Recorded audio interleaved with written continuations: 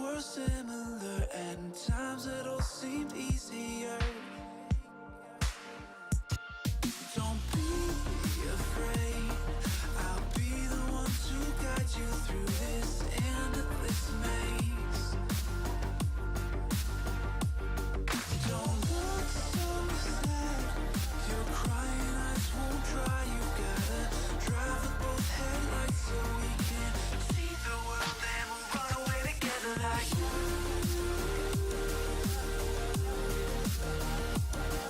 Like you.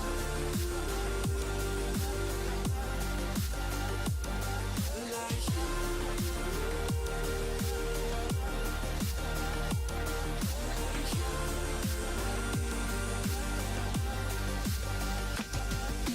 you.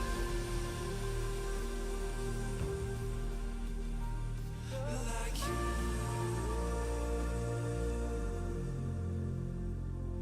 Like you.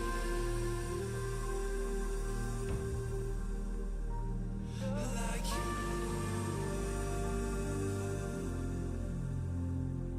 Come close to me, I'll whisper in your ear the things that we could be.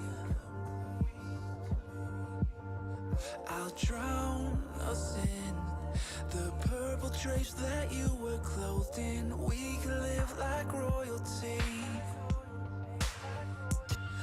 I'll sing to you like a radio that's held beneath your window. Don't look so sad, your crying eyes won't dry. You gotta drive with both headlights so we can see the world and we'll run away together like you.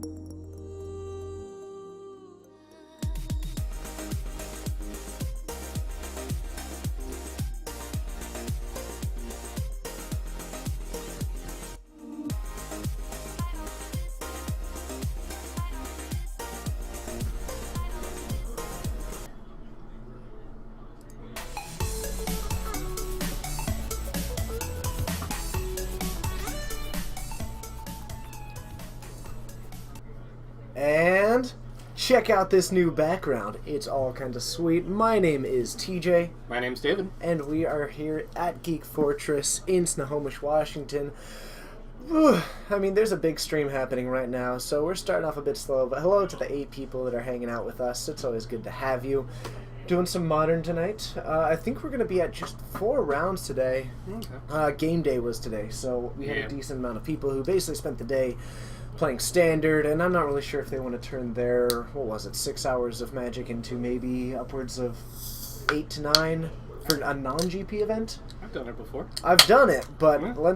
I'm not sure if most people are as dedicated to this game as we are. Hey, maybe they'll just head home after this and then come and watch us. Oh, that's true. Maybe There you they'll start boosting these numbers. There we go. My secret hope, which isn't so secret now that I'm saying it, is to absorb some of that Star City viewership at the end. Maybe they'll be looking for something. Yeah. Maybe one of those noble, beneficial people like the Star City Viewbot, which is here sometimes, will just host us at the end. You never know. There we go. Seems unlikely, but hey, one can hope. Drinking Yeah. some generic brand beverage. Ooh, very generic. Very generic. Now, I am loving this new background, I gotta say. I keep wanting to look at it because it's so cool.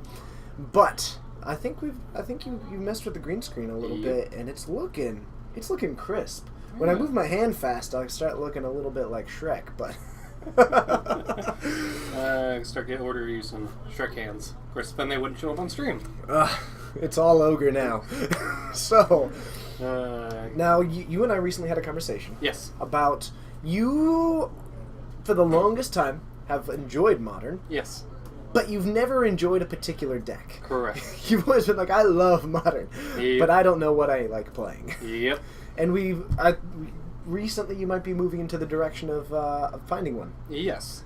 So let's see here. I've always enjoyed Scape Shift, so that's kind of something that I've fiddled with, and it's a fun deck. Infinity. Yeah, and I did I put saw it. together. Yeah, I put together Scapefinity. Oh, man. Just to try that. I there's something about Scape Shift that I just like trying to fit in every single deck. But after playing some Jeskai, playing some Blue Moon, a few other decks, kind of more along the control route, I've been kind of narrowing in on Grixis Control, and there's just something about the combination of being able to take control of several decks, or of other people's decks, and then being able to finish out with value. That's just really nice about the deck. I just really enjoy the way that it feels. Plus, you get to run the mom and pop Thopter shop, Exactly. which is a complete house Yeah. all the time. Actually, more of a shop, I guess. Yeah. Which is bigger than a house. Yeah. If you want to make really obvious statements. Yeah. The Shiftfinity, what was it? I was reading through your deck list. And Okay. I was doing this pretty quickly. I didn't have a whole lot of time to... But I was like reading through it, and I was like, this mana base is ridiculous. And, Yes. and then I get down to the creatures, and I was like, these are some cool creatures, especially if you got a lot of mana. Then I got down to the things, and I was like, this is pretty... And then I got to the entire reason why your entire draw was for the Metalcraft counterspell. Oh, That's all that it was, wasn't it? I like it. I like it a lot. It's what I almost thought of cutting blue completely. It's a rug list, but you know, I want to play With one crypt counterspell. for cranial plating. Yes, with one yeah. Is it a crypt? I thought it was I thought it was a crypt. I thought it was a crypt. Okay, I thought it might have been a watery grave. But Yeah, it could okay, be. maybe it was. Yeah, but yeah, one of for equipping on cranial plating. But yeah, I think the innovation that I like the most on it is Solemn Sync. I can't even say the word. Solemn Simulacrum. Yes, Sad Robot. It gets the land that you need. It takes everything, but it's in an artifact. So I'm pretty sure I've seen this, but I really want to see some of those Solemn Simulacrums altered to be, what was his name, Marvin from Hitchhiker's Guide to the Galaxy. yeah. I can think see that would be a great alter, Yep. and I'm sure that it exists out there. But if you Oh, want to talk yeah. about sad robots, Mhm. that is a sad, sad robot. And if you're familiar with Hitchhiker's Guide, get familiar. Get familiar and bring a towel. Yep. So, Siriu, Dutch Swiper. Who else is in here? I know there's more. No, just the No. 3 that we've seen in the chat. Thanks for joining us. It's always a good time. I'm actually wearing a Geek Fortress shirt today, which is kind of exciting for I'm me. not. No, but you're wearing a pretty relevant shirt to the current thing. And I mean Yeah. to ask you, this is Yes. going to get off topic for a moment, but do you have access to Game of Thrones? I do. I don't. We need a viewing party. That sounds great. Awesome. Okay. So, now I get to catch up on the Game of Thrones. I hope that the new season has been exciting This is so far. my generic brand. What's this stuff? No, that's a logo! I was hoping it was green enough. We're ruined! It's no longer generic brand, of course. I was hoping it would just have this hole that went through. That would be so cool. That would be. It'd be so cryptic. What is it? Nobody knows. Nobody has any Nobody idea. knows. It's just we really command a lot of power. I don't know Good what work. we do sometimes. We No. just start talking and hope that it happens. We got another viewer. So Hey, clearly that was what it was. That It was was what the it was. total hype about. People thought that we were sponsored for a brief moment, but for we're a not. brief moment. No, completely unsponsored. I bet you can't tell. So, waiting on some Modern here. Now, I'm not sure if you're aware of what Magic players have this great defining trait, which is that they are late all the time. Yep. And It happens. so we have a couple that are on their way, but we are going to be having, I believe, 4 rounds unless we get a couple other people who are unexpected and late, in which we might be pushing. But I think we're riding the line right at about 16. And so actually significantly lower than we've had for a lot of them before. Yeah. But some very unusual... Bombtron, good to see you. But there's some unusual decks out there. So there is one that is like a zoo running Skin Invasion. And it's basically like trying to get as many early Tarmogoyfs as possible is the way that he described it to me. Okay. And it's obviously nothing is Tarmogoyf, but he's Yeah. running Skin Invasion. He's Okay. running Vexing Devil. Okay. He's running Gorklan Rampager. Okay, makes and sense. running a Tarkus Queen. And it's just a deck about... It's a pretty sweet zoo deck, very metallic. There's an Obzon Flicker list out there that is running Displacer Drone, right? Eldrazi Displacer. Yep. And is doing some of the flicker shenanigans with that, but Okay. otherwise a pretty general mid-range deck as Okay. far as that goes. There is a blue-white Hate Bears deck. Okay. Blue white. Yeah, Is it like going? it in is click running the Sky direction, or- Hussar, which has taken a weird. Okay, so it's like Sky Hussar, Click, and Reflector Mage or something, maybe? I didn't get a chance to look at the Okay. whole thing, but I do like the idea of Reflector Mage, so I Yeah. hope that's in there. We do have Infect in the store. Okay. I know that someone is always asking. Tier someone, 3 at best. Someone tell that Noble Hierarch, the turn 1 Noble Hierarch. We do actually have a. Sorry. I'm trying to be careful. You got to do the whole like face it and just Yep. for the best of times. Yeah, exactly. Generically delicious. The Uh, blue bird.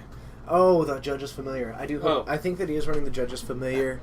Things like that. So there are some cool things out there. I'm hoping that it's going to be a fun night. And I will tell everybody, I'm still working on fun. Are you planning on playing in the Grand Prix trial coming up on the 15th? I am looking to. Okay. Let me know if you're not, because I've so far got one person set up to cover it, being Eric, since he already has his buys. Okay. Hey, that'd be fun. Down to commentate with her. And my intention currently is to play because I'm Okay. going to LA. But Yep. put on your calendars the 15th of May. We're gonna actually, that's a Sunday. We'll be doing a Grand Prix trial for Modern for our store as well, in which I am going to try and win. That's going to be my game plan. You We'll won see last whether time that you played. happens. It's true, Yeah. but sometimes that doesn't always go the way it's planned. No, you're one. Oh, that's 100%. Oh, okay. Never mind. Yeah, We're good. It's set in stone. I mean, they should just give you the trophy. That's what they gave you at GP LA, the trophy. Sure. Okay, Yeah, I'll take a trophy. okay. I'll take. I want it all. I'm gonna Macho Man that place. There you Don't look in front of you. Don't look to the sides. Don't look behind you. Look up, because I'm right on top of you. Oh boy. Oh, well, we have less viewers. No, just kidding. I say absurd things. It's what I do. And I have this Well, weird Captain fascination. I have this weird fascination with the Macho Man for the last, year. Mm. I honestly blame editing and layout, and I'll be impressed with anybody who gets that reference. I did not get it. It's okay. So, I blame... It may have been editing and layout. I think it was actually, slightly before that, and then they just, fed me right into it. Yeah. So, Siryu, I'm a little bit curious. One, remind me of where you are viewing from, and two, let us know what kind of storms. That way we can say good luck and decide whether or not we should legitimately worry about you. Yes. Because if we should, we will. But if we shouldn't, then it'll be a load off of our minds, which is always nice. See, I thought he was talking about he was watching some other streams and that there's a bunch of people playing Storm. I'm like, what are you even talking about? Oh, okay. Actual, physical storms. Those things do happen. Yeah, I failed a joke early on in the chat. You see, I tried doing card for Lightning Storm, Oh, and it gotcha. didn't work. It was pretty bad. Uh, You're in Nebraska. Oh, okay. Well, hey, it's good to know that you're in Nebraska, Swiper, and I think we're about to get an update. You're picking them, right? Sure. And how many do we have? 19. Hey, 5 rounds! Woo! All right, let's do it. I will be right back. Find us something fetching. Okay. Oh, I'm awful. So we've got 5 rounds. We're gonna update it. We're at 19 people, a little bit lower than our usual, but it is gonna be fun all the same. I'm a little bit surprised. Comments aren't showing up here, even though they're showing up on there. So, I guess we'll try and figure out what's going on with that. I've got the right person for it. David, my co-host tonight, is actually the tech person. So, if you guys want to toss out a compliment to my co-host, he is the one that designed everything about this layout. The names, that overlay, this overlay, that overlay. Pretty much, if it's not directly me, he was involved with all of it. Alright, have an interesting matchup. So, what do we got? Joe versus Daniel Ellington. So, who's on which side? But, oh man.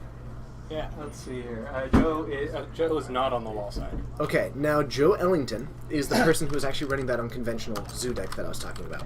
Gotcha. So, at least I think so. Yeah, I thought he was. From what I heard, I thought he was on Mono Blue Devotion. Oh my goodness, is there two Joes in there? Or I'm sorry, wait. Two. It's Joe Ellington? No, it was Daniel Ellington, right? Gotcha. I mean, is there two Ellingtons? No, but there could be two Daniels. Hold on, let me get a look at him. Let me open it up really quick. Hold on. Okay, I got it. Okay. So, that he's actually the one playing that zoo deck, which is based Okay. entirely around getting. So we're gonna do a Naya Zoo, but it is running Skin Invasion. So we'll update that name Naya as we Invasion? decide it's relevant. Oh, I like that. Yeah. I like Okay. it. So on Joe, did you see what he's running? He is running Painter Servant. No. Oh, he's building Build Your Own Upheaval. Yep. Build Your Own Upheaval. Okay, so let's head on down, and then we will spend the first little bit just describing what these decks are going to be doing, because this is going to be sweet. Yeah. We'll see you guys down there. Round 1. Fight? Fight. Yeah. Fight. We need a K. No, we can just. Fortnite. Oh, Yeah. man. Yes. Round 1. Let's go.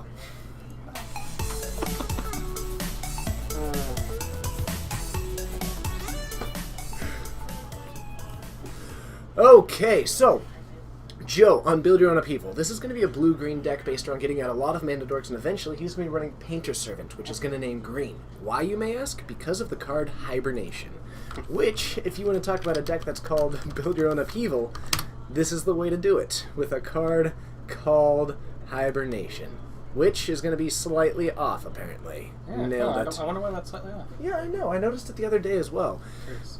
So, Hibernation going to bounce all the creatures. He's going to bring a lot of mana dorks to get a lot of mana out, and then his game plan is going to involve, and this is beautiful, whilst getting that back out, it's going to be accelerating up to a Woodland Bellower.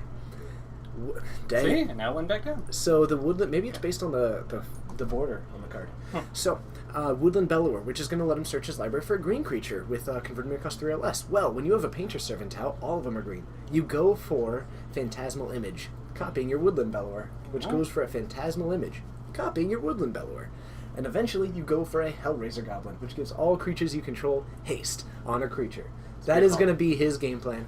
This Naya Zoo, which I'm really liking the idea of Naya Invasion, is going to be all about getting, I think, to my knowledge, is going to be about early Tarmogoyfs and things like Joe's that. win. I'm sorry, what? Joe has a win. Oh, whoops. My bad. My Okay. bad. So, now, what have we got? A turn 1 Birds of Paradise from Joe, perfectly right in his game plan, and looks like Daniel going for a fetch. Now, he is... Okay. So this is going to be into the Naya colors. The red is going to let him put a Skin Invasion. He might end up putting on that Birds of Paradise, because it's not even like... Yeah. It forces it to attack, so he can't do any creatures in the second main phase, which, not super relevant. Yeah. But also, he's not going to take any damage off of it attacking. And Yep. if Daniel goes for something like a Skin Invasion on it into a removal spell on it, now he's got a 3/4, and Joe has got nothing. So, can you proxy in Modern? You cannot. That is just for our Legacy events. But just going for an early Bolt the Bird. Yeah. Interesting that he went for that actually during the main phase and not at the end of Joe's turn. So I think he might have a little bit of a slower start here. Also, the comments aren't showing up. I'm not sure why. Huh. Yeah. It's probably a server issue. I can take a look at it. Let's see here, real quick. Thanks, Life is Bowling. I'm not sure if we've seen Jacob Swords in the chat before. Thanks for joining us. I hope that you're having a good time. Hit that follow button if you feel like it. Thanks for joining us, Katsu God. Yeah, Katsugat is always cool. And it's good to see you, Bryce, even though you're not here playing. And let's see here. There are some cool decks that showed up at the Open, but we can discuss that between rounds. Death and Taxes, that was 8-0, which is always exciting. I know that the Hippie Pancake in the chat is going to be excited if he's in there. Here, let me take a look at the if I can get the chat Want to go quick? Yeah, please do, and I'll just talk about things. Okay. So, Daniel going for his third land, I do see a Wild Nacatl, more and a lot of land, and actually he puts a Skin Invasion onto his own Wild Nacatl. So that Skin Invasion, it does give the creature attacks each turn if able, and when the enchanted creature dies, he returns the Skin Invasion to the battlefield flipped, and it becomes a 3/4. So I think he's just putting on that. It's going to be attacking, it's going to be a 3/3, and now if it ever runs into any kind of difficulty from Joe's board, though this blue-green tends to operate more into the bouncing kind of situations, so I don't think that it's going to be super relevant. I would like to see that on one of Joe's creatures, but Joe isn't running many at the moment. So, this Skin Invasion is going to be sweet. And actually, I want to take a look as soon as we can. David's fixing some things for me. But as soon as we can, I'd like to take a look at what this Skin Invasion exactly says. Because if it specifies the creature itself dying, then it's going to be a little bit worse. But if it's just that when it gets put into the graveyard from the battlefield, the enchantment itself, then that's going to be very cool. So, we're going to figure that one out in just a moment. Joe heading into his turn. Now, I do see the Hibernation in hand, putting down the white mana, which gives him access to some removal, things like that. And let's take a look at what we've got for Skin Invasion. And congrats, Ship. Hey! Ship, congratulations. Being able to define those boundaries is probably what allowed you to have a 5-year anniversary. So, a Path to Exile onto a double Skin Invasion creature, and it Not is dying. when it dies. So that is Yeah. going to be a heartbreaking hit against Daniel. So Joe sitting in a really nice position. Daniel able to get to another land, but I think that Daniel's really light on the actual creature-based threats, and Joe is not a fast deck, so this is exactly where he wants to be. Exactly. Tadeb, it is good to see you. Flexi, it's great to see you. I'm not sure. It's been a while since we've seen you to my memory, so thanks for joining us again. It's awesome to have you. I'll try working with chat again. Okay, so... Oh, sorry, did I exit out Oh, there by accident? You are just fine. I am just fine, everybody. Also, I'm still digging this new background.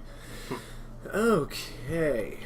I was able to see a little bit of it, Life is Bowling, but I'll be honest, I slept for 12 hours, and I really needed it. So a Tarmogoyf coming down for Daniel, that is going to be one of the better ways to get an early Tarmogoyf, and I think a third Skin Invasion going on to that one, which is a lot. So that's pretty sweet. And it looks like another Path to Exile on that one. He's going to get another basic, but Joe continuing to control this board really nicely, but hasn't actually gotten out the Painter's Servant, which is going to be so key to it. But to Beluga Knights. Oh, I remember your name because it's so cool. This is currently round 1, starting in game 1 right now, and we are going to have 5 rounds tonight, which is very exciting for me. I love it when we have 5 rounds.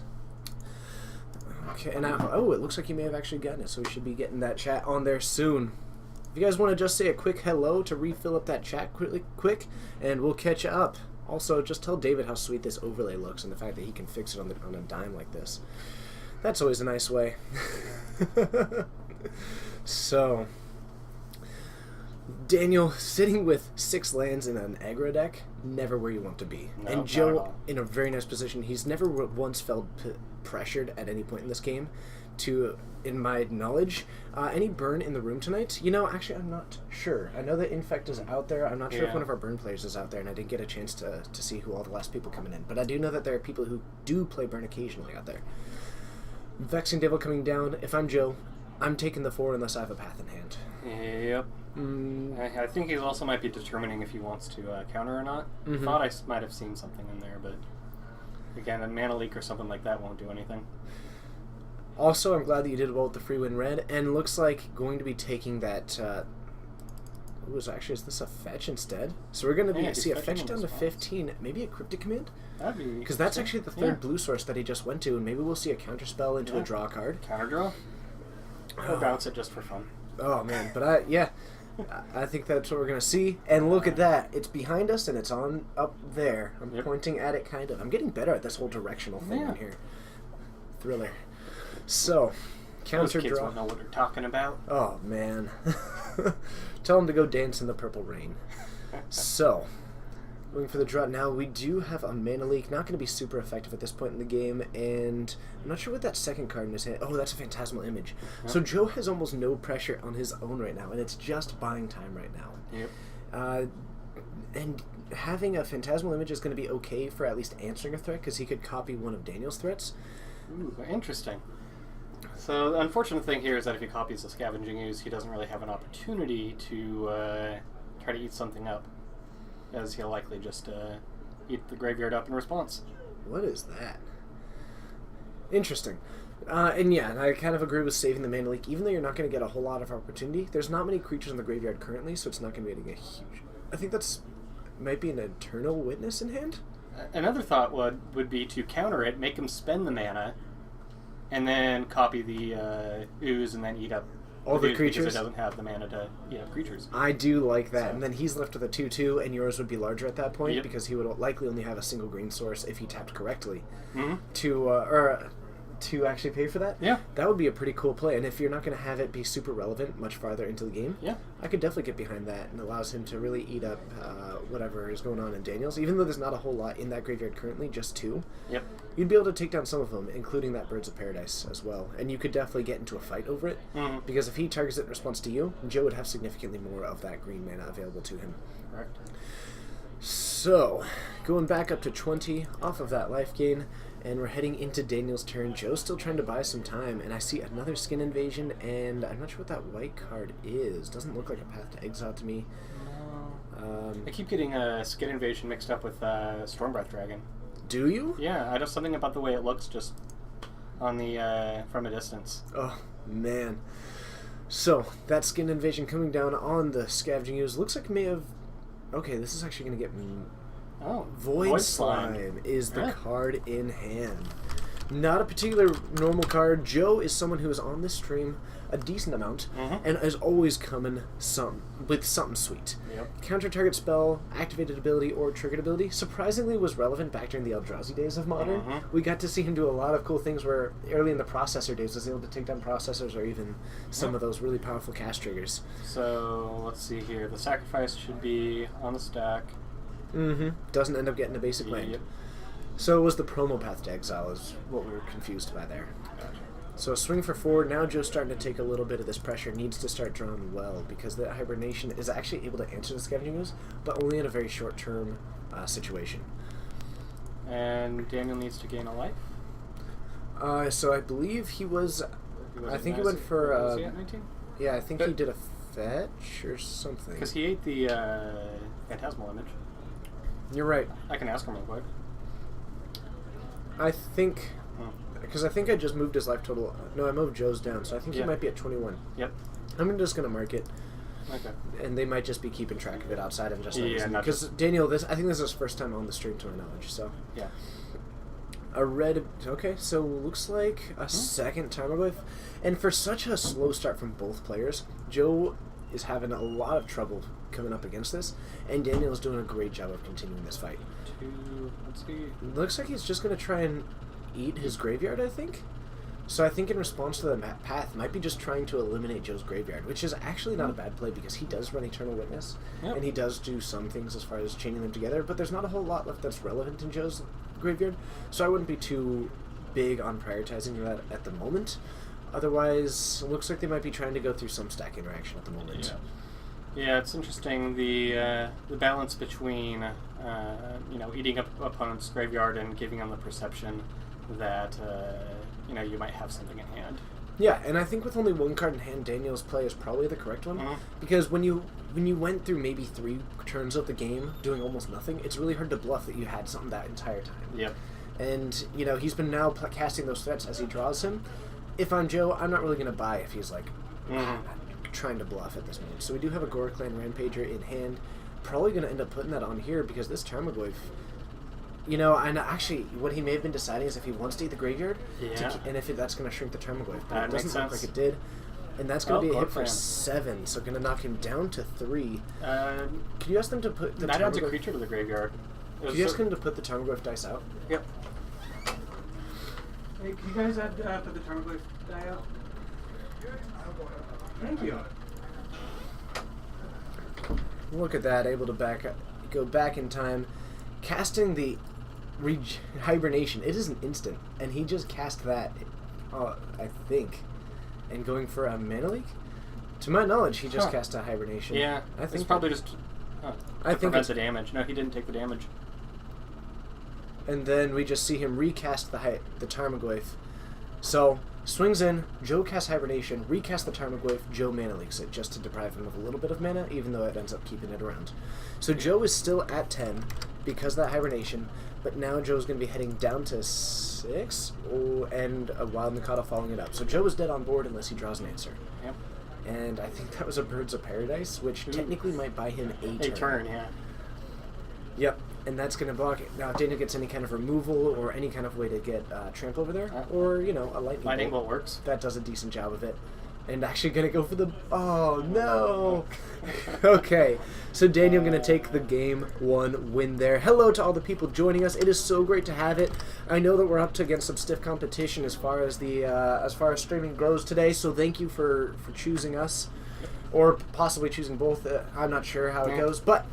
Thank you. My name is TJ. I'm David. And we are streaming from Geek Fortress in Snohomish, Washington. If you are brand new, let us know. It's great to have you. Hopefully you are enjoying the show and hitting that follow button. Hey there, H-Dog. H-Dog. 444. I'm never going to do that again. Yeah, thank you. So question.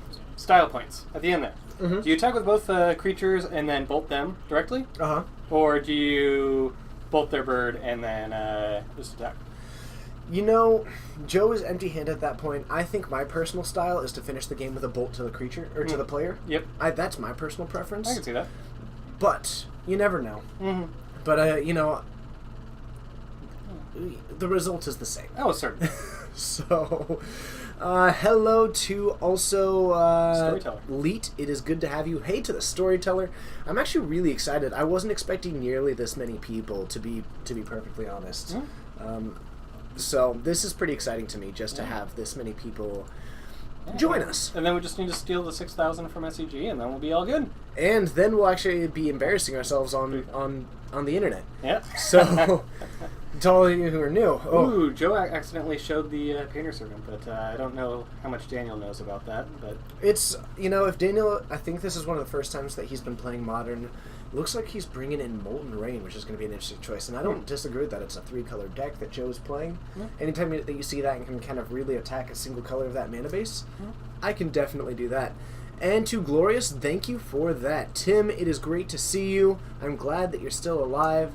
For the stream going, I'm loving the stream. We're actually adding, I should tell...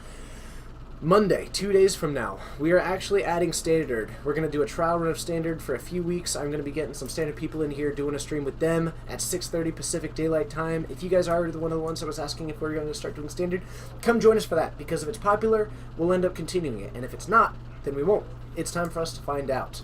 But the stream is going well. I've been having a total blast. This is one of the first nicer weekends pretty much across the... yeah. You know, it's starting to feel like summer, so I have noticed a little bit of a slower week with it. Mm-hmm. I'm not too against that, though. People got to go out and have their fun, you know? Yep. So I don't, apparently, but... Yeah, who needs sun? And it is good to see... I'm not really sure how you went, but you hate your ex. New to Magic, started playing 3 months ago, currently trying out a mono white humans deck. I will say that is not an awful place to start. Mono white is going to reduce a lot of your variety, all things considered, but start as long as you're having fun, you're in a good position. But it's hard to read that because it's hard to format things in a chat. So, turn 1 Misty Rainforest, and Daniel starting off with a Vexing Devil on the perfect turn to start playing it. And he takes it. So, takes the 4. I'm personally a huge fan of that play, but I'm sure that Daniel is okay with it too. Anytime that you can go for basically a Galvanic Blast on turn 1 to the face, it always feels good. Nothing feels as good as when your opponent fetches down to 15. I mean, yeah. It feels... I mean, most of the time you don't get that unless you're playing against, I was going to say Junk, but I guess that's called Abzan now. Yeah, and if they just Thoughtseize? Yeah. Well, we're only calling it Junk because they just went down to 15 on turn 1. Oh, man. Yeah. That Storyteller, we do appreciate that. Plus, all the people who aren't particularly interested in Standard, always feel free to join and just give me some support. I do appreciate that. And whoever I'm doing the Standard talk with, that'll be fun. So, Birds of Paradise from Joe. That is a really beautiful one. That's very pretty. I love it. Scavenging is coming down. Again, that's going to be really nice because Joe does use some Eternal Witness kind of shenanigans in his deck, and he has been known to chain together an Eternal Witness and Cryptic Command and just start chaining those together by bouncing his Eternal Witness to his hand and countering a spell, recasting it to bring back his Cryptic Command. Mm-hmm. It's a play that he loves. Joe is all about blue-green in Modern, which is... again, people are going to disagree, but it's arguably one of the worst two color pairs in Modern, just because of its lack of really good removal. Yeah. Joe loves it. Yeah. And I love watching him play it because it's so cool to just see what people can do in Modern. Yeah, a card that I wish were good is Plasma Capture. That's great blue-green card, but it's just not good enough to really see any Modern play. So. Yeah. It's just a worse mana drain. Yep. Of course, that wasn't a good card either. It's unplayable and everything. So, a Kitchen Fink's coming up from Joe, and I think that's going to be a really nice tool for him. Mm-hmm. And I think the biggest thing that Joe is going to want that for is the fact that it's a 3-2 that's going to swing. And this is going to be a really nice way for him to either apply pressure or deflect pressure away from Daniel, even though that persist trigger isn't going to work, or it's just going to get pathed. There we go. That's another way to go about it. So, never mind to that. Yeah. The Kitchen Finks was at least a nice way for him to slow down Daniel's game plan, either by blocking or to capitalize on a slow start again from Daniel, to really get aggressive while trying to put together that larger game plan, which is to eventually just go for a massive sweep, build your own upheaval, certainly unusual deck. Yeah. Always fun to watch, though. Yeah. He'll probably eat the Vexing Devil, unless he has a second main phase. Alright, And he is leaving up a green and a red. Captain Harlock, we certainly appreciate that. People are so, the kindness of the community to us has been absolutely incredible. It's not at all what I expected. I was told to be ready for the most acidic people possible. It has been nothing but welcoming and amazing. So, thank you to all of you. Another Kitchen Fink's coming down. Looks like a response and a Tarkus team. Yeah. Oh, now I like that. It's gonna knock him down to 11. Yeah. He's gonna get to. Looks like went for the can't gain life and the 3 damage. Ends up leaving him at 11. Yeah, I like that a lot. I was just thinking go eat the Vexing Devil and but yeah. White Knights, it's good to see you. Don't be mean. This is what I love. The reason why we kept doing this and the reason why we put so much effort into improving it from what we originally had is because everybody was so welcoming early on. And also David was extremely generous with his time and efforts. Thanks, David. Thank you.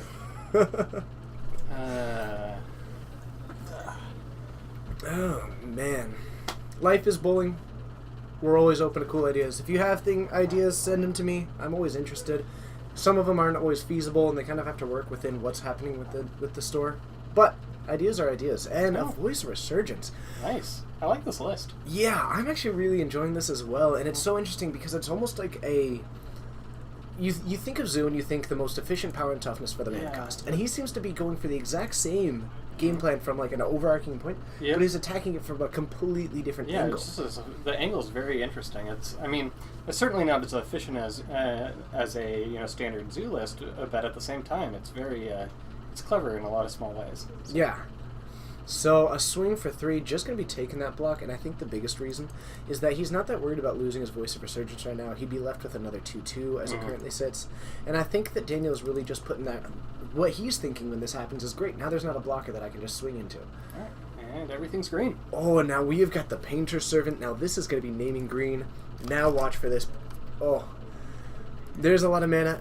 Joe is currently sitting at 5 mana. With no removal spells, if he's got the Woodland Bellower in hand, he has the capacity to just take them. Yeah. But if he doesn't, then and is this going to be a hibernation? This is a hibernation. Every player is now returning every permanent to their hand. Oh, that's fun. It includes the land. And reset button. Oh my goodness. So, dropping down a Noble So now Joe Hierarch. just switched into Infect. Right? Next turn, he's going to be going with 2 Birds of Paradise, likely, as well as whatever else he'd like. Yeah, he's going to be able to speed way ahead of Daniel. Yeah, this is beautiful. To Daonage, we do not... ever since there was that little bit of controversy, there was a little PSA kind of thing from Elen saying that, no, those are fine as long as it's not a sanctioned event. We don't sanction our Legacy tournaments because we do want to allow for that one, so our actual FNM is draft, and then we do an unsanctioned Legacy event at the side. So, both of these Birds of Paradise coming out still has the Noble Hierarch. Not going to be swinging in, even though that Exalted is, okay against a 2/2. Yeah. So Interesting. Maybe he just wasn't really thinking about that. Mm-hmm. And but he's now sitting with 5 mana going into his turn 3 with post reset. And now Daniel is just trying to catch up, and he's doing a great job of it. He's getting this 3/3. He's gotten this Voice of Resurgence, but he's still playing catch up in a lot of ways as far as this mana goes. Catch up. Wow. Quit hot dogging. So, 1 mana play, a Path to Exile, taking down the Voice of Resurgence, going to prevent that, and Joe is buying himself a little bit of time. Bolts are becoming a concern, however. He didn't search for a land? It looks like he did not. And Is he out of basics?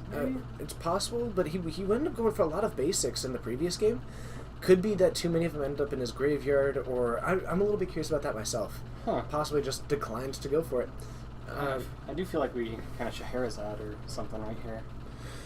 Okay, so ends up going up to 8 with that Kitchen Finks at the moment. So Daonage, if you win store credit, you have to put that towards the cards that you're proxying. That's the rule. That is the rule. Basically, you can have any number of cards in your deck proxied. They have to be good so that we can put them on stream. And if you win anything, you got to use it on the ones that you're proxying. A Path to Exile, taking down this Kitchen Finks, does still have this this cat, the Wild Nacatl. And we might see that swing in just because it will end up taking down a Birds of Paradise. I very much doubt that Joe isn't going to block that. He's a little bit safe from Bolt, but he needs to be really cautious at the moment. Yeah. So, heading into Joe's turn, I think right now what he's really looking at, he does still have that Painter Servant in hand. Yep. Unless he ends up getting rid of it, and he has It's another reset button. Oh my goodness. Oh, man. So we're going to get to see that happen again, and actually he's going to have enough mana doing it this time to actually replay out a decent amount of his board as well, to where he's going to be able to cast this Hibernation and still put out his Noah Hierarch and both Birds of Paradise. Yeah, you just tap a bunch of mana and then do the yeah, that's awesome. If he plays out another land, he's going to go in, and he'll be able to float 3 mana. But if he doesn't have the other land, he's at least going to be able to put out 2 of them, which is going to be gloriously cool. 2, 3, 4, 5. How do you that life? This is beautiful. Let's reset count number 2. Let's throw that on the text. Life is Reset bowling. number 2. Oh man. Reset count 2. Let's see. Let's do that. Damn. Is there a deck list for the Upheaval deck? I'm not sure if there currently is one online. We can certainly try and obtain that for you. This is super cool. I'm loving it. And also, if you do want to move out here, I would love it. I'd love to meet you sometime. Alright, so he has plenty of mana. He has it looks like he drew a Phantasmal Image. And that Phantasmal Image is going to be a really nice... He can actually copy his opponent's Wild Nacatl, or go for more of his Mana Dorks if he wants to. Yeah, I actually would have possibly liked to seen a, depending on what he has in hand, copy the Noble Hierarch and then attack the bird. Ooh, that way you're able to start swinging in for 2 each time in the air. And start getting things closed out a little. Yeah, but he still needs to be really cautious about this Wild Nacatl because, you know, it is a 2/2 right now, but you still need to be concerned about it. And we're getting a... Oh, it's a counter on this, and the second mode that we're going to go for, maybe a bounce of the Wild Nacatl. It could be counter bounce or counter draw, depends what he has in hand. Yep. Good bounce there. The sort of animations we need on Magic Online. Oh. Just like seeing the card bounce up and tumble back in your hand. Oh, exactly. Man. Yep. Is that Bard Bard? Narson is my favorite Magic player. So, we end up getting a discard from Daniel. He had 7 cards in hand when Joe went for that bounce, which means that he had to discard. Now Joe going for the draw. That's the Woodland Bellower. There we Joe's go. about to go off. GG. Oh man, this is gonna be beautiful. Yep. So, oh, he doesn't have quite enough mana yet. Yeah. Oh no, he's so close though. So next turn, actually he could have gone for it this turn. Oh, but he needs the Painter Servant out for green. Yep. So with the Servant naming green, that means that the Woodland Bellower is able to go for anything else. He's gonna end up going for, yeah, but are you gonna go for it? I feel like he might end up going for it in response, but that Woodland Bellower is still going to be a 6/5 looking down a pretty... I mean, I think it's still going to be fine, and it's going to be a 6/5 with 2 Noble Hierarchs on the battlefield. See, I wouldn't have waited on the Bolt, though, because now he has Counter Magic open. possible. He's going to have to tap a lot for that, but he does have 2 mana. A mana leak right now is going to be huge. So now we get to see, and it's the biggest question is if Daniel realizes what happens at this point. Because it is about to be the coolest thing, and I think we are going to see this in response, possibly. Or I think he might be more worried about what he's going to end up going for, because it has to be converted mana cost 3 or less. Yeah, he didn't respond. So. Now, and actually we get to see, Joe has got the sweetest little counters that he made. So, going for another trigger, still hasn't taken it down. Oh my goodness. And this is about to be the most beautiful thing I've ever seen. Yes! There we go. So, you guys like Magic? For all of you saying that Modern is stale, let's not get too hasty. It's because it gives all creatures haste. And look at this lame blue-green deck needing red in order to win the game. The big problem is that Daniel does have the ability to bolt that. Yeah. Yep, so he's not actually going to get to go to combat. But you know what? Joe has got 4 6/5s and Daniel doesn't. Yeah, exactly. It's time for Electricity or something. No, that target. Does that target? No, that's each. Because of overload. So what's... I don't know. Oh, man. Need something that targets a bunch of things. This is beautiful. I like it. Steve, you're not a monster. I'll just play Scavenging Ooze on top of it because we... Yeah, and actually, to Brong and Steve is a monster. I'm not sure if I've seen either of you here before. Thank you for joining. I do hope that you're enjoying it. Bring if you bring your friends from Star City Games, but it's great to have you. I hope that you are enjoying the stream. Yeah. So Daniel going for another one, dropping down a Wild Nikotl, but he needs to be able to block multiple creatures. He's actually going to go up to 13 right now, and that's going to give him a little bit of a nice leeway. But Bellowers have trample though, right? Bellower, let's take a quick look. Bellower does not. Wow. But they are going to have double Exalted triggers. Yep. So only one of them attacks. they're going to be 8/7s. But instead, he's going to swing with all of them. Okay. He's pretty confident in his wall of blockers, especially since Daniel's going to have to lose his board to go for this. Yeah. So, this is going to be super sweet. Looks like ends up one getting through, otherwise just blocking all the others. He's going to lose most of his board. Daniel's in trouble. Yeah. He's going to go back up to 9, but he's got a 2/1 and still looking down to 4 of these 6/5s. Oh my goodness. Steve is a monster. Thanks for joining us again. Apparently, anytime that you show up, Joe is going to be bringing up Pavil, so you should be here more often, because that way we get to see this sweet deck more. Getting out of Scavenging Ooze, and I just don't think that Daniel has the tools to really pull out a win in this one. Especially, these Scavenging Oozes are going to go toe-to-toe a little bit as far as fighting But Joe has so much more mana. But Joe's got significantly more mana, and he could actually get enough, because with him blocking 2 of those Woodland Bellowers, that's right now... actually, that's enough getting through as it currently sits. Yeah. So, I think that this is going to be Swing all. going into Joe's favor. This is beautiful. I don't think you swing all. You leave 3. You just swing all the Bellowers. Well, you swing the Bellowers. Yeah, I'd Swing everything that doesn't have... I'd swing the Scavenging Ooze as well. Yep. Especially since you can just gain the life and go for the pumps on that one if something happens. Yeah. And we are going... Oh. Because why not? I mean, what do you end up going? I don't think that he's running another Hellraiser Goblin in there. He might be, just through the nature of it. So if he's running another one, that's going to be sweet. Otherwise, we might just see him go for something like a Kitchen Finks to make sure that he gets outside of this possible double bolt range. Yep. Something like that. Because even though Daniel would then fire it off in response, I think if he just goes, we could see him go for an Eternal Witness, Oh, yeah. grabbing his... And then Upheaval just for fun. Steve is a monster. Thank you so much for the follow. We do appreciate it. It's really cool when people are able to join into this community, join the ranks of the Fortnites. Kron, it's good to see you. I was going to call him K-Ron. Oh, K-Ron. Yeah. And we have got a big swing coming in. Swing. This is just beautiful. Sitting with a nice... I can't handle this sometimes. Yeah. Just the coolest things happen every now and then. So we're actually going to see eating some of these creatures, even though actually what I'd like to see is Joe eat them. Oh, no, because, he has the mana to eat them in response. So, and he does it. Sorry, Kron. I'm just so hip with it today. We're going to call you the K-Ron Swanson. Yeah, there we go. K-Ron K. Swanson. And Also, a quick note to, I hate my ex. Man, I always feel bad saying that to your name. But a quick note to you, yes, I honestly feel like that the interaction that we're able to have with you guys is one of our biggest selling points. And it's also just, that is what I enjoy doing. Yep, It's definitely. the biggest thing. I remember we were having early conversations with you actually when Yep. you were starting to help us out more, and it was this whole how do we want to go into this stream and where do we want to go forward with this, because this is when we were getting big in our mind and getting up to like 25 people a stream. We're not Yeah. even big now. We've taken a much more realistic approach at this point, Uh, but this is when we were starting to like feel like we were getting somewhere.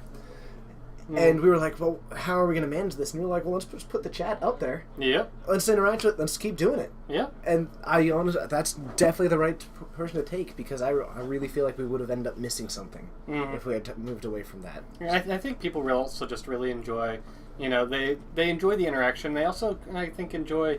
So there's something about whenever I'm on Twitch and watching something, if you're chatting with them, having it pop up just right on the screen, and then them seeing it and being able to interact in that way, it's a much more intimate connection than, say, having chat and interacting with it, but actually seeing it up there, there's something that's nice about that. So. I just winked at the stream 3 times after you said the word intimate. Man. Okay, Marky, thank you very much. We're always looking to improve it.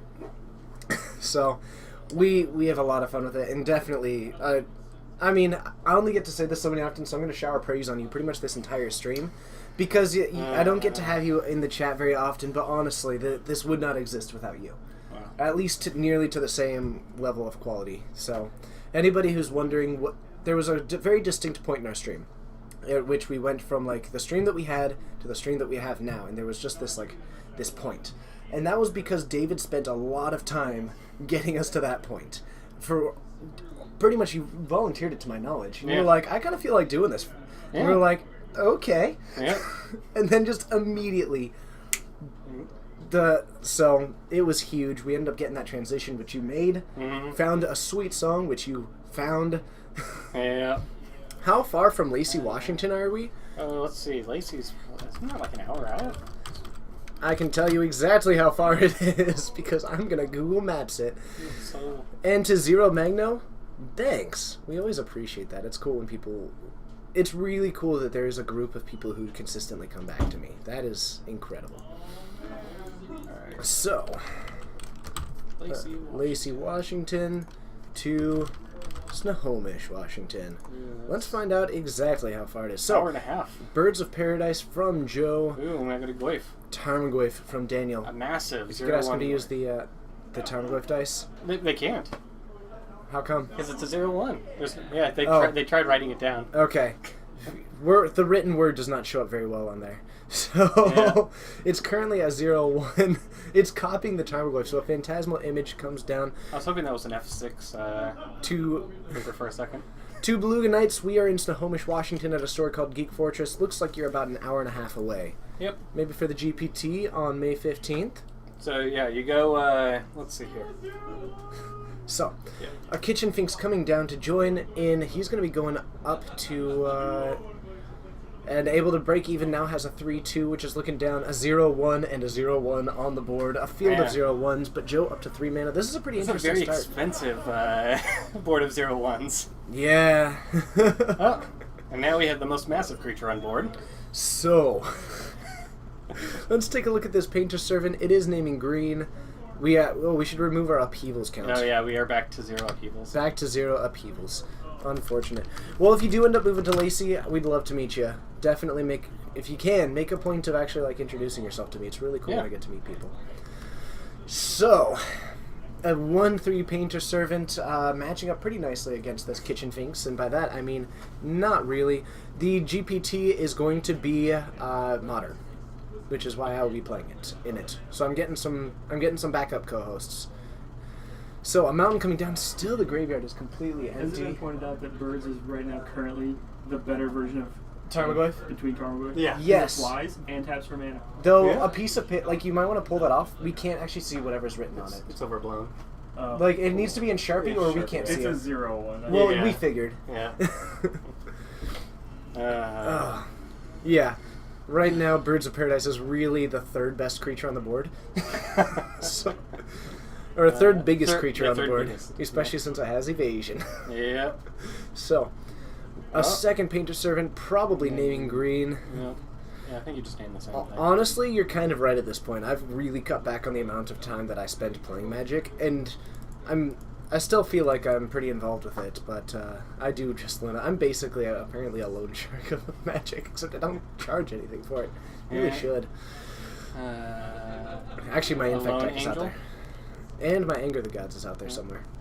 So we have an Anger the Gods. Looks like a set. Okay, so that's a Another Kitchen Finks. Finks, another Tarmogoyf, and we might actually see both of those out and just see Daniel try to go really wide with this board. Yep. Now, the problem with that is, one, I actually agree with this strategy. I think that that's a good way to go about this.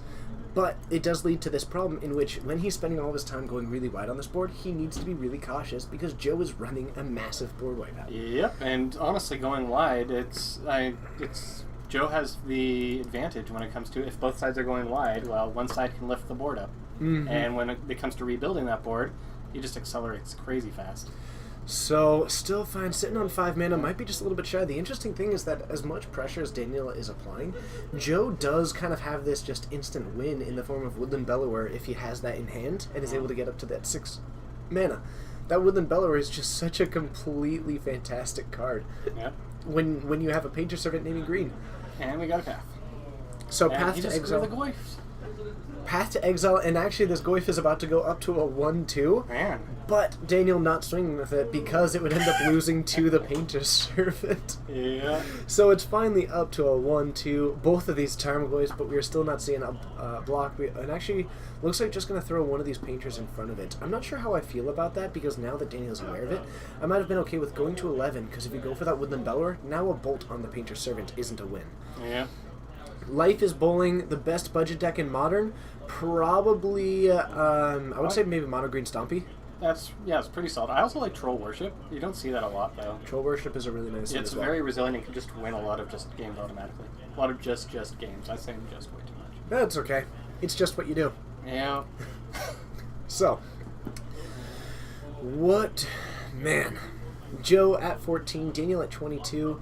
Joe still not hitting his 4th land drop, but puts down a Scavenging Ooze, which is going to both help him buy a little bit of time, and he's actually now able to shrink this because the Goyf is up to a 3-4 at this point now. Because he shrinks his Ungoyf though. But he can put the Tarmogoyf down to a 1-2 again just by eating this Painter Servant, and actually has the capacity to move it back down to a 0-1. Oh, that's because it's an artifact creature. Do we ever play the PC game Path of Exile? I do not. I spend all of my time talking about Magic to you guys. I don't have time for anything else. Yeah. And actually, the Modern Event deck is a great point from Doonage. Black-White Tokens is a really solid mid-range deck that can build into a lot of different directions. So, going to be eating his Painter Servant. That's going to knock it down to being a 1-2 again. Going up to 14, getting a +1/+1 counter on that one, and if he actually goes for another one, then that's going to be able to block this Wild Nacatl really nicely, and actually it's going to shrink down the Tarmogoyf small enough.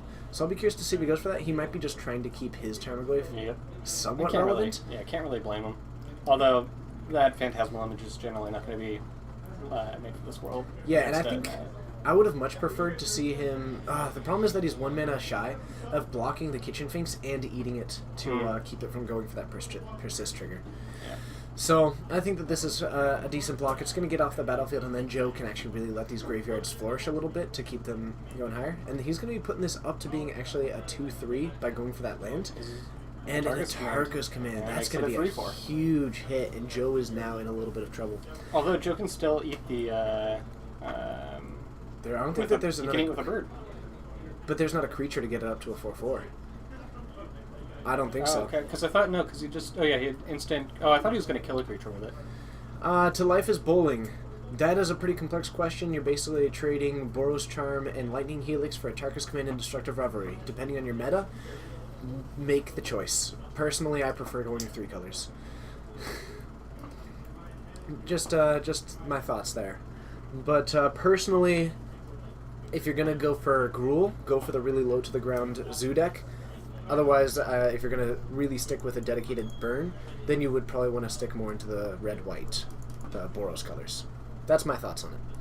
So, Tarka's Command going for a huge hit, and Joe's going to have a hard time recovering from that one. He's going to be losing one of the only things that he has. He's going to be taking a pretty fair amount of damage. it's gonna be a hard hit. So Joe going down to 4 needs to come with some kind of answer. He does still have this Painter Servant, so technically a Hibernation is still a way to buy him a huge amount of time. Yep. So he does have ways to survive this game and move forward. We saw him stabilize an extremely low life total last time. He has 3 Cryptics in hand, it looked like. Or That's a way to buy time. that's a huge way to buy time. So I think we're just gonna end up seeing Joe go, What's he playing? a Kitchen Finks? Finks? Oh, Huh. and I- getting back his Path to Exile. Okay.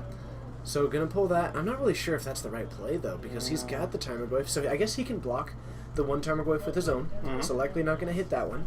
And then we might see him go for the Path to Exile on the Kitchen Finks. Yep. And then I'm not sure what we'll see at that point, but I'm not really sure how I feel about that play from Joe when he could have just bought himself 4 turns.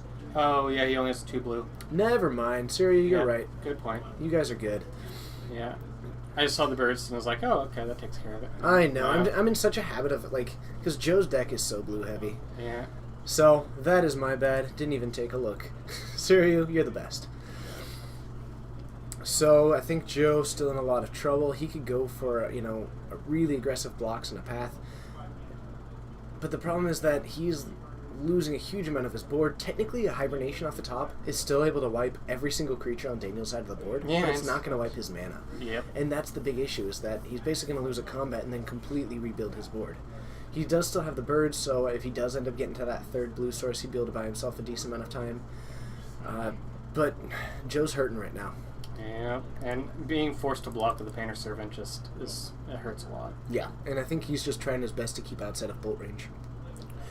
So, and actually he's able to keep it. So I think, because he was able to keep it at a 2/3. So the Painter Servant ends up staying at the moment, and I don't think they ended up getting the answer. He did get another blue, but that is a blue-white. Or a green-white. It's a green-white, so he's not going to be able to get to his 3rd blue source. Yeah. And I think Daniel's going to end up taking this game 3 by just going for that really wide board state, and Joe unable to really go for one of his sweepers. So, Question. Let's see here. I wonder mm-hmm. if pathing one of his own dudes would have been the option instead of pathing the Kitchen Finks. To go down to 1 life and then get himself to the Yeah, triple get himself blue. to blue. That would have been a really interesting line to take. Yeah. He would have been in range of bolt, and I'm not sure if he had one in hand at the time. So that would have been interesting to see if he had the ability to actually really get back into the game. Mhm. But it could have been an approach that may have given him a little bit more outs than just trying to stay outside of the bolt range. All right, I'm gonna go take a look, see what else we have. We only have 3 minutes. It looks like. Yeah, so So we'll probably just wait for round 2 to start. We'll see you Yeah. back up in the booth. my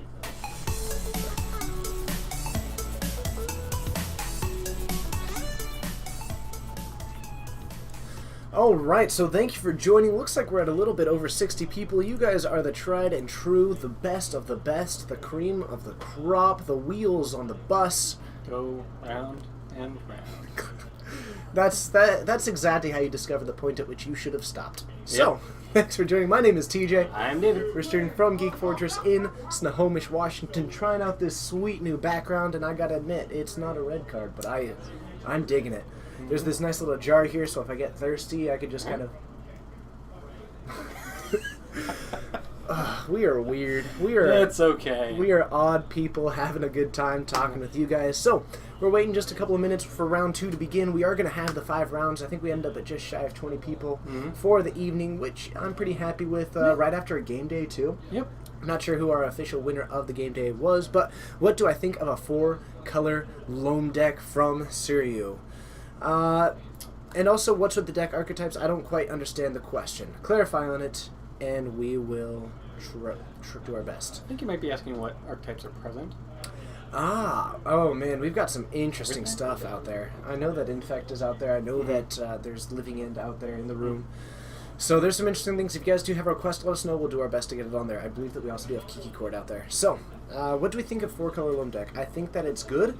Graveyard Hate is probably on a little bit...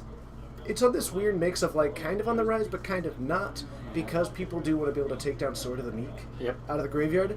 But there's not a ton of Graveyard Hate, because those decks aren't, doing a huge amount. So, I think that you're okay with it. But any graveyard-based deck is going to have a really hard time dominating a meta because of the prevalence and availability of graveyard hate. Yeah, I do really like Gitrog. It's an excellent card, and seeing some of the people out there playing it, it's really nice. In some of the random dredge loam strategies, throwing in some Venge Vines and what's it called? The black vampire that returns when you play a land. Oh yeah. The Bloodghast. There we go. Yep. But yeah, no relation to Ray Bradbury, not that I know of. But And yes, he likes playing the weird decks. I play weird decks. You built Triskaidekaphobia. I did. It was beautiful. I've got the Decaphobia primer out, although I do need to make some updates to that. Oh, actually, yeah, he is the person. It's the funniest thing. There was actually a little bit. What was it on Reddit? Someone found you, and so it was like, let's build up. So you're working on a primer for Triskaidekaphobia, the modern deck. Yep, which with, is beautiful. Hidetsugu second right, and played it once on camera. Need to bring it in again. Yo, absolutely, you do. So to H-Dog, looking for Jeskai Control or Thopter Sword, if you can find any of those while you're out and about. Okay. Something to keep in mind. David's going to be the person really looking for those matches at the moment. Life is Bowling. You want to build Naya Coco, but call it Hot Cocoa with marshmallows? That's kind of funny, actually. But what would the marshmallows be? Marsh flats? I mean, so you don't run a whole lot of soft creatures, and Yeah, I guess a Nyx Fleece Ram, maybe? ooh, Yeah. because it's so fluffy. Yeah. That's brilliant. Add a Nyx Fleece Ram for us. Yep. It's very important to That me. makes the marshmallows. That's the marshmallows. Glimpsing Unthinkably. How do we feel about the format right now? I'm gonna let you start because if I start going, it's gonna be. I'm really happy with the format right now. Honestly, like, I feel like there is so much variety right now. There is. I feel like Ancestral Visions made Control viable, but it's not overpowered. Thopter decks are interesting. I have a bit concerned of some of the decks we've seen in the open. I'm concerned about where the Eldrazi Taxes deck. I have some slight concern about it, but I think that's just an after fear of what Eldrazi was previously. Absolutely. I don't think it's actually going to be. I've in my experience playing with Eldrazi Displacer, for example, way too slow. I don't Sweet think card, it will. though. It's a fantastic card and can do amazing things, but just it's been too slow in my testing. But seeing some of the decks playing today is interesting. I'm happy with Modern right now. Yeah, and actually, this is going to be my nice little segue into. I'm a little bit curious. I've put a little bit of thought into this, so tell me your thoughts on this one. We have thought about spending one stream doing. We're going to call it the Analogy Super Saturday, in which we describe every play as an analogy. So this is going to be my lead into doing an analogy. This new Modern format is really interesting. It's like you're going to the mall, and this is what Modern was like. And you're going and you find Hot Topic for the first time, and that's what this was a year ago with Modern.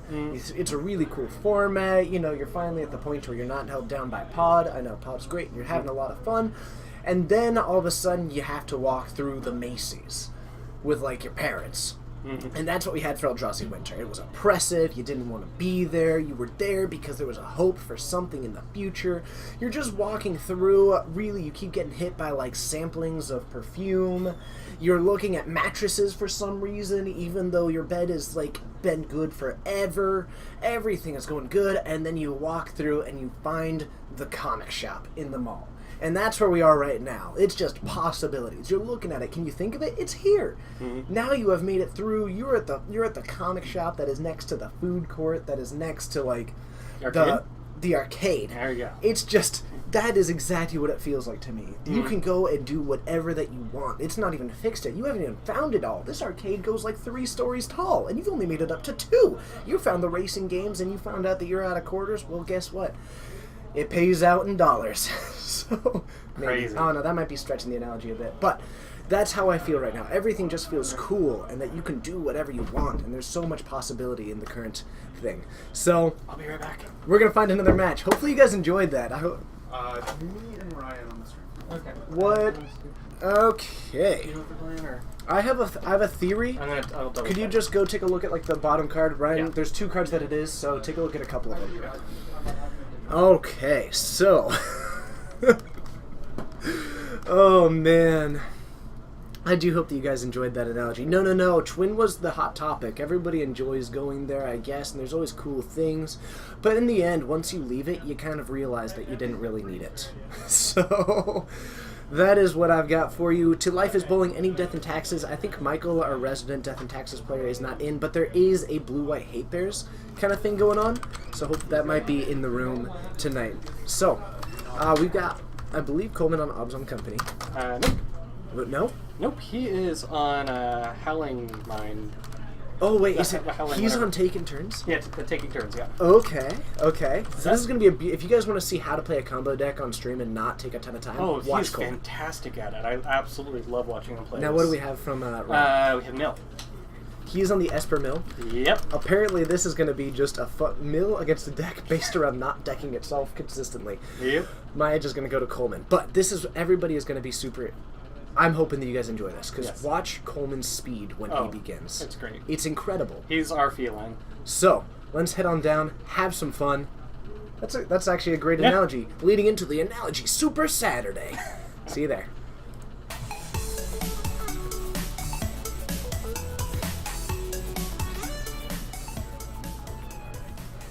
Okay, so we're getting ready. Let me update that round counter, and I do have to say, if you dislike taking turns, I'm going to guess that it's because the people who play it take a long time, and that's a pretty reasonable complaint. But Coleman it's like watching an artist at work. Sir, that sounds awesome. I love Tezzeret, Agent of Bolas. Does anyone here play Tron? We did have one Tron player. He's still recovering a little bit from the loss of Eye of Ugin, even though I think that he's fine. We do have a mono blue Tron player. We've got occasionally Logan Rifle, who is a green-red, sometimes green-white Tron player, and sometimes Troy. So we do have Tron players. I'm not sure if there's one here today, but we do have Tron players who occasionally come in and jam that sweet deck. Yep. Good show for Athreos. Let's see here. I'm gonna go for... definitely once I've thought about that for a bit. Actually, really like there's a white-black enchantment deck that I was playing with at one point that had a number of enchantment creatures. That one guy is like a 2-mana that if you have an enchantment becomes like a 3/2 with first strike. Okay. Yep, and then whenever enchantment enters the battlefield, opponent loses a life, you gain a life. It's kind of very... It's almost like a enchantment aggro. Yeah, that's what we call it. Enchantment aggro is a very good way to put it. And then something like Ghostway or something like that to bounce everything, get it back. I think that would be a very fun show. Some ETBs. Yep, and then maybe throw some Robert Confidant in there. Oh, David. Yeah. So, Esper Mill versus Taking Turns. Now, this Esper Mill is running one unusual card. It is running Lingering Souls. Not going to be super relevant in this matchup, but in case people were curious. The big thing is that Ryan has this weird ability to actually be able to inhibit Coleman's game plan. Just by milling him so much, that's going to really cut down on Coleman's turn, because Coleman's main win condition is milling his opponent. Yeah. Or actually swinging with a Part the Water Veil, which is, I prefer that one, personally. But Coleman's deck is all about getting out a Howling Mine, a remind me of the name, Dictate. Krufix? That's the word I was looking for. Dictate of Krufix. All these abilities that make each player draw an extra card. And eventually, he is running pretty much every take an extra turn ability that there is. 5 mana, he's running the Miracle ones as well. He's running Exhaustion in the main board, which is pretty sweet, actually. I think the biggest thing that's going to hurt Ryan is the fact that he has the main board Elixir of Immortality, yeah. I completely agree. And he has it in hand, so... So let's take a look at what... Oh, whoops. Alright. A little confusion on if he had cut or not. I can't spell today. I just can't. I can't do it. My fingers aren't working on the keyboard. So, Elixir of Immortality in his hand right now. That is going to be a main big one. Is he running Emrakul? If you're talking about Ryan, no. And if you're talking about Coleman, no. Yeah. So, I guess the answer is no. What do I think of the open decks today doing well? I'll be honest, I haven't been able to catch many of them since I was kind of prepping for this. So, we have a turn 1 fetch into just an island from Ryan. I'm expecting a Hadron Crab to come down, but I'm always sad to see a fetch land going for that, because I'd love to see I love watching a fetch land go off while you've got a Hadron Crab. Mm-hmm. So I think... Oh, and Jace's Phantasm. So, interesting choice. And this mill deck is so outside the scope of what I'm used to seeing because it does actually have this backup plan of just dealing damage. Yeah. But it doesn't take up the whole deck. It doesn't really feel like it detracts from the deck too much, which is something that I've noticed in the past. It's just running a couple of them that allows him to apply pressure in a different way. Whether or not that's what you want to be doing is arguable, but it's pretty cool to see. And a Howling Mine comes out. 2 of these Jace's Phantasm at the moment. Howling Mine come down now at the beginning of each player's... Basically, they now draw extra cards. They're each going to draw 2 cards per turn. And we've got a Path to Exile now, can be super great, and I don't think that Ryan is really well poised to actually handle what Coleman is doing in this game. I think that, a lot of his mill game plan is fine, but as long as Coleman is able to draw anything, because his deck is so dense in its actual cards, because it's trying to draw them, knowing that it needs to draw them each and every turn. Precinct 6, is that? That is a White of Precinct 6. Man, I'm happy I was able to nail that card. So... Currently just a 1-1, not a whole lot happening, but Coleman in this really nice position of having this Elixir of Immortality. If you can get is that a Mind Grind? Not a Mind Grind. He does run Mind Grind. Okay, Makes a mill at 2/4 lands. Yeah. He is also running the playset of the Glimpse the Unthinkable. So Glimpsing Unthinkably, I hope that you're enjoying this. Yeah. But yeah, I was going to say, a decent Mind Grind hit, and suddenly he's dealing a ton of damage. He might be able to close the game out in 2 turns. And I think that's going to be the biggest thing, is that trying to get aggressive early. Coleman is going to probably end up playing an Exhaustion in that case, which is going to keep him from untapping. Yep. But a couple of good swings, that might be mostly what he needs. So if we see something like that, and all of a sudden these Phantasms are able to each swing for I love Modern, by the way. 10, and then this white, I mean, that could knock Coleman down to a pretty low life total. Yeah. So, Mind Funeral, Funeral. that's the one. Sorry, yeah. You got it. I had it earlier. Hey, you nailed it. And I think Glimpsing Unthinkably would know what that card is. Yeah, I'm going to take their word for it. Yeah. And there it is. So the Mind Funeral we've got. Yeah. And this is actually going pretty quickly. There's 3, and I'm not 4. sure what the count was on that one. So 1, 2, 3, 4, 5, 6, 7, 8, 9? 9, yep. 9, 10, 11, 12. So not only an okay hit. I mean, you end up swinging for actually... Oh, he did hit a number of creatures, though. Ouch. Knocks him all the way down No, to he 6. didn't hit. He couldn't have hit creatures. It's gonna... Taking turns doesn't really play creatures, does it? White of Precinct 6. Let's take a look. Yeah, it's each creature card in your opponent's graveyard, so he ended up swinging for 10 off of those, and then 1 off of the white. Okay, gotcha. Yeah. Yeah, I was thinking that I thought you needed 10 for the Phantasms. So now Ryan doesn't get to untap. Now he is going to be able to play a land next turn and possibly go for something in that realm, but he's overall... Exhaustion, really cool card that this deck plays. Oh, yeah. And basically, Coleman's running out of time, actually. Yeah. The interesting thing is that Ryan's backup game plan in just dealing damage is really well poised, because Coleman has got a hand that's fairly light on being able to both hit his land drops, or at least being able to, continue this. When he's able to get to that 5 mana, he'll be fine, but I'm not really sure if he has the tools to survive another untap from Ryan as it currently sits. I think if he can Miracle... then that's going to end this game. Yeah. But as it currently sits, Ryan is sitting in an okay position. So takes a look at that one, gets 2 lands. that, and we might see him put down this Elixir of Immortality to buy some Another time. Exhaustion. That should actually do it for him. He'll be able to start taking turns the next turn. And as long as he doesn't miss, Yeah. I think that Coleman is going to be in a good position. Unless we got a... So we will see what happens. Creatures and lands target opponent controls don't untap during the next untap step. Yep. The interesting thing is that doesn't affect what's tapped right now. It just affects what is tapped at Ryan's untap step. Yep. So it doesn't matter what he ends up going for. If he wants to grab a tapped land, great, then it's not going to untap. Yep. Exhaustion's such a cool card. Yep, and it's just explaining that's a static effect. Okay, Yeah. okay. So that's what he was saying right there.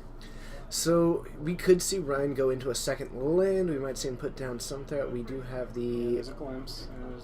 He's got an Archive Trap, actually. Oh, I love Archive Trap. That could be interesting, because actually that Elixir of Immortality would be hilarious to watch that. Oh, yeah.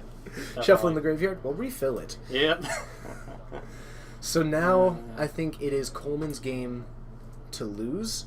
And I think it's going to be, if Coleman is somehow unable to continue the mill effects, then he'll be in trouble. But I think that he's got 2 in hand so he's got 2 of them. So I think he's in an okay position right now. And I think that Coleman's going to end up taking this game. And once he begins, we're going to get to see the beauty of Coleman playing taking turns. Yep, because he takes his turns fast, and it is certainly impressive. Yeah, I'm always a big fan. I really hope he doesn't let us down this time. Yeah, I know. All of a sudden he's just going to be starting like throwing cards all over the place. So the Dreadship Reef, also one thing is that he's been kind of stockpiling some of those counters, or at least has a counter on this Dreadship Reef. One of the storage lands, so that's going to give him a nice little boost in mana down the line if he really needs it. Another Jace's Phantasm coming out, joining the battlefield. And with just a single black mana in hand, looks like passing it back. That swamp's kind of funny. And he does end up getting 2... Extra turn. And actually, if you saw the other thing that he drew... Oh, that's Giga Drill, is it? Yes. Yeah. So Coleman has got all kinds of time. Yep. Draws a remand. Second draw. And unfortunately doesn't get to play the Miracle on that one. Yeah. The Temporal Mastery, the second card that he drew that turn. But we're going to see him start going for this one, taking an extra turn off of that 4/6 mana. Does have a buyback. It doesn't look like he's going to go for it, and then he's going to pass the turn back, draw another 2 cards. Going for that now, and if he's able to get another land drop, I think this is where we're going to see this Elixir of Immortality start coming down, because that's going to give him the ability to start reshuffling those things in, and also he'll have the ability to activate it with some extra turns down the line. And actually just going to store one. Able to do some discarding at the moment. Another second draw there. But he's going to be able to, going to be able to play them just fine. Oh, yeah. He's not going to have any problem. Mana, certainly not an issue at the moment. Yeah. We're going to go for a Temporal Mastery now while he can, because he's got plenty of mana to do it, and we're going to see this Elixir of Immortality come down on the battlefield. Untaps, goes to his draw step, draws a couple of cards, has to get ends up going prepping for himself. And gets another Dictate. We're likely going to see him drop down one of these Dictates if he ends up getting enough mana. If he has one of the cheaper effects, I think we're going to see him go for it. But we might see him use the Dreadship Reef for it. Okay. Because that's going to let him get into drawing 2 extra cards per turn. Yep. And that's going to almost really ensure his ability to draw into more of these extra turn abilities. So, 1, 2, gets an Exhaustion, and I think... This is going to be... This game's over. With Giga Trials and Exhaustion. You know, actually, did he miss? Is he light on a... he's Oh, not light. he missed. Missed one. I thought I saw one more. No, I think we actually just saw him miss. He's now passing the turn back to Ryan. Yeah. Exhaustion is there, though. His Exhaustion is there. He does still have Giga so Ryan's still not actually presenting much of a clock. And if you're Coleman, do you actually shuffle the library back in, or the graveyard back in, to ensure that you can hit those? I mean, you have to, because Phantasm's going to kill you if you don't. Well, I mean, the one that's swinging, it's going to be a 5/5. Coleman will end up going down to 1. Okay, yeah, I was thinking it was 1/1 +5 +5. I believe it's +4 +4. Okay. Let's find out. That makes sense. +4 +4. Yep, my mistake. Man. This is actually the first time that I've ever seen Taking Turns not finish out the game when it started going like that. Yeah. So that was pretty... I mean, he's got a Remand in hand, which is going to be a really nice tool, so he'll be able to draw one.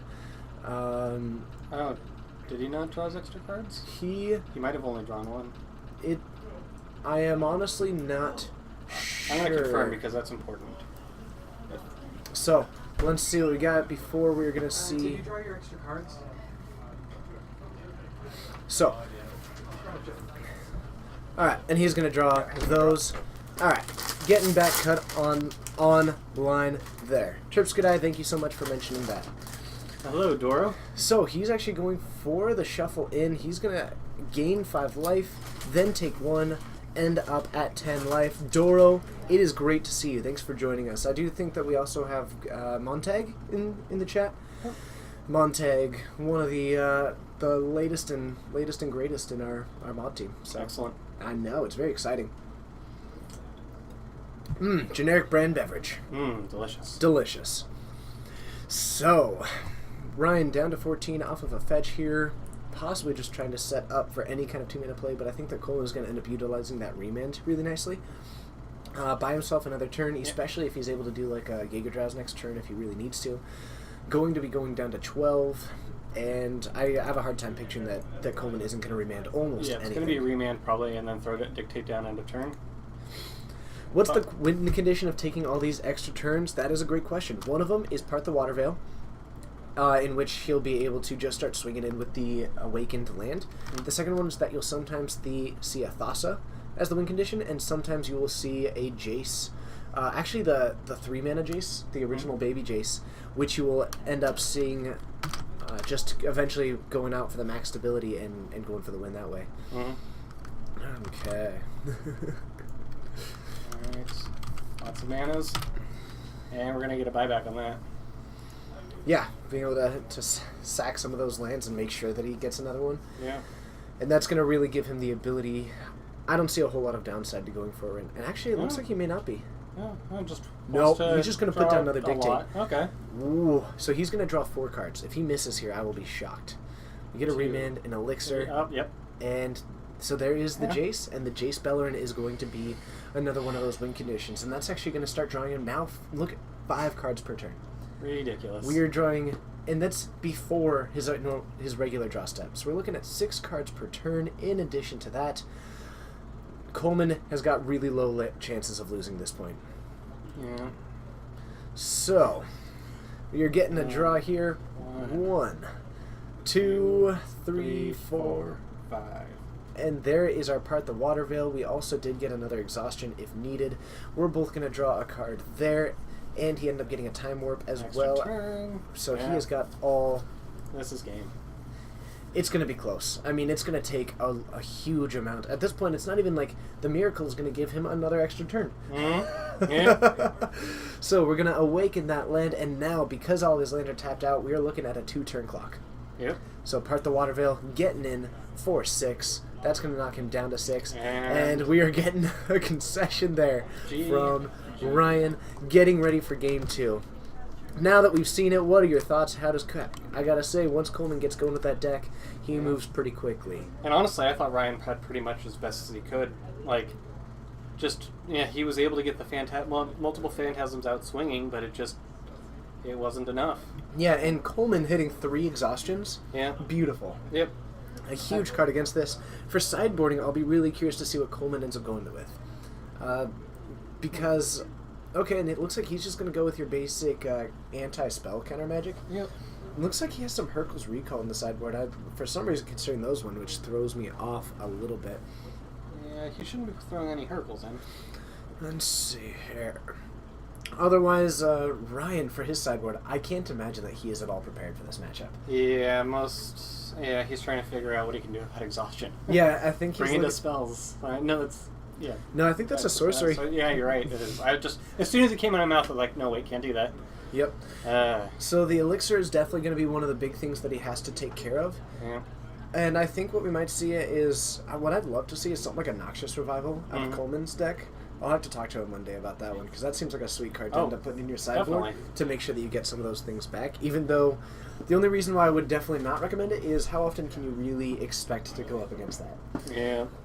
So, with all 4, I believe 4 Elixir of Immortality, possibly a little bit less, I'm not really sure if he's too worried about having that get milled, and I think he's just going to go for something like the Negate to where he'll be able to at least stop some of those spells. Yep.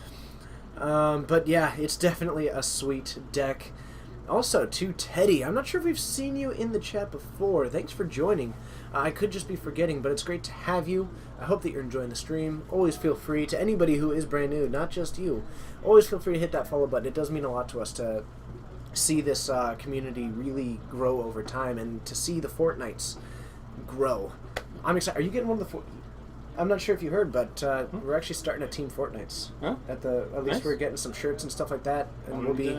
Need to participate in that. Exactly. To all the people who are, and I'm going to keep telling people because I'm super excited to just meet some people. If you're going to GPLA, find me. I'll be there from Friday to Monday. And I'll be wearing a shirt at least one of the days. Or if depends on... Hopefully you'll be wearing a shirt all the days. I'll be wearing a shirt every day. Yeah. But there'll be a Team Fortnite shirt definitely on Saturday. It's going to be all kinds of cool. Doro, get in touch with me. I'm sure we can work something out. If someone needs that shirt, ooh. And real quick, Teddy, are you talking about, when you say White Ally deck, are you talking about standard or modern? To the Zoolander. Oh, that is awesome. We are not. We are in Snohomish, Washington, up north in the Pacific Northwest, but a surprising amount of us are traveling down there. Yep. I think from the store alone, I think I know of at least 6, maybe up to 10 people Mhm. that are going to be down there, Yeah. which is going to be super cool. I just need to figure out about time off and all that, and I should be able to go just fine. Yeah. So. 2, Daonage. Everybody can join Team Fortnites. You're already on it. You Yeah. guys are the Fortnites. Yeah. That's what this is. I managed to just convince him to put that on the shirt, so I'm pretty excited. All right. Stay safe, Siriu. Suryu, definitely don't stay inside. Stay inside watching Twitch. It's much safer. Yeah, don't go outside and watch Twitch. That's not very good. Are we going to Indy on the 14th for the Open? I don't believe so. At least I will not be. Yeah. I'm looking at it. I'm still starting a new job. I'm about almost 2 months in. Hey, There you go. I know. Yeah. I'm almost 2 months in. I think I just finished my 6th week, but I'm waiting until they're a little bit used to me and I'm past that 6-month probation before I start. You know, that gives me a lot more range to take vacation, things like that, and then I'll be looking to take off those extended weekends and just start going to do some fun events when I can. So I just remembered I need to tell you about some certain website updates. Ooh. But we'll talk about that off. We'll leave it exactly like that. Yep. Let's let the conspiracies fly. Yep. But to Daonage, I am looking at traveling a little bit more. It's one of those things, while producing content is one of my favorite things to be doing, I am interested in at least starting to go out and compete a little bit more. I'm going to start grinding on MTGO, because I feel like I have been doing it's been at least 7 months since we've been doing this, correct? Yep. Maybe getting close to 8.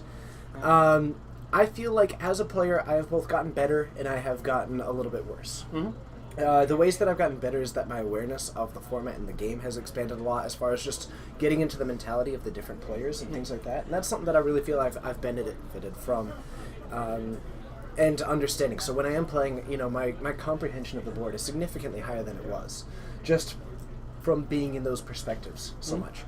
But one thing that I feel like I've lost is I've really lost just the repetitions, to where, you know, some of those things that were natural now take more thought than they did. And while I still feel like I'm able to play at that same rate, less things are automatic. So I'll be moving, getting better internet, and my thought is that that'll really give me the tools to get those repetitions in. So I'm pretty excited.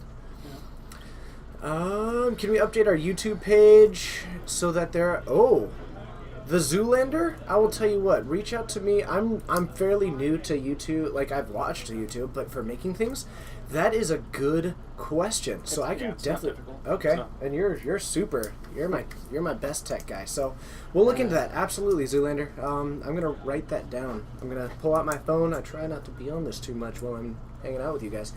I never posted this. I got on my phone to make a tweet that we were doing this, and then I never actually sent it because I got talking.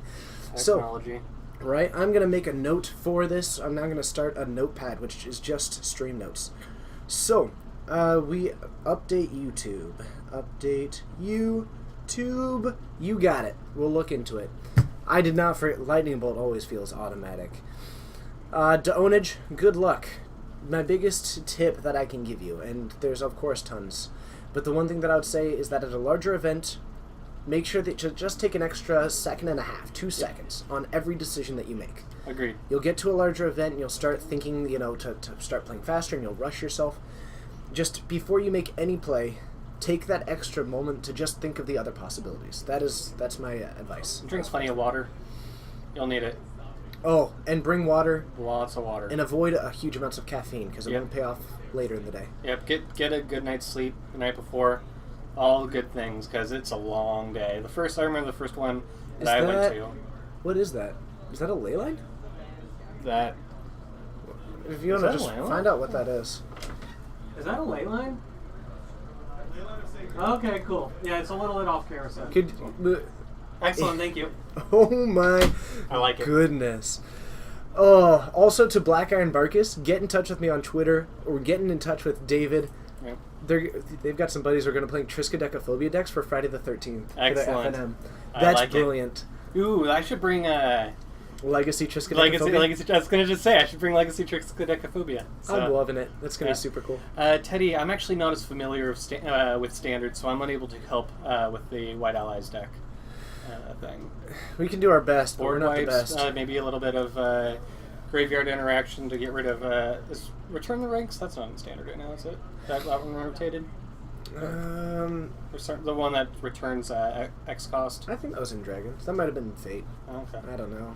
It's been so long since I If anyone in chat could help Teddy out with something that allies might be weak against.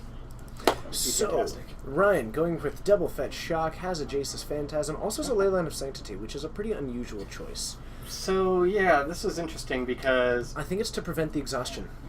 Yeah. And he was saying, I think when he was reading it, and to say, I think he's trying to stop the exhaustion more than anything. Yeah, that makes sense. And this mesmeric.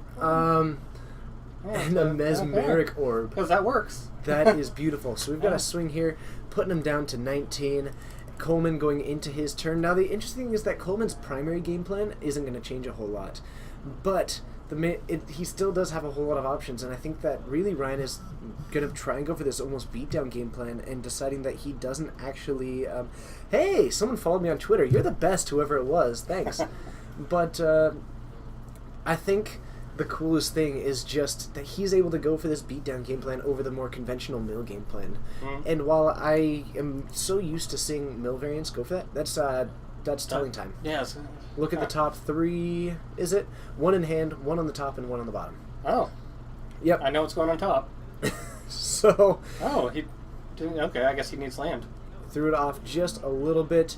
Is Grapeshot the only card to play in Storm? It doesn't matter. Yep. So ends up losing that one and just wants to make sure that it's at least a non-relevant card that gets milled. So... I'm loving this. Coleman up to the 3 mana. I'm expecting... Yeah, so he's going to instant speed that Dictate of Kruphix because it does have flash. Yep. He's going to put that in at the end of Ryan's turn, which is going to really keep him from giving Ryan an extra card. The Zoolander. Thank you. You're the best. He's Thanks. probably ridiculously good looking. Probably. But there's more to life than that. Yeah. Oh, boy. I know. There's all kinds of fun happening right now. We need a sound effect board, you know that? I have thought about that. I've also thought about just getting like a board that has all of the buttons, all the various die clicking, just on one board. I'm sure that it's programmable, but I'm guessing it's expensive and time consuming to do so. Yeah, I mean, I have one board that we could possibly use. It's, 12 by 12 grid of buttons. Probably program it. We might have to spend a day having some fun playing with that. Yeah. So, Dictate of Kruphix coming out. He's going to be drawing 2 cards. Ends up getting a Laboratory Maniac. That is a beautiful sideboard card. I like it. So brings in the Lab Maniac. Not a whole lot of removal. Now Ryan is... You mill me. path. What you gonna do? That is super cool. So... Yeah, I kind of hope it gets to that point. I don't know. I mean, like, there's a lot of creatures out right now, and with the double Lingering Souls in the graveyard, that's going to represent a serious clock. Yeah, and Ryan is still able to do a decent amount of damage, especially if he's able to mill any more and get Coleman to that position of getting up to a 5/5 Jace's Phantasm. He's drawing the extra 2 cards, and he's presenting a nice amount of damage that Coleman doesn't have as many tools to actually answer with exhaustion, things like that. He does still have access to Giga Drowse, which is going to tap down some things and buy him a turn, but it's going to be a lot less effective than exhaustion would have been. So... Oh, and let's see. You also play Empty the War and Sometimes Life is Swollen. Oh, yeah. Storm. To K-Market, we absolutely can. Yeah, let's bring Lab Maniac out. There we go. So, Laboratory Maniac, a card that we did see Coleman draw. Ryan putting down into the white mana base. He's up to the 4 mana at the moment. Toro. That's funny. Maybe a Tybalt. Get me to a Tybalt, everybody. If we get to that 500 viewers at once, I will eat a Tybalt. That is a disenchant, taking it down. I like that play a lot. Able to take down the waves, and Coleman can't really go off without those effects, and that's the only one that he's got right now. Yeah. He otherwise has expensive. He would be able to, cast a Time Warp next turn, but he's unlikely to. So I really like it, and Ryan's putting up a really nice fight this game. So Coleman not yet to the point of actually having enough cards in the graveyard to put this up to being... so he's just swinging for 3 currently. But soon he's going to be swinging for 7. And It's an exhaustion, but that's not going to... I mean, he'll he's still going to be able to get 2 damage in. Yeah, and if Ryan is able to get another couple cards into Coleman's deck, especially possibly off of something like a Mesmeric Orb, anything like that, he's going to be presenting a significantly faster clock. Another Lingering Souls. Beautiful. One thing that he is running that is just super cool to see is Visions of Beyond. Single blue sorcery, draw a card, or if there's 20 cards or more in an opponent's library or in a player's library, one of the two, right? you draw 3. Yeah, it's the Mill Ancestral Recall. Yep. It's super cool, but actually, and Glimpse the Unthinkable, hitting Coleman, and now we are going to see 9 come in. Yep, and Coleman is going to be down to 5, a 2-turn clock, and Coleman doesn't have a whole lot of ways to get beyond this, so we actually are likely going to be moving into another game. So, a game 3 likely coming towards us. Now, here's the thing. If, let's say exhaustions, and Ryan goes for the mill strategy, so let's say he's, unable to do that, throwing the Lab Maniac out there, it's an interesting idea, if there's a way that he could prevent him from trying to do that. To answer, Ryan, to my knowledge, doesn't play a whole lot of hand disruption, but he does run some number of Path to Exile, though they may have come out for this matchup. But as far as hand disruption, no, though I would like to see down the line possibly some number of Surgical Extraction end up in the deck as well, because it gives you a huge out against combo decks. So, Life is Bowling, yes, in Modern, you're either going to be looking at Grape Shot, or you're going to be looking at the Pyro Storm that actually wins by using a series of Manamorphose, Noxious Revival, and Lightning Bolt, which is pretty awesome, actually. That's a kooky engine. It is a really odd one, and Mills is that's not going to be the main one that he's worried about, especially right now since he needs to come up with an answer to this. And now we get to find out, does Coleman have an answer to this as it currently sits? We could see him take an extra turn and just try and buy himself some time and draw another card. But I'm not sure if he actually has the tools to go for the win right now or to really buy himself that time. So I think that Ryan might end up pulling this game out. So, Haze of That's Rage. right, you can't exhaustion. I don't even know why I'm thinking that. No, that exhaustion is not going to dead. come anytime, but I think we're going to be moving into a game 3 right now. So, I am curious by that, but I'm not seeing a whole lot of options for him. He can try. I mean, he's got enough, and I think he has to. So he's going to tap out, and I think his main game plan right now is to take enough turns, untap enough lands, to go for the Lab Maniac win. I think that is his game plan right now. Yeah.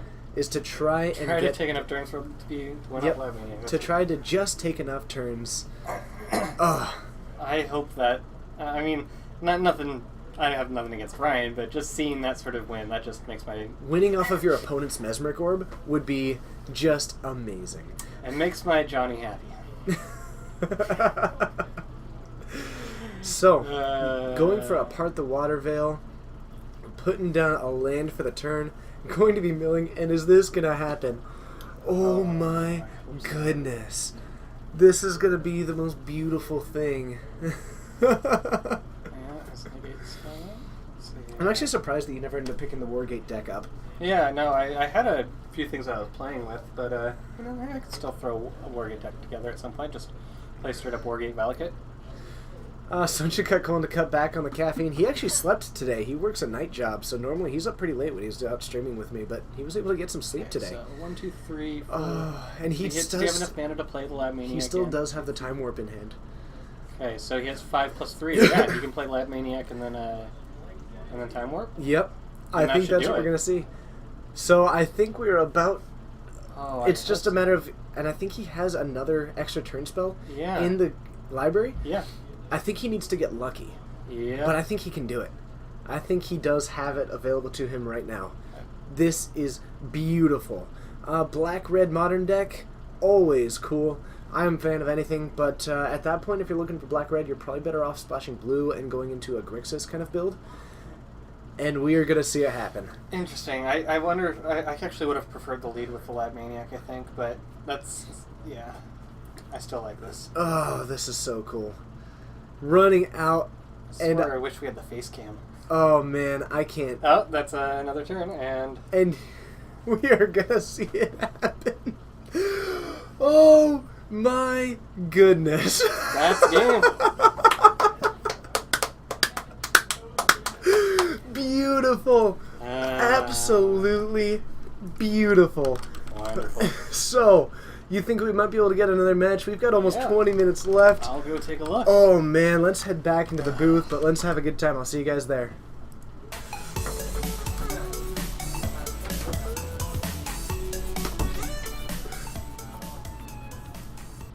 That was amazing! I can't handle it. That was super cool. I love watching cool modern decks do cool things, and that was certainly two of them. Hello to all the people joining. My name is TJ. David is my fantastic co-host of the evening. He is actually the person who also holds the wonderful title of being the person who put together essentially everything technical that is on this stream. So the entire layout was David's work. Attaching that chat feed into the layout was David's work. Setting up the green screen was David's work. Setting up most of our orientation here was a lot of his work. David has done a huge amount of work for this stream. I certainly can't appreciate him enough. So, I'm really excited to have him in the booth with me. Glad that he gets to have that opportunity to interact with you guys, because normally he's down on the playing field playing all kinds of weird decks. It was super cool to see that win. Hopefully you are enjoying it. If you are brand new, let us know and hit that follow button and join us for future streams, because we are doing this 4 times a week now. And that number may surprise some of you, because previously we have done, these are all Pacific Daylight Time. We're streaming from Snohomish, Washington. So Pacific Daylight Time, it's currently 7:40 here, p.m. Wednesdays at 7 o'clock, we stream Modern. Fridays at 7:30, we stream Legacy. Saturdays at 6 o'clock, we stream Modern, which you're currently watching. And starting 2 days from now, for the next several weeks until we decide if we want to continue it or not, Mondays, 6:30, we stream Standard. So, if you enjoy Standard, if you just want to, if you enjoy the dialogue, things like that, join us for this Monday at 6:30 if you're able to. I'm going to get some of the people who are much more familiar with Standard than I am to be my co-hosts. I'm going to work through a variety of them in those early weeks, and we'll just see how it goes. And I think my current game plan for that is to see something happen where I work with a lot of them, end up kind of teaching them the stream and how it goes and things like that. And if we're looking several weeks down, and I've kind of identified that core of people who can run the stream, I may end up just passing it off to them, because it would be pretty difficult to me to dedicate an additional 5 hours on a really consistent basis. So I'm moving to 20 hours of streaming for the next foreseeable future. But that one's going to take a toll on me, and I think that if I were to go for that for longer than about a month, maybe 6 weeks, something like that, then it would end up taking a pretty big toll on me as far as time-wise. So that's one that, if it is successful and we do have the viewership to make me want to continue it, I'll be giving it to them to really build up that base, and then they will be the ones streaming it, who will be contacting me if they need it. So that's what I'm looking to do. Don't worry, I won't be leaving. For Modern and Legacy, I intend to stay. Down the line, as more things come about, it's certainly something that I'll be looking to eventually build that kind of cast of people. I really enjoy doing this, so I have no intention of leaving it. That's just my current game plan for these Standard streams. To try that out for several weeks, and then possibly give that over to them and say, this is you guys are in charge, but let me know. And then if I need to come in and do some Standard streaming, or, and I don't know, interact with it at all. It's going to be a lot of fun, though. I'm excited. Tomorrow I'm going to be spending a part of my day just studying Standard. I've been out of it for a while. I haven't really played Standard since Journey into Nyx was out, except for a little bit on, I think, the Origins game day. Do we have any other matches? Yep. Excellent. So we are on game 2. It is Donovan on Norn Sisters. Okay. And which side will he be on? Versus, I think he's going to be on the wall side. Okay. Let's take a look. No, he is not on the wall side. Okay. So. And who is he going up against? Oh, I can't remember his name again. Eric something, I think it was. Let me okay. check real quick. Okay, sounds good. And I believe that it's Aaron. Aaron Key. Aaron Key like Keyhole? I think, yeah. Excellent. Yep, and he is on... He's on the Obs on Flicker. Yep. That's super cool. Okay, so we're going to have Obs on Flicker up against Norn Sisters, both decks that are actually basing themselves around Enter the Battlefield abilities. Yep. So one going much bigger than the other, one not gaining as much life. And who is up again? Let's see. And let's have some fun. I'm sorry, what was it? Aaron's up again. Aaron is up a game. Let's head on down, and then I'll answer that question for your Life is Bowling. Let's have some fun. Continuation of round 2, game 2.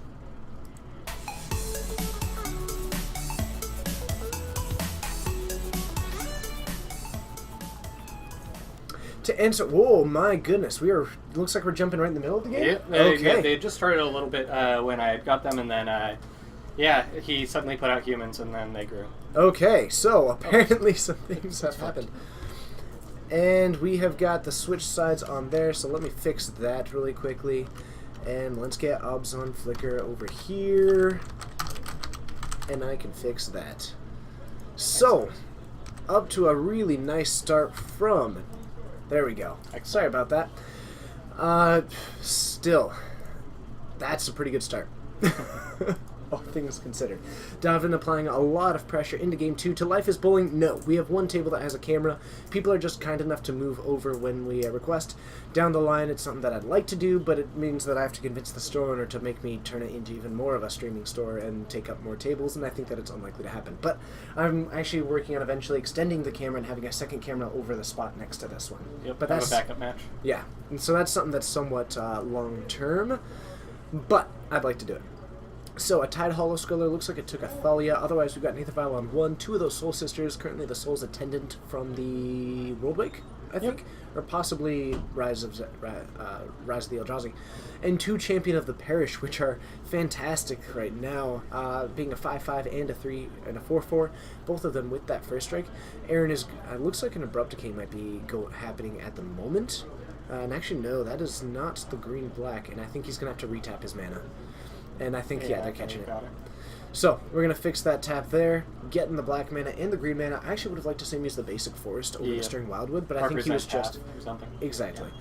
Still going to be 4 mana, and the dangerous thing is that if he ends up going for that, he's going to have to lose that. But it looks like he's going to block it, just wants to buy himself some time, because going down to 4 is going to be a dangerous place to be.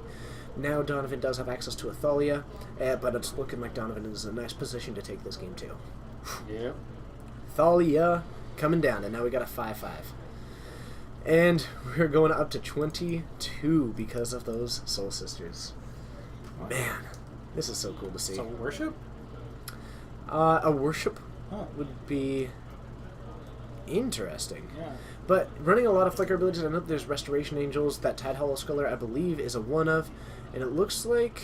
he's not taking the path? Curious. That is a curious choice. Seems to be okay with it losing because at least it would then cost Donovan mana, and that would possibly be the main game plan that we have going there, as opposed to him gaining more life and really growing that Champion of the Parish. But we are going to get the path there, and if Donovan has got another... because of this Thalia, it actually cost him 2 to go for that path. So, let's see what we've got, and it looks like... Yeah, I think it was just... He made a mistake because, if he was able to survive one turn, then you throw Worship out. And, the problem is you need to have a creature out, though. Yeah, well, he had the Tide Hollow Sculler. That's true. And you just take the path. He doesn't have a way to directly remove it unless he gets another path. Yeah, and Donovan does have a decent amount of removal in the deck, so it would at least buy him time. Yeah. I think that's the biggest thing. But Donovan running Helixes, running Bolts, running some Path to Exile, so he does have a nice removal suite. There's Obzon Flicker, a bit outside of the realm of normality. There is a Displacer, an Eldrazi Displacer in the deck, some of those Flicker abilities, and a lot of good ETB abilities, so Siege Rhinos in the deck. And it's just good value cards, so that's kind of what we can expect from this one. Norn Sisters, we've had on stream, no stranger to the stream, does absurd things in the Boros Colors. Yep. Norn the Wary, a fantastic card. Yep. A fantastic synergy machine. Yes. So let's go with that one. Let's get a little bit more specific. Yeah. I don't want to mislead anybody. Don't want Twitch to get mad at you. Exactly. But I will say, since we've got about 80 people in there, here's going to be my question for you all. We're heading into Game 3, Obzon Flicker versus Norn Sisters. Who do you give your edge to? Put it into the chat. I will make a theoretical count of them, and mostly just pay attention, and it'll lead to some discussion, because having discussion with you guys is what this is all about. Oh, I know we can do a straw poll. Okay. No, I don't. Yeah. Okay. We're generating discussion right now. Discussion. Okay. Who takes your edge? I'm gonna say, well, it's clear that if Norn Sisters can get a really fast start, then it's Norn. If the game goes longer, Abzan has the advantage. I would say that if Abzan can get, I'm going to give the edge to Abzan. I'd say Norn as a whole, it can have fast openings, but I'd say it's less consistent in its quick openings. Okay.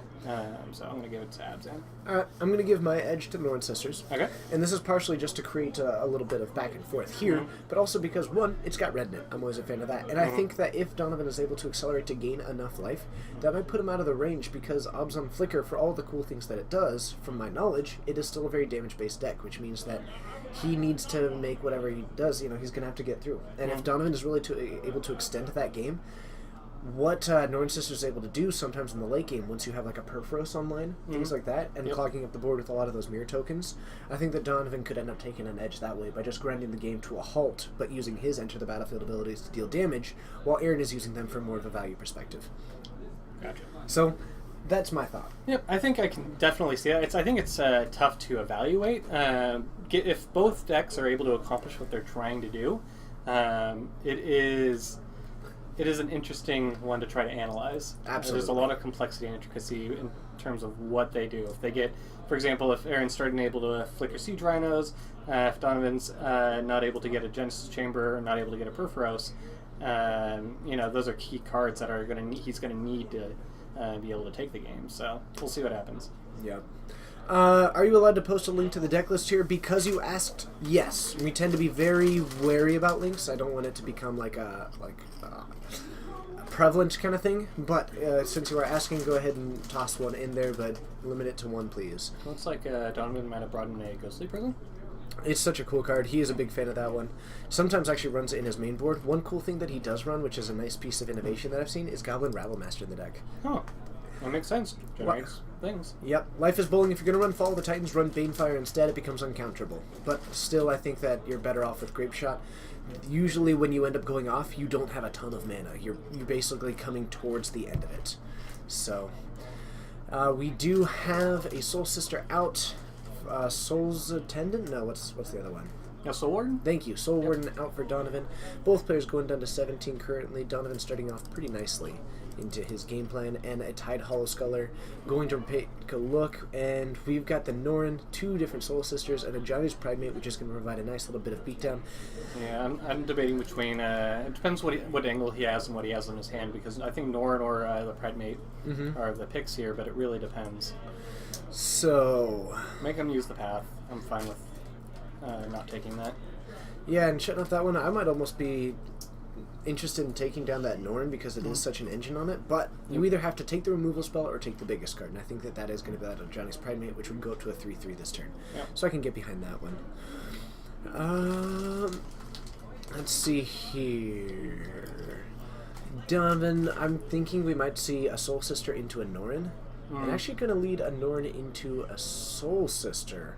Get some. And I think the reason for that one is because it ends up flickering and he gains 3 life in the course of the turn as opposed to just the 2 life. Yep. So I like his land there. And he is going to go back up to, I think, 22. Beautiful. So, ends up going with that line. And Aaron, I do see a Gavany Township. He's up to his 3 land. It does a Fiend Hunter. That one not going to be able to take down the Norn, but could take down one of those Soul Sisters. He knows that he's got another one in hand. Does have a Siege Rhino down the line, which is going to be a nice engine. And I think that what Kanukistan was talking about is that nothing in exile currently, however. He has the Tide Hollow Sculler. He has the Pridemate in exile. Oh, beautiful. Yeah. That is a really nice bit of synergy. Yeah. So, I've noticed some of the Eldrazi Taxes deck been using that synergy recently. So, we're going to see that happen. Ends up returning that. Takes it down. He ate Norn. He plays it, eats Norn. Oh. Beautiful. I love this right now. This is beautiful. You guys just saw a Norn go to the graveyard. I'm giving the edge to Abzan Flicker. I'm switching. I'm switching camps. You're switching? Okay. Oh, that was beautiful. I have to appreciate just a sweet play like that. Rips away the value engine. That was gloriously cool. Awesome. Glad we got that on camera. Oh, yes. Yeah. So another Soul's Attendant comes down. Donovan's going up to 23. I'm glad you could see the light. Oh, this is so cool. Donovan's got to feel so bummed. There's a Flicker Wisp. And he has a Flicker Wisp. He can hit his own Wasteland Strangler. Yep, and it comes back in. He eat the thing, kill a sister. Take it off. This is beautiful. This is glorious. The synergy in this deck, I'm switching camps. I love Norn Sisters, but just how this game is going is a beautiful, this is a beautiful way to show how that synergy can sit. Tidehollow Sculler is a 2/2? It is a 2/2. I wonder why I didn't double block. MTG Pack Foils, thanks for joining us. I hope that you are, I don't think that we've seen you before. Hope you stick us around. But he put in the Wasteland Strangler. The casting of that forced Norn to exile. He then used the Wasteland Strangler trigger to exile, because it's an end of the battlefield trigger, not a cast trigger. Yep. So it entered the battlefield, and he was able to put the Norn into the graveyard from exile and then kill. Oh, that is beautiful. That's so good. Takes down the Soul Warden. Now Donovan left with a path to exile, and actually There the you Ghostly go. Got Prison. Ghostly Quarter. Yeah, present. Yeah. So Ghostly Quarter. the What's Ghostly that? Quarter. Welcome to my Ghostly Quarters. Huh. Oh, that was weird. So, And back to Magic. So. and I think we're going to see a Fiend Hunter come down, take down the Soul's Attendant. The biggest problem is that he won't actually be able to get aggressive this turn. NTG Pack Full is always welcome. We like answering questions when people have got them. So I do hope that you're enjoying the show. If you are enjoying it, be sure to hit that follow button. It means a lot to us. Yeah, and this does feel very Mavericky. I wonder if there's any Knight of the Reliquaries in here. You know, I actually am not sure. I don't remember seeing any when I was doing like a really quick flip through the deck right beforehand. But that doesn't mean a whole lot. Because there was a lot going on in this deck, and I was just more interested in getting kind of the theme of it. So, Makes an sense. Abrupt Decay taking down the Ghostly Prison. Yeah, we did. That happens, Dora. We do everything cooperatively. Yeah. Boom. And like, it would have been so much better if I went like that, but I was just like, eh. It was so bad. second nature that it was Yeah. basically cooperative. Yeah. Hey, look at us. So, hitting Donovan going down to 17, and we are matched up in the wins. Basically, the top of that field is just matched up at the moment in both wins and life total. But I am loving seeing what Aaron is able to put together for this. This is super cool to see. And it's a Perforos in hand, and that's Loyalist. Yeah, Legion Loyalist. Legion Loyalist, a kind of popular one, helps get around some of those tokens. Okay. And when you have such a huge board, giving them all First Strike, Trample, and the protection from tokens can really buy you a lot of time. His Flicker Wisp is in exile, actually, if you want to mention that. It could Okay. end up being relevant. Okay. Flicker Wisp is in exile. What? Flicker Wisp is in exile. So, paying the 4, getting all 3 colors, and dropping down a Siege Rhino, that's going to put Donovan down to 15, and put Aaron up to being at, I believe, 19? Yeah.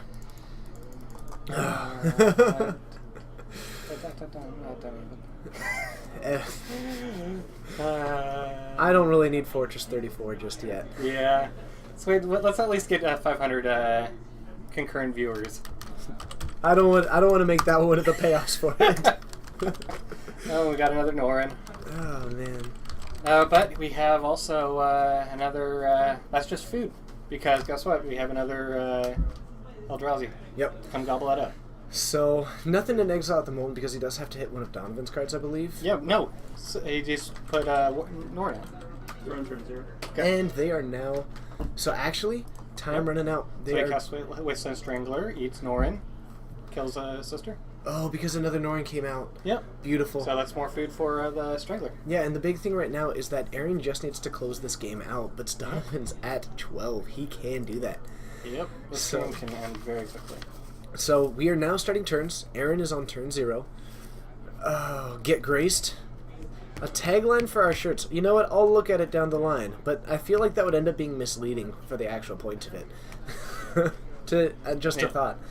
So it ends up basically getting a 2-for-1 off of this Wasteland Strangler, in addition to just the one that is already a 3-2-for-3. Yep. This is beautiful. Beautiful stuff. Now we've got a 2-2, a 4-5, and a 3-2. Looking down this lone 1-1, getting aggressive is I think going to be the main game plan that we're looking at here. I'd love to see Aaron starting to just get these attacks in.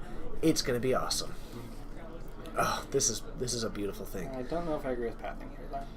I think he might just be trying to clear the way, but I think that might be just a little bit too aggressive when what you're presenting damage-wise is already going to be automatically 6, which means that you've got 3 turns to get these attacks in. You're presenting a 2-turn clock. Yep. And so I don't think that that's speeding up his clock, and I may have preferred that to really make sure to deal with anything that is going to be problematic. But this attack, as it sits, is going to be a lot. It's going to put him down to 4, and it's almost guaranteeing. So I don't really disagree with it. Yeah. I just may have done it differently myself. And I mean, he has the option of, taking Fiend Hunter, getting his Siege Rhino, and then killing his Fiend Hunter to get extra, if he does need a little extra damage. Yeah. So now on turn 2, gets a Souls, but if Donovan doesn't have anything in hand, all Aaron needs to do is attack. Yeah. And I would almost want to just see Aaron not do anything. Just get the attacks in, make sure that's clear. The only way that I could see this maybe working out for him is going for that Tide Hollow Scholar beforehand to just ensure that the way is clear. But I think that might just be a little too greedy when he's already got the win in hand. Yeah. But I don't think that there's a huge downside to it, except forcing Donovan to play something that he would have played anyway. Yeah. And at least you can make that consideration going into the attacks. And he'll still have mana to cast the Abrupt Decay in that situation. And he can also just be considering attack with all, and if he wants to use Gavany or not. Oh no, he needs 5 for Gavany. Yes, he would need a little bit more for Gavany. But yeah, I'm a little bit curious to see. I want to see him attack all. And is this gonna be another Siege Rhino? If it's another Siege Rhino, no, it can't. It's not another Siege Rhino. Oh, okay, so it is a Gavany. So it is 5 including the Gavany. So yeah, we're right. Okay, you are correct there. He needs to tap the Gavany. The Gavany should be tapped, but since we're in the final game, or in the final moment of it, I think we're good. Yeah. But going for the Gavany Township, and that is a nice sweeping win for Aaron. In turns, let's head back up to the booth, say hi to everybody, and let's just continue on our night, getting ready for round 3 of 5. I love this, guys. I hope that you guys are all having a good time. I'm having a good time. Are you having a good time? I'm having a good time. Boom. We'll see you there. Chips. Before I forget. And also I'm starting to rest. Alright, and hey, this is my Pauper deck. Super cool.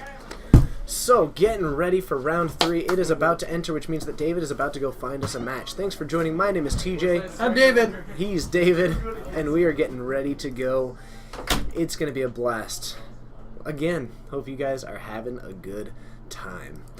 So, we do this 4 times a week these days. Starting Monday, we're going to be starting to stream Standard. It's so cool to have all you guys here. Thanks to the 85 who are currently joining us. If you are new, be sure to hit that follow button and let us know that you're new. I'd love to welcome you by name.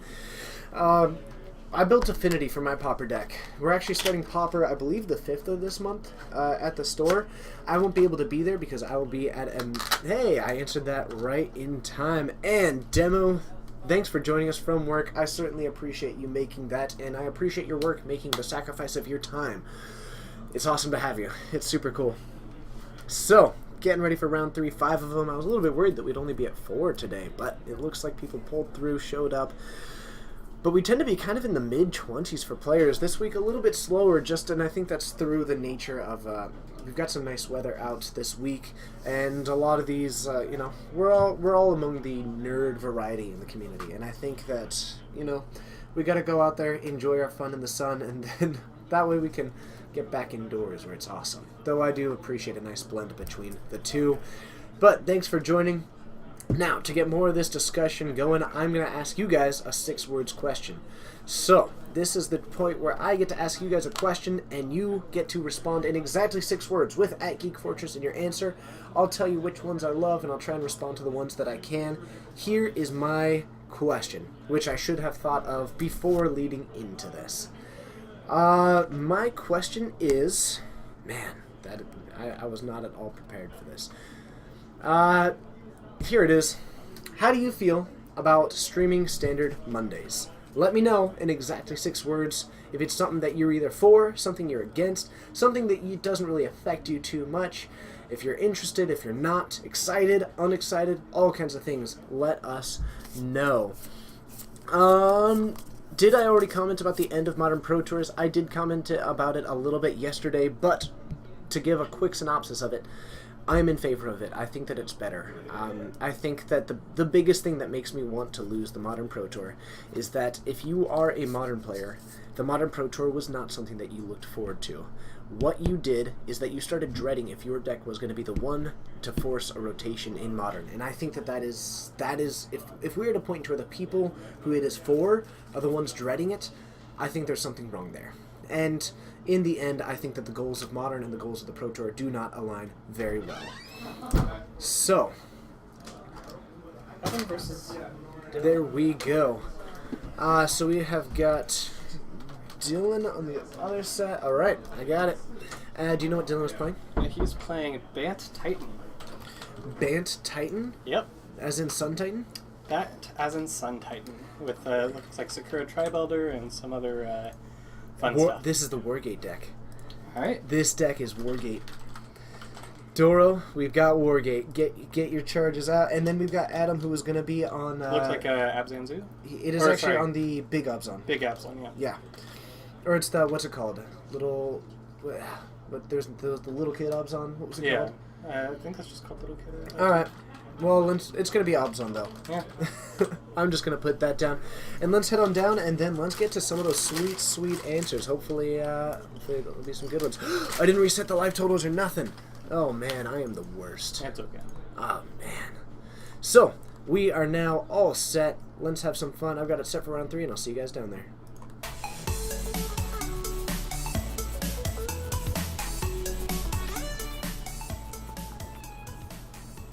Okay, so getting ready here to respond to some of those questions.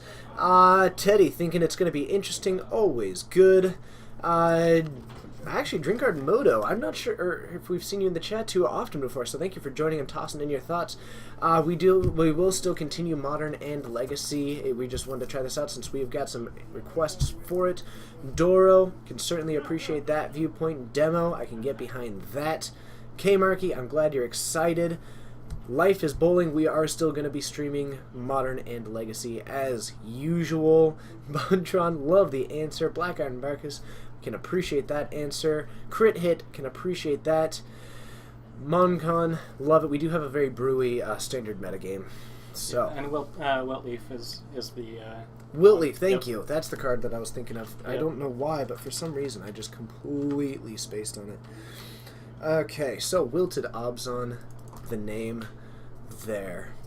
A turn 1 Noble Hierarch from Dylan, who is going to be heading into all 3 colors, dropping down a Kitchen Finks. A nice early start there. That's going to get him back up to 19. Adam going to be really looking to... Looks like he's going to be dropping, unfortunately, a 2nd turn Noble Hierarch, which is just doesn't feel as good, but might be following it up with a Thoughtseize as well, which is going to attack whatever he's trying to put together. And Ship, the answer is that you kill them before they get to 7 land. Oh, or what's the name of it? Tunnel Ignis. Check it out. Tunneling? Is it Tunnel Ignis, whenever they have a land enter that isn't the first land they play, it deals 3 damage to them. Gotcha. Yep, and those get put on the stack after their Scape Shift, or their Valakut triggers are put on the stack. I like it. So, ends up taking one of the Sakura Tribe Elders that Dylan had, otherwise he had some removal. So, Dylan likely going to be putting down a Sakura Tribe Elder, is going to accelerate him late, and this is going to be a really interesting deck that just tries to get late into the game. Now, I'm fairly certain that this is Wargate. It's the one that he's been playing a lot recently. And looks like we're going to get that Sakura... Oh, a Wall of Omens. And he actually does have the ability to cast this Sakura Tribe Elder as well. It's going to draw him in, put that down, probably going to sack that one at the end of the other turn, and he's going to be looking at having that 4 mana into turn 5, possibly up to having that 6 mana into his 4th turn. Feels good. And if he can cast a Sun Titan off of that, get something like the Sakura Tribe Elder back or one of those lands, that's going to be a really nice spot to be in. Adam looking like he has that Wiltleaf Liege as well as a Loxodon Smiter, but he is missing a white source at the... Oh no, he does the Noble Hierarch, I'm sorry. Yep. Could see him go for that. We might see him also go for the Scavenging Ooze and want to keep up some of those so that he can target anything that Dylan is going for if he's aware of the Sun Titan in this. So, Ship CC, I am happy to help. I love the Mono Red. I love the Mono Red. Great quotes by TJ. So, Adam, we do have a Thoughtseize. We could see him go for a Voice of Resurgence into a Thoughtseize, which would be an interesting... but looks like going for the Scavenging Ooze. Yeah, I don't know. Followed up with a Voice of Resurgence. I like that better. I think using the Thoughtseize right there, you just want to get some sort of board presence out, I think. Yeah, and, you know, I'm not super worried about Dylan's board right now, but he is really getting ahead of me. Yeah. And, I don't know, I would have liked the Thoughtseize from the perspective of now Dylan is working with significantly more mana. If you can attack the payoff for all of that and keep him limited to just having that, and it leaves him with the green mana to attack one of those creatures to where you can have a 3/3 Scavenging Ooze, gain a little bit of life off of that, start getting in. Yep. I think I would have liked that just to make sure that Dylan doesn't end up with one of these payoffs. But, Yeah. of course, he was able to see what he had previously. Yeah, and he doesn't. I don't think from what he saw last, I didn't see Sun Titan in hand. So. No, and I'd love to see him draw right here. Yeah. Just because That'd be that's, the downside. that's the coolest thing. So maybe just waiting to go for that Thoughtseize. Make sure that Dylan has a little bit of a chance to refill the hands with what you want to attack before going into it. But a swing for 4, not going to actually end up trading. Could be forgetting the Noble Hierarch trigger here. So that is just going to die because that went up to being a 4/3. And I think Adam may have gotten a little bit hasty with that block, but could just be going for the 3/3. But if you really wanted to trade, I think I may have just put in the Scavenging Ooze and... Actually, no, he ended up tapping out for that. Otherwise, do you just take the 4? He's up 14. I can understand getting in the way of it. Yeah, it's interesting. Especially since if you do end up trading with it, he ends up gaining another 2 life. So I think probably just tossing in that Voice of Resurgence to get that block in, to keep your life total high. Now you have a 3/3, which is going to fare much better against a lot of those things. So, could be an interesting point. Molten Rain is not quite as good a Scapeshift as I would hope it to be, or as I would want it to be. Now, I think this turn we might be looking at something like the Thoughtseize into the Loxodon Smiter. The other plan that we might see him go is just for the Whitley Fleege, because that's, with a creature, that's going to put it up to being a 6/6 right now, which is going to match up really nicely against that down the line. Yep. And that's going to buy him a lot of time. So, I think the Whitley Fleege might be the play. I can agree with that. The other play that he has is the Loxodon Smiter and the Thoughtseize. Yeah. Let him take apart that hand, and then next turn you start looking into going for that that Whitley Fleege. But now you've got another 6/6. You've got a 7/7 in your token. Gives you a lot of options for that. But instead, he's getting actually eaten up some of those cards with his Scavenging Ooze. He's going to attack in for 5 just to possibly try and get over that bridge or that wall, I don't like. and then maybe use the getting it to be. He's not going to attack. I would actually like to see him attack first, and Yeah, then do exactly. that if it's not blocked. Yeah, if he's not going to attack, then you wait. If you are going to attack, you wait. So I don't really see the incentive to doing that. Yeah. And I think that's that's why now we might see a Thoughtseize. But I'd like to see, if that was his game plan, Yeah. I would want to see a Thoughtseize pre-attack, Yeah, pre-combat, before pre-combat. you... Then you attack, Mhm. and then they have all the information. Exactly. Because now Adam is left with his only play being a Thoughtseize at the moment. Next turn he could go for that Whitley Fleege, but Dylan doing fine at the moment. Yep. So, I think just got a little too aggressive too early on with that one. Now we do have an attack for 4 from Dylan, knocking him back down to 13. Dylan's still sitting pretty nicely at 18. And from this point, Adam, 1 card in hand, and I think that's what we can expect to see. He did draw... Oh, I'm sorry. He's got the Loxodon Smiter as well as the Whitley Fleege, and just drew into a Dismember. It's gonna be nice. Yeah. I'm not sure if that's gonna be a really crucial card at the moment. Yeah. But I think that he's much better off with the fact that now he's looking at having a 5/5 on his board from that Whitley Fleege, pumping up that elemental token. So, going for that one. Does still have access to paying 2 mana for a Dismember. Might see him try and take down something like the wall, but I think that you would just want to save that for the time being until it's a creature that you really need to handle. So, Got a. swing for 6. Yeah. It's a swing for 6. I'm not really expecting Dylan to block. We might see him toss the wall in the way because it's not doing much, and he can't really expect to flicker it. And I think Dylan really looking to hit one of his payoff cards because he hasn't been able to yet. He's got all the mana in the world, but nothing to spend it on, and just passing it back. And this could be kind of the turning point where Adam starts to move back into the winning position. Yep. Dylan, I think, only has 1 card in hand, so. And Sigarda. Interesting. Oh. So Sigarda, the host of Herons, coming down, and the biggest thing for that is just the fact that it's flying. I think that more than. By the way, the fact that they made a Sigarda host of Herons and then a Sigarda Herons host. Yeah. Oof. makes our life difficult. We can deal. And another land draw. And Dylan having some problems here. Accelerated really nicely, but never got anything that he really wanted to do with it. Yeah. So, I think the win going to be heading into Adam's realm at this 7 point. and 8 in the air if he chooses to just attack with Sigarda. Man, that would be a huge amount of damage in the air. Because it is both of those colors, it's a 7/7 at the moment. Could see a Loxodon Smiter coming down, and then probably just see a swing for 8. We might see him attack with 8s. both of them. Yeah. Because it forces him to maybe get rid of that Yeah. Kitchen Finks. And you're losing 1 damage but gaining a potential other huge amount. Yeah. So, going for that one. Ends up taking the 7 but gaining 2. So it's essentially a hit for 5. Knocks down to 13. Let's see if we can get a Supreme Verdict. A Supreme Verdict would be huge right now. It looked like a Temple Garden. More of these land draws, always where you want to be.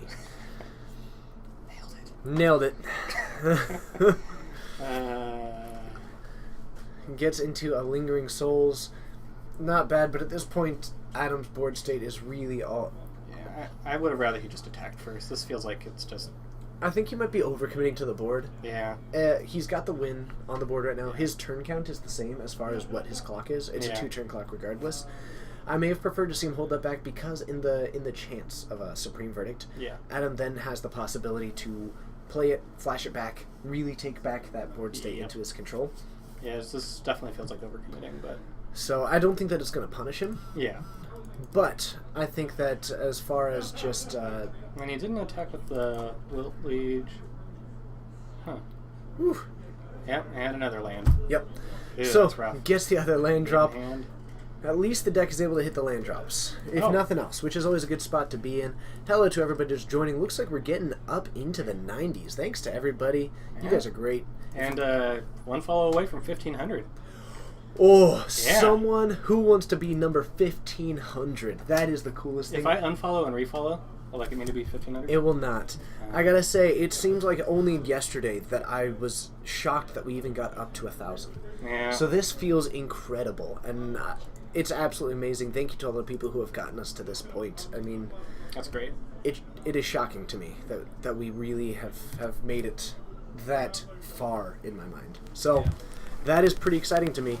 In fact, I'm going to make a tweet about it. There we go. And you guys should all like it. You know, if you want to. If you want to. Let's not get too assertive. Can you? How do you like on Twitter? There's a little heart. You just click it. Yeah. It's exactly the same as following this stream to be number 1,500. I'm going to put a flower. Okay, one away. Put a flower in my from hair. 1,500 There we go. Put a flower in my hair. followers. Hashtag MTG. Hashtag Twitch. Hashtag... I'm going to put 500 or bust, but what that means is actually forgetting the 500 viewers at the same time in which we all embarrass ourselves. But, Oh, round clock is not moving. Oh, dang it. You know, you could actually just poke your head out really quick and see what the clock is, and we can fix that. So let's find out what that clock is at. Dora doesn't like my flower. Could you just poke it out there? Okay. That's hilarious, because it looks like it's part of the cryptic command. Yeah. That's awesome. Okay, let's take a look at it. Vermont Life, sorry about that. We'll take a quick look at... You should be able to just see it. It's the TV on the left. Oh, yeah. 3756. Excellent. Okay. So let's go ahead and fix that. And now the round timer should be going. Excellent. I'm super excited. Now, Life is Bowling in Modern Storm. Do you want a lot of draw spells or a lot of mix? You want both. Oh, I want to see Wargate. So, turn 1 Temple Garden from Dylan, tapped. Not a whole lot of turn 1 plays at the moment. Yeah. Heading into, and we have got a Windswept Heath from Adam, going down to 17. Probably going to be going for the green-white land. Yeah. It's going to give him access to Path as well as, but if he does intend on doing a Thoughtseize, then we might see green-black. Yeah, so that kind of gives an indication there. Yep. Of what he might have in hand. Especially because if it's a Noble Hierarch, I may have actually expected the green-black land, because then he would have access to all 3 colors heading into the second turn. But he looks like he also has another green-white land. Goes for the Birds of Paradise, though, which is going to enable a lot. But I think the green-black may have been the right call down the line. Yeah, because his Birds of Paradise is right now his only option as far as getting black mana right now. Yeah. So, Dylan with a Sakura Tri-Boulder, not sacking it just I yet. like that. A little patience. Yeah. You can use it to block the voice if you don't need the land, mana right away. Yeah, and it's going to buy him a little bit of time against a deck that can occasionally play aggressively. Taking the 2, going down to 18. And he has the 3 mana, so we're going to see something like the... Ooh, a Kor Hazar. Yeah. It's been a long time since I've drafted that card. It's a 1/3 with Vigilance. When it enters the battlefield, you look at the top 3. You put 1 in your hand and the rest on the bottom. So it gives him a nice little way to filter through his draws a little bit. Actually gets a nice little cantrip onto a creature, which is good. I'm trying to remember what format Court Hussar was in originally. It was probably just original Ravnica? I believe so, yeah. Has that nice little banner with the Illuminati triangle on it. Oh, yeah. Scary. We do have a Noble Hierarch in Adam's hand, still a little bit light. He does have the ability to go for casting into this Wiltleaf Liege early on and trying to get aggressive with that, but I think at that point we'll just see the Sakura Tribal to go for a block and a sack. Yeah. Otherwise, looks like another, maybe looking at going for the Lingering Souls. Dropping that down and maybe using that Birds of Paradise to put in the Noble Hierarch. And that is going to provide him a lot of damage next turn. So I think we're going to see a sack by the Sakura Tribal. Otherwise, and actually, I'm interested by that, because actually I would have almost preferred to see the double block. It forces the kill, even though it would end up being larger. But if you have something like the Path or anything like that, and that because Court Hussar wasn't going to die to anything. Oh, actually, I had the Exalted. I'm sorry. Missed that one. That's right. Boom. There we go. Got it figured out. Got it figured out. Yay for live television. What do you call this television? Twitch it on the video scope. Video scope. We're on the video scope. Oh, man. Okay, so a swing for 3 gets blocked by the Sakura Tri-Builder. Dylan getting himself up in this mana now. I will say that he's probably telegraphing there that he doesn't have Cryptic. You know, I think that is an interest. So goes for the swing for 1. Looks like no block there. Going to be knocking him down to 16. And if he drops down another land, I think I might have seen a blue land. Ooh. Verdict. Getting the Verdict, that's going to be a really nice tool. Doesn't have any way to get around that. He's going to be left with a 1/1, but Adam doesn't actually have the mana to cast into the Wiltleaf Liege at the moment either. So he's left with a 1/1, which is actually going to be nice for applying some pressure. No land But drop. I think we're going to just see that Voice of Resurgence from him. Yeah. But he's still missing that black source. Yeah, and I think he might actually go... I would may have preferred the Scavenging Ooze at that point, actually. Yeah. So... I agree. Oh... Zero Magno, I like your mentality, and that falls a lot more into my line of work. I'm all about smacking things. So, an Eternal Witness coming down, getting back the Supreme Verdict, a really nice tool at the moment. Adam now has to be really cautious about overcommitting to the board. Doesn't have the black mana right now to flash back this Lingering Souls, and I think early on that fetch that he went to, where he went for the white over the black, is starting to really punish him, because that's a really nice way to commit to the board without it costing you almost anything. So, we've got a swing here. I think we're just going to see this Eternal Witness block the token. Oh, and actually going to block that one. Oh, I like this, because then your Supreme Verdict is actually able to just completely wipe it. Yep, and I mean, even if he did have black mana, being able to bring the Lingering Souls back, it's one of those things where you have to find the line where you pressure your opponent into doing the board wipe, versus leaving a resource in the graveyard so that you can get it after the board wipe. You have to find that balance. Dylan doing a great job of managing resources at the moment. Now he just needs to come up with some kind of way to apply pressure, or that's going to answer Adam's board, or needs to just continue providing these answers. But the interesting thing right now is that he has this huge looming Supreme Verdict, which is going to be a house against anything that Adam tries to do. But needs to make sure that he doesn't completely disable his own... Ewit, returning Ewit. Oh, the value from this is absurd right now. Yeah, he just needs a collected company. Mike Raj, what are the key Wargate targets? There actually aren't really many combos in this. It's mostly just a toolbox. It allows you to get land if you really need it, a particular land. It allows you to go for... Yeah, it allows you to basically grab whatever you need. So, we have the Scavenging Ooze coming out, and we're going to see a swing for 6 here. I think we're just going to see Dylan block one of them with the Wall of Omens, because there's not much downside to it at the moment. We could see him just take the 3 at that point, and then... Oh, actually... Yeah, if he plans on blowing things up anyway, no sense in taking the extra damage. Exactly, and we could just see him trying to go for that board right now. So taking down the Eternal Witness with the Scavenging Ooze, and now I think we are going to see... We might see... Yeah, he blows up the board, he plays Ewit, returns Supreme Verdict. Beautiful. Yeah. If he has a land drop this turn, I think that might be the game plan. Yep. That's going to be beautiful. Yeah. Oh my goodness. For days. The value here is delightful. To Westlawn, yes, those are Voice of Resurgence tokens at the moment. Great. So, getting the Verdict here, we don't have the other land drop at the moment, but he does still have that as an option, so I'm not too concerned as far as things go. Yeah. He does have... Adam does have 4 mana at the moment. Is he still missing the black, though? No, he picked up. You're right. I think that's the tap land. That's the Hissing Quagmire. Yep. And we're getting into a Noble Hierarch. So it's kind of like a half land. I think what we're going to see is Adam probably drop down this Siege Rhino Yep. Yep. So makes dropping sense. down the Siege Rhino, and then we're going to see the Wilt Leaf Liege coming down next turn. The biggest thing is, can Dylan wait the turn to bring it back and then wipe the board of both of those? Because he's just continuing to really do a nice job of answering these cards. Yeah. If he's able to get Sun Titan online as well, that's going to be a complete, down the Yeah. line, if he's able to start doing that, that's going to match up really nicely. And just a there's a path path. to exile on. That's great. That allows Adam to go grab a swamp. Yeah, and that means that next Or a forest. interesting It choice. depends if he needs double black for anything, or if he needs to cast 2. I think the black reason why cards. I would go for it is so that you can flash back your Lingering Souls. Yeah. So I'm still a little bit surprised by that one. Could be that he isn't running any basic swamps. I mean, it's certainly a possibility. Yeah. Or he just has a reason to really want, because if he's looking to have that double green as well as... But he's got 4 green He's sources got now. 4. Yeah. So, we'll see. Ship CC, have a good one. Enjoy your anniversary. And we do have the Wargate in hand currently. So, brings out a Scavenging Ooze. That's going to be a nice tool for removing a lot of those things. Otherwise, in Adam's hand, we have got a Birds of Paradise, a Wiltleaf Liege, and a third card, which I have not identified yet. Yep.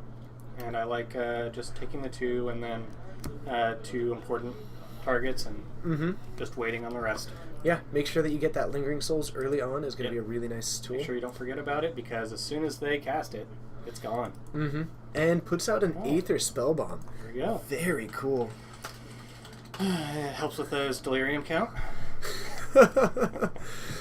So, you can sacrifice it to return a creature to its owner's hand, or you can sacrifice it to draw a card, a really nice tool. Now, Adam drawing it into a Path to Exile might end up pointing that at the Scavenging Ooze, because I don't think that the Noble Hierarch is going to be a huge target for him.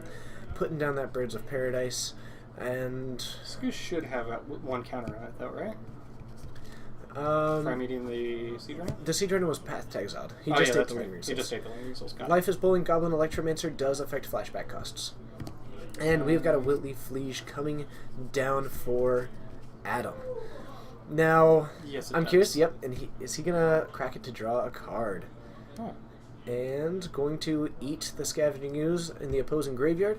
Gain a life, go up to 12, get a +1/+1 counter. Currently, we have a 1/2 Birds of Paradise and a 4/4 Wiltleaf Liege currently on the battlefield. Let's take a look at that. Too card. strong. Right? Is it hyphen? Yes. Alright. Dang it. There we go. Still. So, the Wiltleaf Liege currently on the battlefield. Green creatures, or other green creatures you control get +1/+1, and other white creatures you control get +1/+1. And this is going to be a Wargate. Wargate for 4. Yeah. What answer are we going for? Verdict? It goes up for a permanent. Oh, it's permanent. Got Yeah. it. Yeah, that's right. That's the difference. Oh, Thragtusk. Oh, he uses the Noble Hierarch and- to go for 5, gets a Thragtusk, Yep. gaining some life. And then when he board wipes, he's got a dude left over. Yep, still has, I think, that Verdict in the graveyard at the moment, but he does still have an Eternal Witness, which means that next turn he could actually go for both of those plays. Yep. Beautiful. So, a Path to Exile on okay. that one. Such as life. He's going to get another land out of it, and that was at least a really nice tool that he was able to use to gain some life, get back into that game at a stable life total. Because being up at 16 means that he's not under as much pressure. So, going in for 2. And I'm not sure about you, but I'm expecting an Eternal Witness into a Supreme Verdict. And I Yep. think Adam possibly is forgetting that that Eternal Witness is still in Dylan's hand, because that Supreme Verdict in the graveyard has got to be a really impending thing. Yep. And I think Adam, again, might be just getting a little bit into the overcommitting to the board. Because if he had saved that Wiltleaf Liege in hand, then he would have the ability... Oh, what happened here? It's when It Thragtusk is when it leaves the It's, battlefield. oh my Yep. goodness, it's not even when it dies. Yeah, no, it's good. Love it. It's good. So, Uh, doesn't attack with the Liege, which would have been up to a 6/6, which is an interesting choice by Adam. But, possibly just because we would have seen Dylan double block with both the Beast as well as the Scavenging Ooze, which would have been a trade with that Wiltleaf Liege. But I think Adam, if he had kept back one Wiltleaf Liege in hand, he would have been able to drop that down and flash back his Lingering Souls later in the game. great with And Wargate. Dylan going for the Wargate over the Supreme Verdict, which seems like an unusual choice to me. yeah. I think he might just assume that he has this board under control at the moment, which Yeah. is interesting. He could get... I'm trying to think. If he got Sky Hussar, does he have... Let's see. 1, 2, 3, 4, 5, 6. He has 7 planes.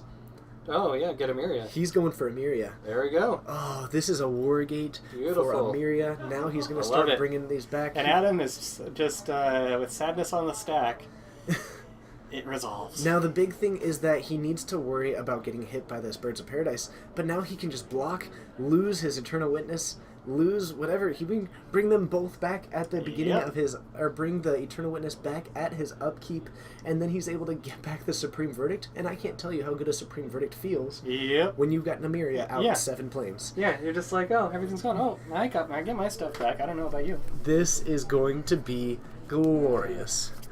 Oh, and to Zunder for life. It is great to have you. Yep. Thanks for joining. I'm not sure if I've seen you in our chat before, so thanks for joining. Means a lot. So, I think we're just going to see this Yep. Eternal Witness start getting some blocking in. Going for the double block, which is going to at least offer the trade if Adam does. And I think he has that. Does he have a Dismember in hand? Or that was the last game. There's no point in dismembering. Yeah. So, he would end up losing his Leaf Liege right now. Yeah, but he's going to lose it anyway. True. That's a decent point. Oh. And so we're going to see that. Dylan is going to take 2 damage off of this one. Oh, this is going to be beautiful. Yeah. And now we are going to see Dylan at his upkeep bring back the Eternal Witness, bring back this... Continue... If he has another Emiria... Yeah. Because he might And just go for Emiria's not another legendary. Emiria. And I think right now he's doing a fine job controlling it. He was able to get There's rid no of reason. one of those... We're just wanting to get all the value, but no, he's just like, oh, He's being really patient. He can Yeah. go for this anytime that he yeah, wants. or he could just get Sun Titan. I think he just did a Wargate for a Sun Titan. Yeah. And There that's, we go. That's going to block brilliantly. He can bring back the Scavenging Ooze if he wants to. He can bring Yeah. back one of these lands. He can bring back... I mean, if I'm Adam at this point, I just concede move to the next game. Oh, this is Yeah. glorious. And Yeah, just draw a card, gets the because wall why of not? wounds. Hey, drawing a card is good. He still does have a Ah. white... He's got 2 mana up currently. So drawing a card gives him the ability to cast a Path to Exile on this other Whitleaf Liege, which completely stops whatever Adam is trying to put together right now. Yep. Did he... Actually, yeah, ask... I think he just shuffled Wargate in. Hey, Dylan. Dylan. Did you just shuffle Wargate into your library? Yeah, I always think it's Green Sun's unit. Okay. It's okay. I understand it feels like that. Yeah, I've done that before, so I know what he's talking about. Okay. So he's gonna throw that out. Shuffle. Should be all good. This is not the Wargate deck on tapped out, as far as I know. It might be. We may have gotten this one on there. But Yeah, it's possible I'm not. unsure. This is gloriously cool. But we were able to stop it. He got that Wargate back into the graveyard. Yeah, and I do like the idea of playing Phantasmal Image, but And picking up that... yeah. I mean, look at that Yeah, board. you don't. It's beautiful. Once you get to Emiria and Sun Titan in that last one play, and your opponent can just get whatever, there's no way to get back. They're 12 life. That was beautiful. Uh, So, now we're going to be heading into a game 3 and a nice parity so far. Dylan really able to enact his game plan right there. Yep. And that's something interesting to where Will to the Obzon is a deck that really tends to go over the top of what your opponent is trying to do. That's his Yep. big benefit. It's really good against a field of mid-range. mhm. But Dylan is... He's not a slouch in the late game. Oh no, he's Pulling- never is. Chaining together those... oh, yeah, actually, that's a Yeah, good point. Yeah, that's Dylan's entire mentality when it comes to playing these decks... Yeah.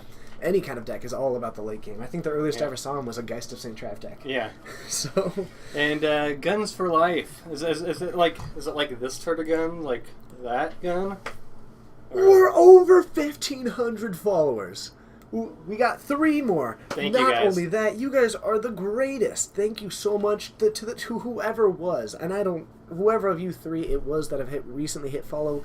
You have made the world a better place, Yeah. at least for me, Yeah. which means a lot to me. Thank you so much for joining the community of Fortnites. It's so cool having all these new people joining on such a consistent basis. I am absolutely thrilled by the continued growth of the Fortnite and the Geek Fortress community. Yeah. And I will be getting alerts set up soon enough. That's something that I've done on my to-do list. Get up alerts so when people follow, they get recognized for it. Awesome. That Yep. would be a really nice touch. The big thing is that we got to come up with something to recognize all the people who have been up to this point. Get us to 500 viewers, and that... Yeah. At the end of the stream, we get roll credits. That's true. We are also looking at trying to. But I'm going to be making like a Facebook group soon of all the people who are mods and co-hosts, and I'm going to be trying to help coordinate some kind of Fortnite Appreciation Day. Okay. Yeah, I like that. it's something that we've got in mind, and also a Mod Appreciation Day, because some of the people, I mean, looking at Doro slowly crashing, just the mods have done a huge amount of work for Definitely. us. So, this is cool. I like your guns. That is awesome. Black Iron Barkus, all of the follows up to this point mean everything. Heck, we could probably just, each time we stream, just feel like recognize a random follower. Oh, Yeah. I love it. You're awesome. Black Iron Barkus, you are the best. Yeah. So we have a, what is that? It's not Sandstep Citadel, is it? Something like that. It's the Triland. It's the Triland. Sandsteep? Something like that. Yeah. And we've got a 4 mana into a turn 3 Whitleaf Leash from Adam. He is running that one, which is a little bit, it just gives him the ability to go for 3 colors. And it's a little bit of a budget option, and he accepts that. Yeah. So, hey, look at that. Turns out there's a button to recognize a random viewer. Excellent. Did not know that. Awesome. Thank you for watching us Life is Bowling. Good work. Good work. So, Dylan, off to a little bit of a slower start than previous, does have that Sakura Traveler, so heading into his turn 3 with 3 lands already, he's going to be able to have access to 4 mana, similar to how that Birds of Paradise is operating for Adam. Yep. But that bird is currently a 1/2. So strong. puts down a Windswept Heath, has access to the 4 mana. I'm curious to see what he goes. Something like a Kitchen Finks and a Path to Exile would be excellent right now. Get him back up into, even if he shocks, go up to 19. And it looks like we might be seeing something similar. Yeah, So an Eternal Witness. Probably just grab Sakura Tribe, throw some more manas. Yeah, I think that is the likely play. Yeah. Gives him the ability to get ahead on that mana continuing forward. Yeah. Strictly better than just grabbing a land, because you can get 2 lands in a turn. To be fair, the reason you receive nothing for that recognition is because we have a budget of 0, and it has continued to be 0. Yep. And You can have all of our money. you can have our entire budget of Yep. $0.00. Congratulations. We do I will say we do a lot with it. Mm-hmm. And that again, a large part of that is due to this guy right here. He's shy. So a swing 4/6. I think we're gonna throw that Eternal Witness in and take 2 damage from that. I think just tossed it in front of the Whitleaf Leash because he's not too worried about it at the moment. Adam with a looks like a Lingering Souls, a Loxodon Smiter, and actually 2 Loxodon Smiters from the look of it. And Life, I'm glad that we could double your budget. Woo! And triple it. And quadruple it. A second one bringing back, and I think we're going to see the Sakura Tribe Builder. That's going to be a great blocker against this. A great amount of value being made at the moment, and now even when he blocks, there's still another Eternal Witness in Dylan's hand. He's got a lot of options as far as this value goes. Now, I think we're going to see him drop down this Scavenging Ooze to give him a little bit of option as far as just taking away he's doing, but it looks like going for a Loxodon Smiter instead, maybe casting both. Yep. Okay. Large creatures right now. That Loxodon Smiter is currently a 6/6. Dylan does need to come up with some kind of answer to this soon. Yeah. We're going to see him block. Both of those take 1 damage, likely. But Adam's applying a lot of pressure. Yep. So, Life is Bowling, probably not. You tend to run really, really, really light on lands. And the current draw engines are pretty good. But I have seen people try it, so I'm not sure how they felt about it. Ends up sacking it. Now, if we end up seeing... I think Dylan is really looking for a way to stop some of this pressure, because he's under a lot right now. And if he can go for a Supreme Verdict, then he's going to be in a great position. Oh, yeah. He'll just be left with a 1/1. Mm-hmm. And, yeah. So, what have we got? Now, if we do have a Sun Titan, something like that, that's going to... And he just drew the Sun Titan. Yeah. So... Sun Titan's pretty good, I hear. Oh! Huh. Yes! Well, we, That's beautiful. Well... Destroying all creatures power 4 or greater, wipes the board. Now That we're works down to a 2/2 fantastically. and a 0/1. That was beautiful. And now I think we're going to see Adam just point that at the Elsbeth. That was awesome. That was really cool. And that's now, value. when it dies, he can bring in the Sun Titan, bring in back the Eternal Witness, bring in back the Elsbeth. That is.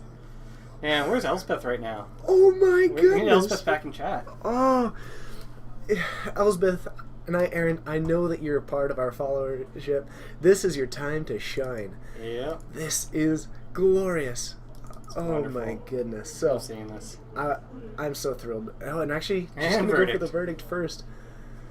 Bye-bye. This is just glorious. So Yeah. wipes the board of that, and now he has got so many options for his coming up turns. Dylan has got a complete value engine going on, and now I do like that he went for that because the Eternal Witness was a lot less effective with that scavenging he was on the battlefield. Mm. Oh my goodness! Yeah. I'm so thrilled right Yeah, now. he just I can returns. hardly handle it. Yeah. Did we basket? No. Time to eat chips. Okay, are we back on? Okay, Do you we should see be guys back. Eating chips. So, sorry about that, everybody. Stick Just- with us. We're back on at the moment. The Lingering Souls are going to be a really nice engine for Adam, but Dylan's board is just fantastic at the moment. He returned a Elspeth at the wit. Yep. He's got, and actually, if we end up seeing, he's close to. We've got, we've got actually not as many planes as I thought, so he's still a little bit light from getting the Emiria value, but gonna minus the board again, take that down in a swing for 2. Now this Elsbeth has the ability, and Adam's options right now are, and I'll read these out to you, Lingering Souls. Yep. And, as a secondary option, Lingering Souls. Now he does, I think he drew the Whitleaf Liege, and that's going to be a nice tool, but, And it's a 2/2 Spirit Sign, and then he'll just get rid of him because he has Sun. Dylan has Sun Titan in hand, so. yeah, and he's fine with losing this, because now what we're going to see is the Sun Titan come out, bring that back, bring back the Eternal Witness, cast it again. So good. I can't, and It just feels so nice. not going with that Sun Titan, or not casting the Eternal Witness at the moment, means that if Adam makes it a priority And to suddenly- take down this Elsbeth, he can just bring it back. Suddenly bored. This value is Yeah. incredible. Yeah. Oh my goodness. Suddenly Dylan has the board. He has the mana. He can play and flash back the Lingering Souls right now. Yeah. But he can knock this Elsbeth down to 1 counter. That's an option that he has. But what is happening on this board right now is completely under Dylan's control. Yep, he's got it. He has got 100% control over what goes on at this point forward. And that is a good spot to be in. Yeah. So, looks like just going to represent that as being 5 spirit tokens at the moment. Just passing Meister. That is a sweet decision at the moment. So, what have we got? I'd love to see a second Titan come out. How are we doing on plans? We've got 1, 2, 3, 4, 5, and an Emiria out. So he's 2 planes short from getting that engine online. He was able to gain some life off of this. Plus, is the Elsbeth to get more of these tokens. Sun Titans can get lands, can't they? Sun Titans can. It is any permanent. Yeah. Yeah. So- Ghost Quarter becomes really sweet. Actually, he can Yeah. start attacking. If he has nothing else to go for, he can actually attack Adam's mana base with this Ghost Quarter, and just start bringing that. Second Titan. Yes. Alright. Oh man, this is beautiful. This Sakura Tribe Elder. Grab the land. And now he's going to be at Has got 7 7. lands. Yeah. He's going to be at 7 planes right now. And then next attack, he grabs Emiria, and that's what the He's board's got up. one. Yeah. Oh, yeah, he already has Emiria in play. Yep. Well, there we go. Drops down that. And We're a going to flash turn. it back and get back. Now he's going to get this Wilted Abzan. That's going to be fine. Alright, we'll need to take care of that Might. I can read. Might Meister. We will see what we can do about that. Getting deck lists on there has been problematic for me lately. I'll see what I can do for you. So, we have got some of these spirit tokens at the I moment. can't do anything. I mean, you can deal a decent amount of damage to Dylan. You can deal 8 damage. Yeah, but he's gonna. I mean, okay, so he plays the Whitley. Leaf deals 8. But He just dies on the interesting crackback. thing is that oh man, there's so much damage on this crackback too. Yeah. And if he plays out this Whitley Fleege, then he's able to just minus the Elsbeth. Yep, and now. Oh, Yep. this is beautiful. Yeah. So. Let's see here. Okay, so he brought back a Sakura Tribe Elder with the Emiria trigger. So, brings that back. Because he He's has nothing got better them, to do. and he can actually just continue bringing back. I mean, Yeah. and he can sack it again, and then when he goes for the attack, But right now an attack threatens to trade with that entire board if he actually goes to trade, and he is going all out. This is getting fully aggressive. Not even... Is he attacking with the Sun Titans as well? Gets back this land. Attacking... can the Sakura Tri-Builder attack, since he brought that back? Cannot. Sakura Tri-Builder has summoning sickness. So, that one, not attacking, and actually he could have actually sacked that and brought that back with the other... Yep. Other trigger? The what with the other trigger? Sun Titan trigger. Yeah. This is beautiful. So it has to get in the way of lots of these. But a huge clock presented here. We're going to be taking a decent amount of damage no matter what happens. And this Elsbeth, you know what it's going to be doing? It's going to be plussing again. Yep. And that is going to be even more damage next turn. And Dylan definitely taking the aggressive point. I have a hard time picturing how he is going to not come back, or not take this game. Yeah. So, I'm down to 7. 11 Look damage. Look at the top from card that. of his deck, see if he can do anything. It's looks to be a voice. Not going to do it. He can put out some blockers, but if you take, I mean... Dylan, he puts out his hand. Dylan attacks all. And he's got 6 blockers. Yeah. So, I mean, if you consider, you can take down 2, and that's exactly 7. That's exactly 7 creatures that can get through. Dylan has exact win on the board. Actually, I'm sorry, it's 8 because of the Sakura Tri-Builder. Yeah. So there is an exact, or slightly more than exact win on the board right now, even if Adam blocks across the board. Supreme Verdict. Do it.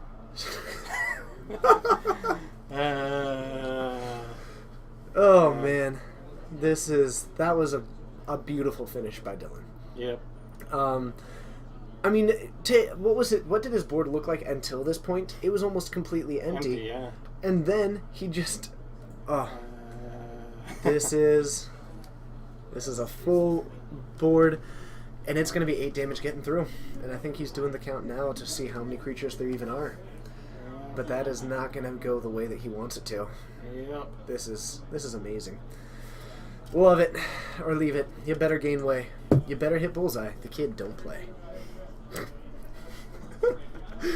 If you guys are wondering, yeah, I know the full lyrics to that song. Love it, because I'm cool. And that's going to be a wipe. So, Yeah. Dylan taking the win in 3. We've got a little bit of time left. Do you think we might be able to find another matchup? Yeah, I'll be right back. Guys. We'll see what we've got, and let's have some fun. I'll see you guys hopefully back in the booth. I was typing David instead of David. See you guys there. All right. Click.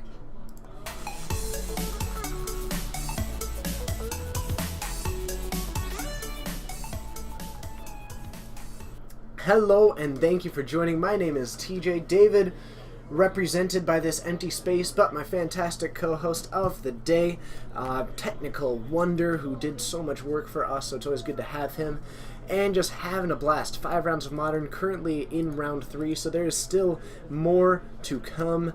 I am excited. But we did see Wargate take the win there in 3. That was excellent. So, we're going to see what else we can find. In the meantime, if you have any kind of questions, let us know, or any kind of, anything that you guys want, I'm happy to talk about. There was the Star City going on earlier today, and I believe that replay is still on, which is where I imagine that a bunch of people currently are, and it looks to be the case. But hey, we're doing pretty well for ourselves, all things considered, and I'm pretty happy with how we're doing at the moment. So, thank you for all of you guys joining us. To those of you who are new, thank you so much. Let me tell you about what happens when you get to 500 viewers, which is, a large amount of us will be embarrassing ourselves. So the first thing that happens when we get to 500 viewers, all at the same time, is going to be, we have a sealed revised starter deck, which we'll be opening up on stream. That was provided to us by David, actually. The second thing is I'll be eating a Tybalt with some delicious Alfredo sauce. Third is that Coleman, one of our co-hosts, who is also the one playing the Taken Turns deck, is going to record himself doing a complete song and dance to an 80s cardio song. And Joe Klabowski, who was my co-host last night, is going to draw whatever he wants with 6 words of guidance from a random person in the stream and send it to that person, that follower. It's going to be all kinds of fun. Why is it called Wargate from the Space Marine? The reason is because Wargate is the card that at least it was originally based around being able to toolbox for things, and it was just a card they end up adding in. This one tends to be a little bit more Sun-Ting, but Wargate, it's one of each of the banned colors and X. Search your library for a permanent, convert mana cost X or less, and put it into play, which is basically a really nice toolbox. So that's the reason why it ends up getting called Wargate, and this stream has this odd fascination with the card Wargate. So, what else have we got? Can you explain different card abilities? That is a very big question. I'm not really sure if I can explain that in any reasonable amount of time succinctly, but some cards have abilities on them. Sometimes they're activated, which means that you have to pay some sort of cost for the ability. Sometimes they are triggered, which means that it just takes something happening on the battlefield or within the game to trigger the ability. And sometimes they are static abilities, in which just by being there, the card has an effect on the board or the game. That's the easiest way for me to succinctly describe it. Just Forget It, asking also, I'm not sure if I've seen you too often. Thanks for joining. It's awesome to have you. Jeskai Control or Grixis Control? Which version of Grixis or Jeskai do I think will be good in this meta? I think that I personally prefer Grixis Control right now because you have a lot more access to at least being able to provide threats. Both are in a pretty decent position. I think that Grixis Control, going for the more mid-rangey version with some of those Gurmag Anglers and also the Piankir Nalar, is looking pretty sweet though. Yep. Yeah, right now I've been kind of recently been trying out the Control Grixis mid-range builds. I've been kind of doing a little bit of a hybrid, throwing maybe in a little bit more Cryptics, but then still sticking with a good mid-range creature count. Been toying with preferring Gurmag Angler versus Tasigur. But yeah, and as a whole, I did enjoy playing Jeskai, but at the same time, I do feel like it has, while it does have an inevitability, it can feel a little like, I don't know, it doesn't feel like I have as much board presence as I do when I'm playing Grixis. So. Yeah, and I think that if I were to play Jeskai right now, I think I would be more tempted to just go Blue Moon. If I'm looking for that really blue-red kind of tap-at, like, reactive style deck. Hopefully Bryce and Eric aren't watching. So, I'm sure they are, and it's personal preference. I know that Bryce has had some success with Jeskai Control, and I know that Eric has in the past as well. They're fans of it, and I like the deck, don't get me wrong. But if I were to play one of the two, I would take Grixis. Life is Bowling. If you're asking about when are those things happening, when we get to 500 viewers at a single time in this stream, we will be doing those. All those things will trigger, as it were, and we will be opening the sealed starter deck. I will be eating a Tibalt, and if you guys have any other things that you'd like to see happen when we get to 500, if it's reasonable and not impossible to do, then I'll consider it. I'm always happy to get more incentives out there as far as trying to get to that point. What I need from you guys is, 1, you guys are amazing. Keep watching. I love it. It means that we get to continue interacting with you. And 2, if you ever do want to do a favor, if you ever want to say, how can I help? I know that most of you aren't, but if you are, let a friend know about the stream. It means a lot, and we've gotten some people into this just through that. Someone who hasn't seen it yet, bring them in. Hopefully they can join our community. So, are archetype decks banned in tournaments? No. To the Walker crew, you cannot have a particular archetype banned. You can have cards banned, and that will often disincentivize an entire archetype because it'll either be impossible to do or a large reason to play the deck will be gone. But because archetypes are a very vague term and they tend to have a lot of gray within them. Do you mean, so it sounds like you're talking about specific mechanics or keywords? If you look at for the archetypes. Yeah, he's saying archetypes like Death Touch, First Strike. No. So. There are no particular deck types, only cards. Only cards are banned within a tournament. Yep. So, eat a Jace the Mind Sculptor. If you provide it, I will. That's the deal. You also sign it. I'll also sign it and then eat it and get Sharpie poisoning. There you go. The worst. In Eldritch Moon, will we get more reveal a land for this land to come into play, like Choked Estuary as an example? That's a good question. I think that it's possible. They've been doing a whole lot of completing cycles, and I think that that's a reasonable one since we haven't had the counterpart to that previously. Yep. So I think that it's not unreasonable to expect that, but again, here's my argument for not. We just came away from one of the stands that had one of the most ridiculous mana bases ever. More ridiculous than Innistrad Ravnica. And that is saying something. Yeah, that was... So I'm not really sure if I want to see that in Standard at the moment. I'd like to see the continuation of the cycle, but I think I'm okay with keeping the mana bases where they are at the moment. That's my thoughts on it. Yep. I like it when there's when decks are incentivized to play, you know, 1 or 2 colors, or, you know, making it just difficult to go into 3, 4 colors, because it inherently provides different strategies. You know, if you're playing white-green, you're going to be weak against certain strategies and strong against certain strategies. But if you have access to everything, it becomes a lot more difficult to have variety. Yeah, I completely agree. Just a quick note, did you mention you had snacks? I do have snacks. Man, I love it when he has snacks. You want some chips? Sure, Here, have some I'll chips. totally enjoy some chips. Some potato chips. The generic brand chips. Generic brand chips. Generic brand crisps, if you Crisps, are... yeah. Is that what it is? I feel... Crisps. Because it's Yeah. crisps, right? Like in Yeah. Europe, it's crisps because chips are the fries. The fries are chips. Yeah. And it's the Yeah, chips are crisps. crisps. Yep. I think so. How do I feel about standard Naya Super Friends? That's a great question. You should ask me after tomorrow when I spend a lot of time researching standard. I personally, I'm not a standard player. From what I've seen, I do tend to like Jund a little bit more in terms of a Super Friends deck, but, you know, Naya seems like it'd probably be fine.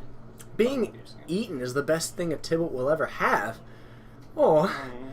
I have had some... I've got... Oh man, what is it? 70 plus? I'm up to like 75 Tibalts. It's really a lot of fun for me. No, we need to. They need to look at that the Loam, Loam Legacy video. That channel, was it Channel Fireball? Jacob Wilson? Yeah, Jacob Wilson video. I actually had... That's the best.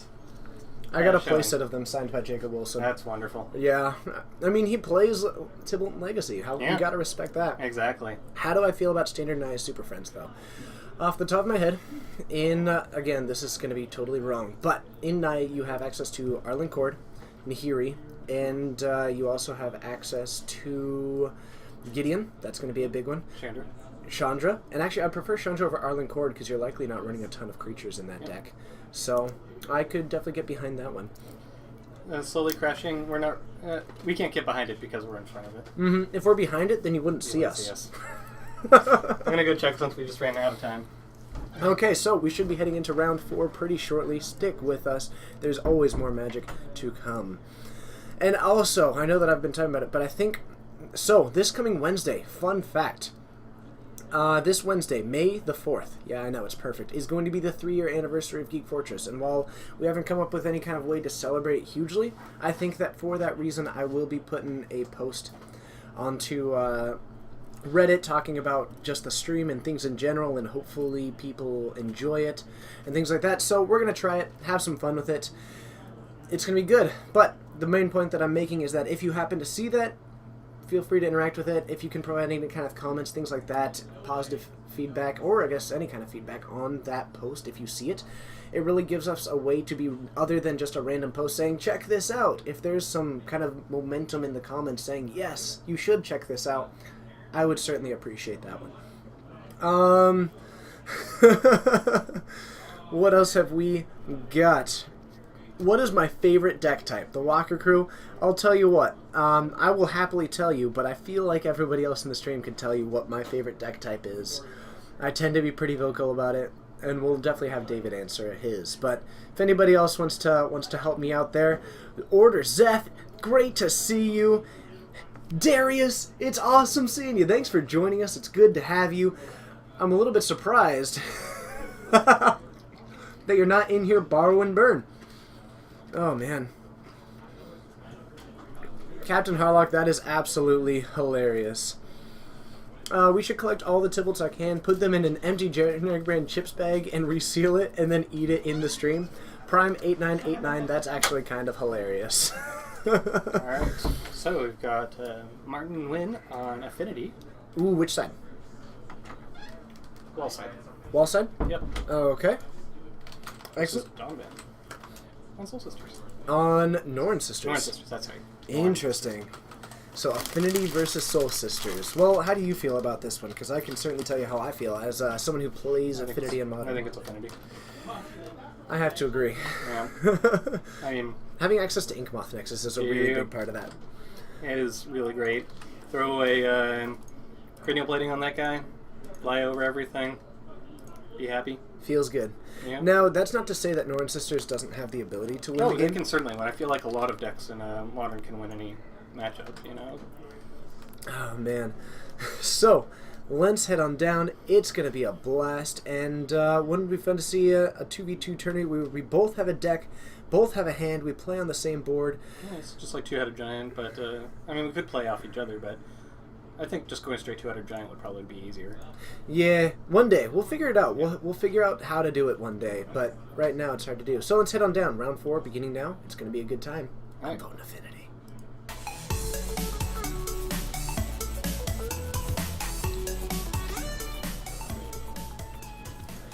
Alright, Fortnites, I need your help. If you could, I will allow a link. The first person can put a link in with that Jacob Wilson one.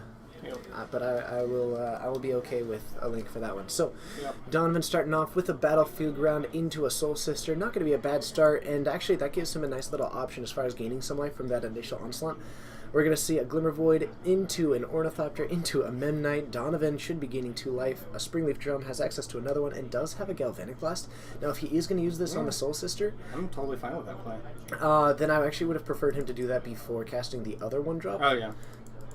So, looks like just passing it back. Wants to save it for probably something like the cards that are going to be really problematic. Yeah. Something like an Ajani's Pridemate, which can grow out of control, and possibly just wanting to use that as some kind of reach. But unlikely, since going for that reach, likely if you're going to be beating this Northern Sisters, it'll be in very large numbers. Grinding it out tends to not be the way that you want to go about it. Yeah, the Pridemate would be, I think, probably one of the best targets you could get against here, but it depends on the I think that or the context. Champion of the Parish are Yeah. both going to be really nice ones. But we might actually, Martin has got 2 of them, and we might see him just point that. And I think, okay, so we're going to get this in response to take down one of the Soul Sisters. Does Well, have he has it. to if he's doing a response, he has to target the first one. Yeah. I was just the Yeah. Soul's Attendant. But So he did gain a life. let's see here. Playing against Sisters, Offendedly usually Offendedly Affected. Oh, I completely agree. So we have got an Arcbound Ravager in the hand. Might go for the Cranial Plating just because of the amount of damage that that's going to present early on. But I actually might like to see that Arcbound Ravager come down. Mm-hmm. Oh, and actually if Donovan doesn't have removal right now, he likely does. Yeah, I think he But- probably has a path in hand. Mm-hmm. Yep. I'm going to sneeze. Bless you. Oh, man. Newen is Yep. to... Yep. So, going for a basic, and I love that Martin's on the basic mountain right now, actually. And that's something that previously we had a conversation where he was on the island, and I was advocating for the mountain. Yep. And definitely, I think I was making... In the meta, I think he's making the right call. At the time, he was probably making the better call, but I'm just really devoted to the red mana. So, has another one... Cranial And probably going for that one because he can start going in the air. Yeah. But I actually still think I may have preferred seeing the Arcbound Ravager start getting around some of the possible removal of this deck. Because Donovan does run, Lightning Helixes, he runs Bolts, he runs Paths, being able to kind of get around those. But Donovan, if he's taking this hit, he's light on removal. Yep. And this is going to start getting painful. And I like how Martin went for the Memnite over the Ornithopter. Yep. In case he does have the removal. Make sure that Exactly. he takes out the Memnite instead. So, and it also just any removal has to go for the one that isn't going to be flying overhead later in the game. Yeah.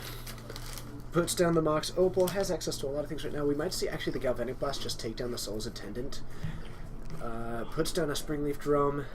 I'm expecting an Arcbound Ravager, and possibly going to be moving it. And it could be because if he's able to get this hit in, there's 1, 2, 3, 4, 5, 6, 7, 8, 9, 10 damage presented as far as the total amount. Mm-hmm. If it all gets through, 2, 3, 4, 5, 6, I mean, that's not a bad place to be. Yep. Now Donovan is 1 shock away, or both of those fetches away from just losing. And I like not playing the Arcbound here. Mm-hmm. Does he actually have a way to do it? No. Yeah, he doesn't have a way to do it. No, going for that attack. Now this Yeah. Genesis Chamber. Okay, that's gonna give some dudes to produce mana with. Yeah, but if he does want to cast anything, Yeah. he's going to have to take damage, and that's going to be a really dangerous place to get put in. Yeah.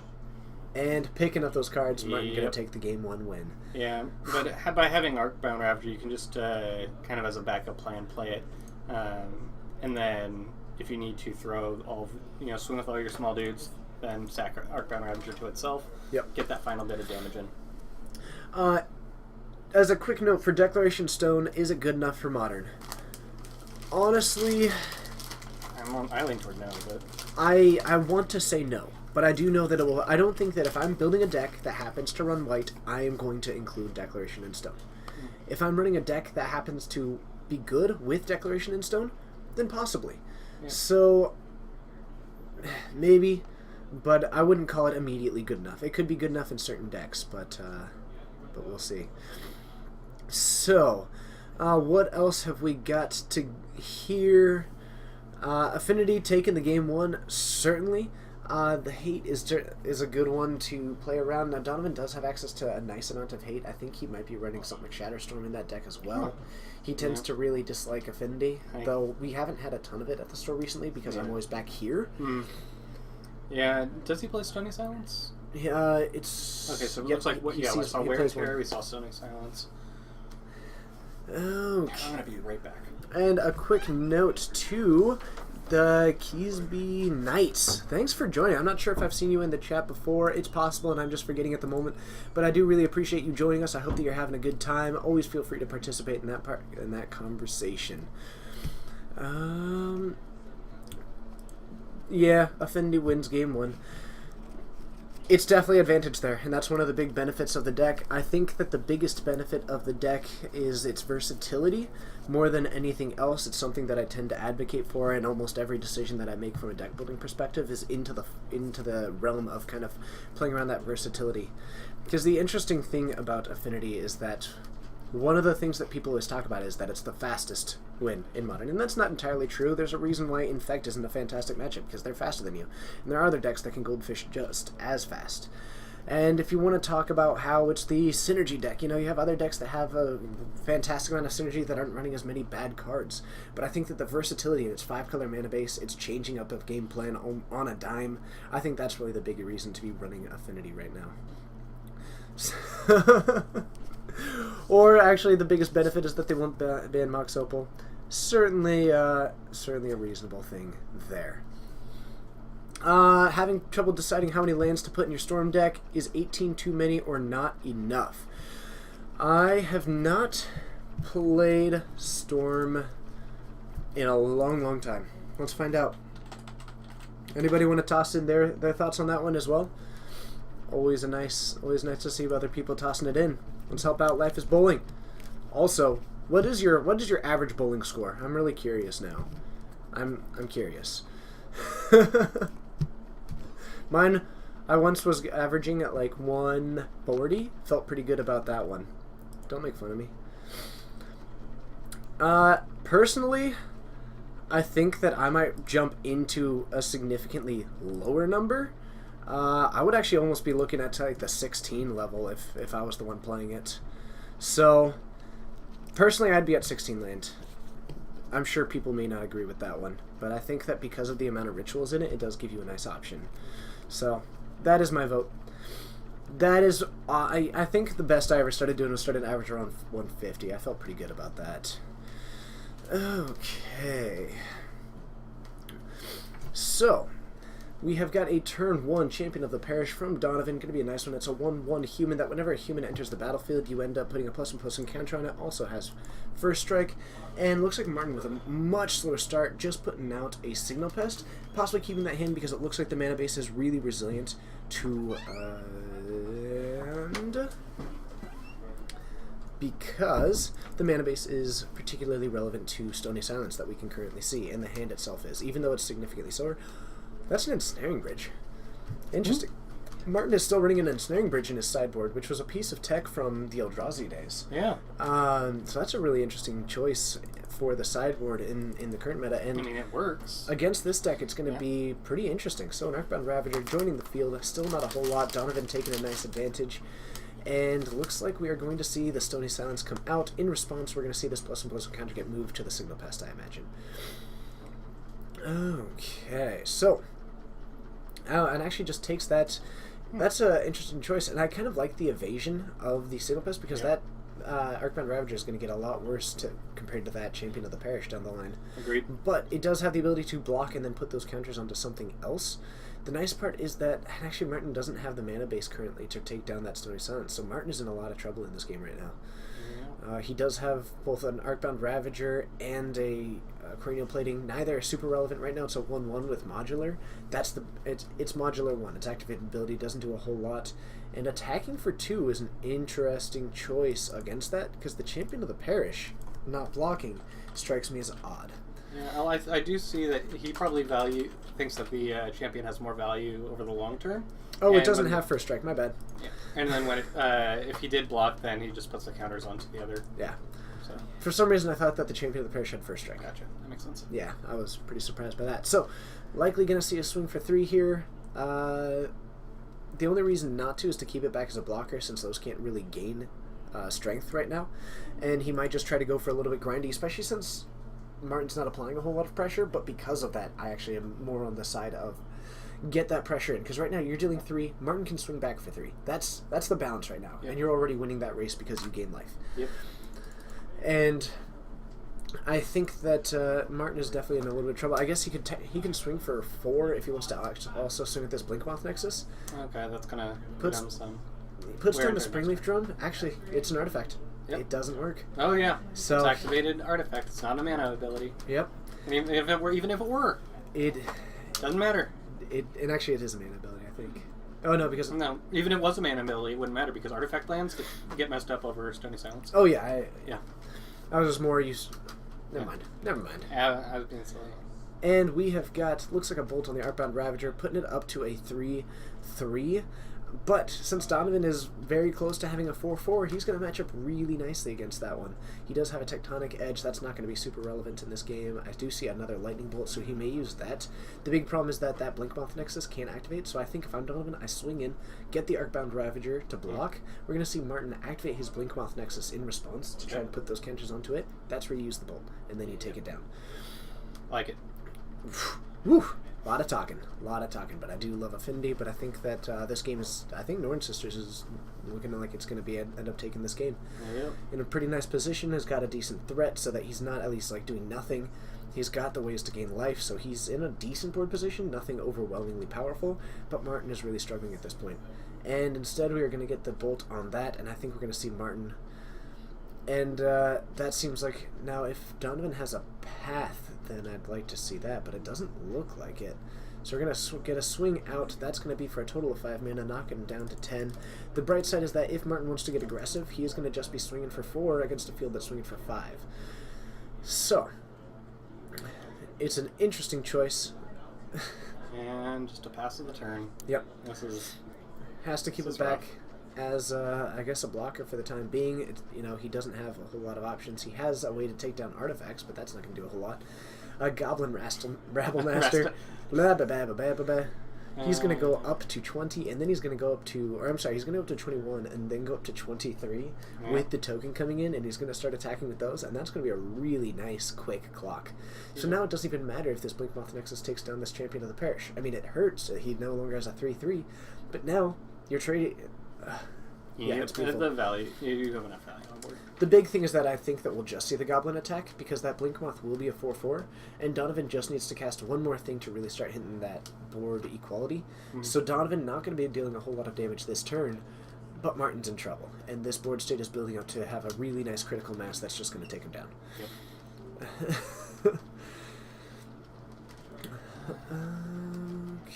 Okay. He has... Yeah, I mean... Personally, I've been on 17 land recently, but he's definitely in trouble. So, activating that in response to the Goblin. Going to be going up to 23, and we're just going to attack with that one. It's going to get blocked. He doesn't need to worry about a Bolt. I might be missing... Okay, so he's... Yeah. Just blocks the one, and then we're going to get a pass back to Martin. I was just going to wonder why he didn't activate it after declare attacks. I'm not entirely sure, but it may have just been go to combat. Okay, well, I'll be activating this. Gets the Etch Champion, but doesn't have the mana to cast it. Has another Etch Champion in hand. It is a pass back. What does the command do? Which command are we talking about? I'm not sure. Maybe this command behind us? Oh, for Bolt. Gotcha. It is a warning to people. The bolt command is a mod, basically ability to give someone a warning, because we'd rather not ban people if we can just provide guidance via burn. Yep. Yep, the bolt command will get you bolted. So the problem right now is that even a top deck of a Glimmervoid giving him the white mana isn't going to get him back into this game. He then is stuck with 2 mana at that point. He needs to going to be losing the ability to have the 4/4, and if that plays out a creature, he's going to be losing that. Swing with that, but that's going to be 4, 5, 6, 7, 8 damage, and Martin is going to be down to 2. And actually You can't do that. And because it's an artifact. You can't do that. The Dismember. It's an artifact. You can't activate abilities of artifacts. And he's going to be going down to 2. Super niche plays. Yeah. I was just talking about that. Okay. Floppy. Don't you worry. Dora was just providing an example. So, he is going to be going down to 2. It is going to be problematic. That Dismember, not able to use it. Very... Gets... Now he can use it. Yep. But, Oh, man. I'm glad you like that, Floppy. Floppy, I'm super happy that you enjoy that. What happened is that he activated the Blinkmoth Nexus to be a blocker, and then tried to use that Blinkmoth Nexus to provide the colorless mana to cast a Dismember. But because of that Stony Silence, once you activate Blinkmoth, it becomes an artifact creature. You can no longer tap it for mana. Yep. So he had to pick between casting the Dismember or blocking. Yep. At 2, and we are going to be moving into Game 3. People always like the dice. People love the dice. I can appreciate that. So, a nice job there. A Johnny No Jace. Hey, I love it.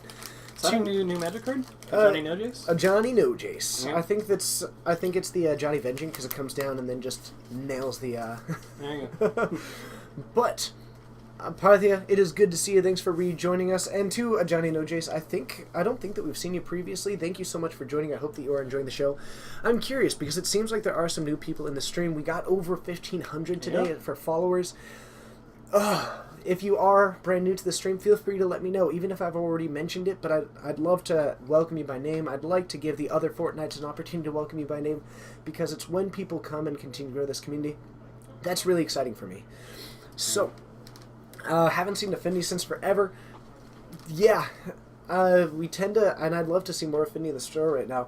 One of the big things is that I tend to be the most prevalent Affinity player in our meta, and I've been doing this for the last 7 months, which means that I haven't been playing. So I like playing Affinity, because when I play Affinity here, I win, so...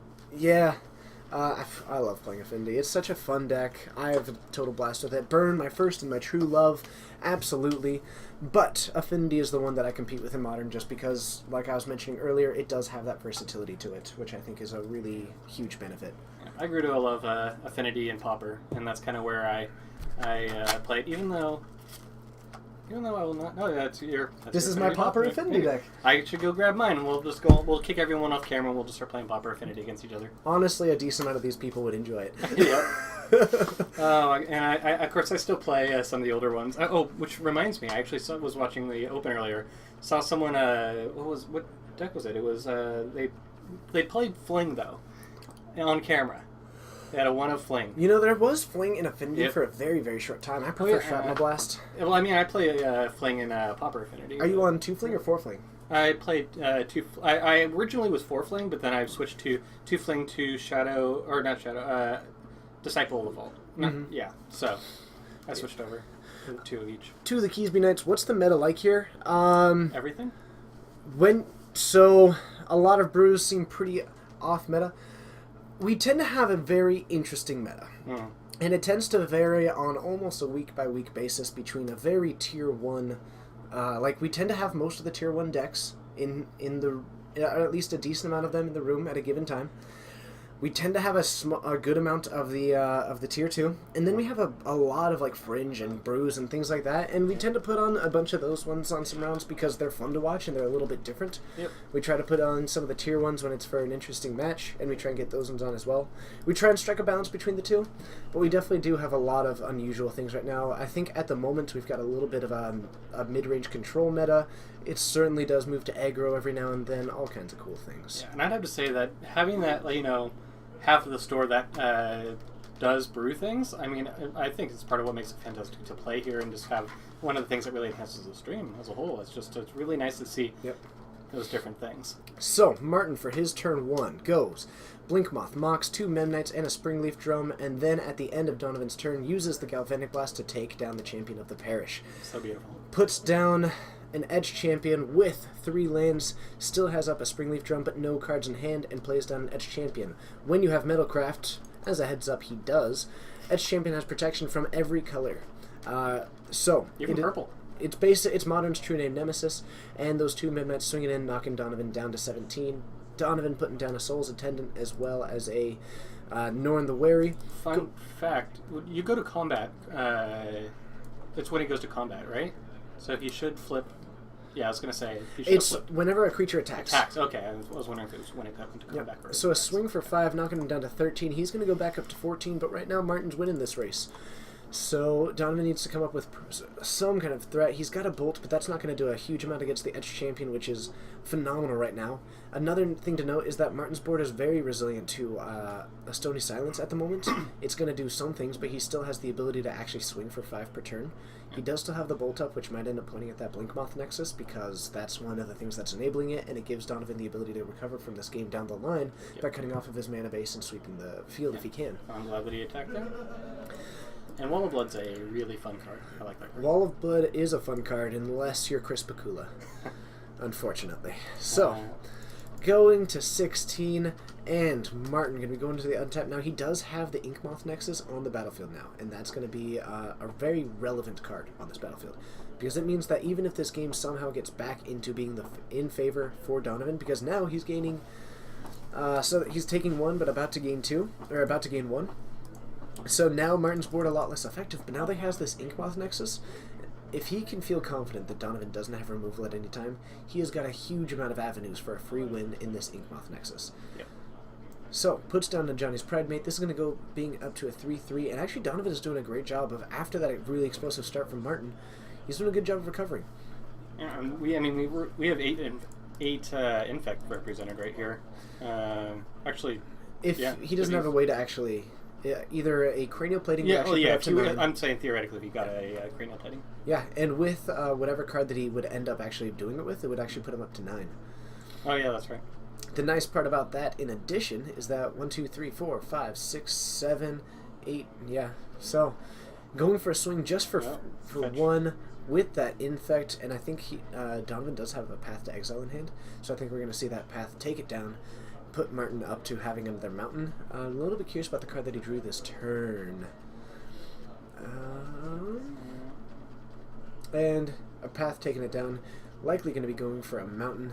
If he does go for a different basic, this is going to give us an opportunity to see what other tools that he has. But yeah, going for the mountain, I don't believe that there's another basic in there at the moment.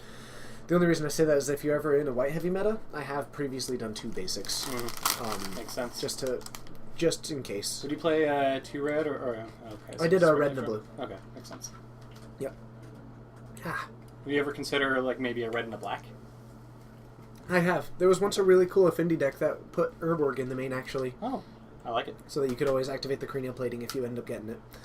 It's an interesting choice. I always like it when my opponent plays Urborg against me, but Donovan with a huge board at the moment, a 5-5 and a 4-4. I'm sorry, actually, that's 2 5-5s. We might see Martin start to, he can block one of those, but he'll still be taking damage, and Donovan is going to continue gaining life, so Martin's definitely in some trouble right now, and it's because he kept a hand that had a whole lot of enablers, and it was a very fast hand. But one thing that you have to keep in mind when going with these Affinity hands is that there are a lot of really fast hands that don't have an ability to close the game out. And right now, Martin is very susceptible to his top decks. He can't attack aggressively because he'll just keep taking damage. A Bolt taking that one down. So much removal. and now Martin is at the mercy of the top of his deck because Edge Champion, unfortunately, in the hand can't really be considered as one of those threats because it doesn't close the game out quickly. When you're playing against a life gain deck, that's something that's gaining a life every single turn. Edge Champion's just not going to cut it. Mm-hmm. So something like a Steel Overseer, an Arcbound Ravager, or Cranial Plating are really the cards that you're looking for in this one, and especially that Inkmoth Nexus. And so, Donovan in a great position. This Norn the Wary every single turn, growing this Ajani's Pridemate and this Champion of the Parish. They're getting chump blocked for now, but after this turn, one of them will be getting through unless Martin draws into another creature. And if he's able to get into one of those key creatures, Donovan's getting enough life that Martin lost that Inkmoth Nexus. He's in some trouble.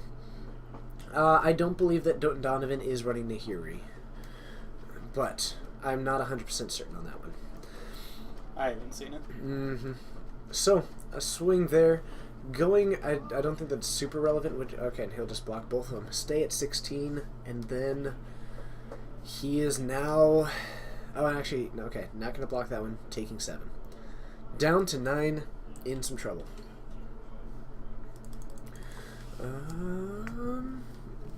2 Keysby Knights, that actually sounds pretty sweet. He drew two platings, Springleaf Drums in a row. Yep.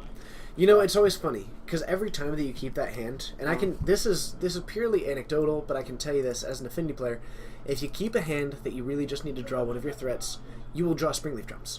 That's it. They will always come together. They will come together to rise up against you. It is amazing. So a Path to Exile, taking that one. That's going to exile the Norn, and if he has a human, I think this might be... Oh, and because the Soul's Attendant, that is exactly enough to close out the game. Yep. And Donovan going to be taking that game. Woo!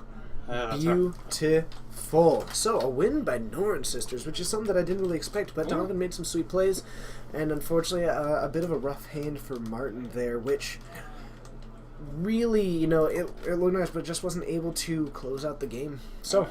we're going to head back to the booth. We're going to try and get some more matches for you. See you there.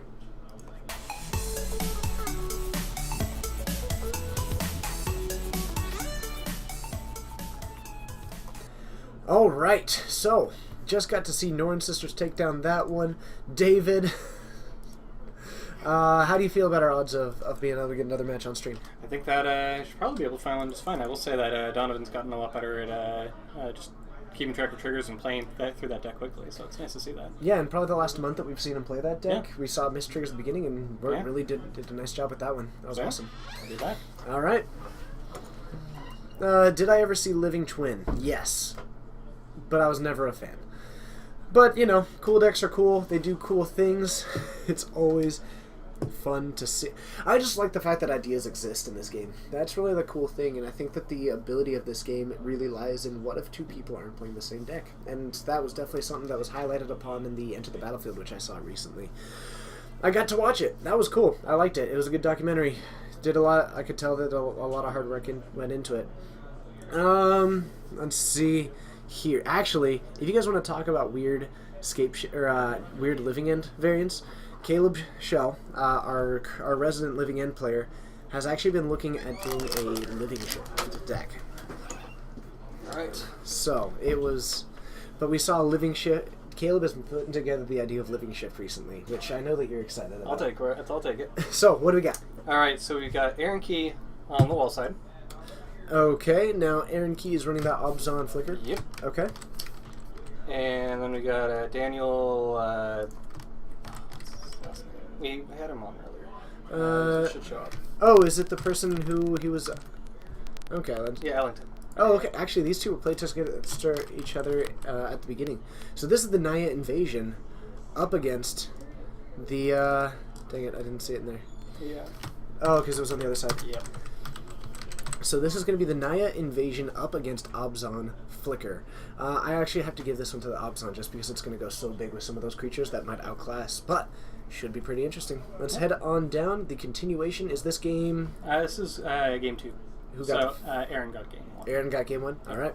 Let's head on down and have some fun. See you there.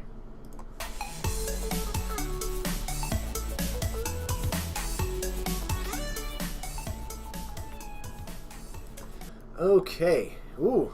In the middle of game 2, too. Yeah. So, a Voice of Resurgence and a Wild Nikado out for Daniel, and Aaron down to 5. I may have spoken a little bit too soon about who was favored, and a huge amount of damage presented. If Aaron isn't able to come up with something, we'll be heading pretty quickly into game 3. So, 3 mana currently out for Aaron. Having some trouble with the land drops by the look of it, because Daniel's currently sitting on 5. A lot of damage presented, going down to 4 because of that fetch. I do see a Kitchen Finks, which is going to help out, at least get him back up to 6, and actually going to be a pretty nice blocker. Can take down that Wild Nikado, only take 2 damage at that point, go back to 4.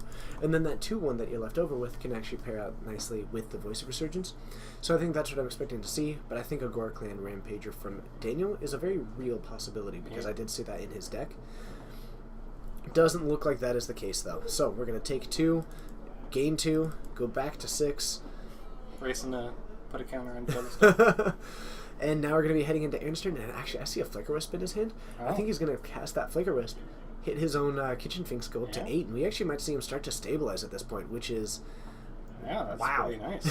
That is fantastic. I've not seen anyone playing Tron tonight. Have not seen Tron tonight. Sorry, Karnfather. Though, Tron has actually been sitting around a little bit. There have been some cool things happening with it. So, I see that.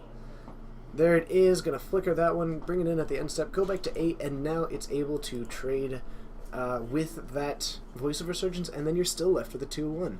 So, I'm pretty excited about that one. Yeah, I will say, Eldrazi Tron is pretty vicious. I've seen some pretty good... Super cool. Yeah, pretty cool versions of it. Mm-hmm. And it wrecked me when I was trying to play through the Breach Scapeshift against it. Joe Lissette doesn't count. Oh, man. So, and it looks like, is that a Path to Exile from Daniel? That's actually going to be a pretty nice tool. Yep. Super Going for that relevant. Kitchen Finks, it is going to get him up to the 4th mana, interestingly enough, which is going to be nice. Because he's been having a hard time with his mana as it takes. Yeah, Tron still is very still, much alive. It's still tier 1 in my opinion. Rumors of Tron's demise have been largely exaggerated. Yeah. That deck is good. Did he not have a basic to get? You know, it actually looks like he may not have. So he does have another Wow. Flicker Wisp. We might actually see him cast this Flicker Wisp, because if he hits the token, it's gone. Yeah, it's gone. But it looks like... Oh, and there's a creature in exile, so he's able to Yep. just take down the token that way and keep that Flicker Wisp, Oh, so that in a pinch he might it be able to hit works. his Wasteland Strangler again. Yeah. That is awesome. So, Kitchen Finks putting Daniel, and now Daniel starting to take the upper hand again, getting into a grindy end of the game. Fun fact? 2.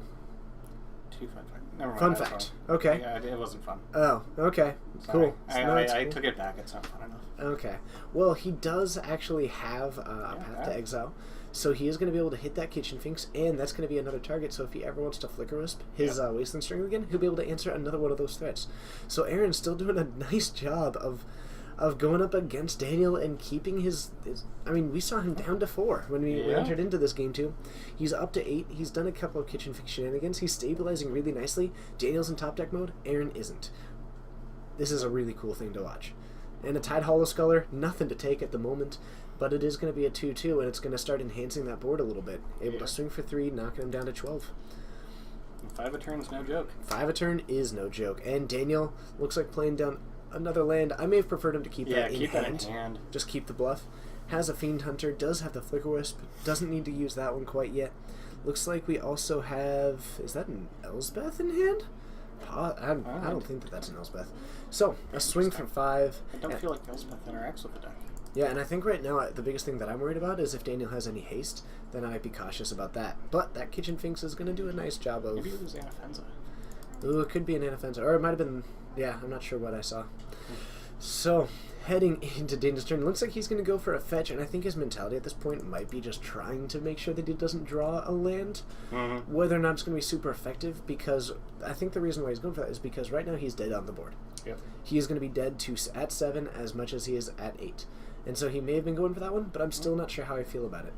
And I'm not familiar with that art. I am also not familiar with that art. Is it the Knight of the Reliquary? Maybe? No, I don't know. Knight looks different. Kazali Pride Mage promo? It could be Kazali Pride Mage. It could be a Kazali Pride Mage promo. Let us know, everybody. And that's going to take this game, too. Yep. Yes. Well, no, because you can sack it, get rid of that. Still has a turn, technically. So a swing, 4-6, knocking down to 1, and I think that might be coming up on the end here. It's Kozali Pride Mage F&M promo. Thank you very much.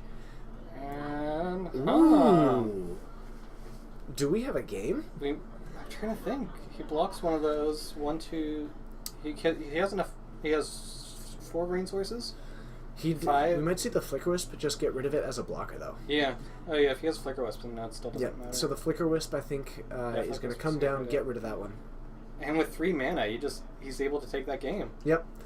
That's ridiculous. So we're going to see trying to gain a little bit of life. It's not gonna Oh, Takizmi Knight. What makes this Obzon or Tenaya Invasion? Mostly because the big selling point of this deck, when he's telling me, is that it actually is mainboarding Skin Invasion. This deck is a little bit in the realm of like your normal Nyazu variant, but it's more based around trying to get as many early Tarmogoyfs as possible, and that's kind of the approach that he took with it. So he's running cards that allow him to, Skin Invasion. It's an early 3/4. He's running. What's the other one that I'm spacing? Vexing Devil, which can sometimes be an early 4/3. Things like that. So he's trying to go for almost to an extreme of like the really efficient mana, power and toughness to cost ratio. So let's head back up to the booth and we'll try and get another matchup there. Oh. Looks like you picked one that went fairly quick, but hey, we're getting the variety out there, and that's the big thing. We'll see you back in the booth and have some more fun. Yep.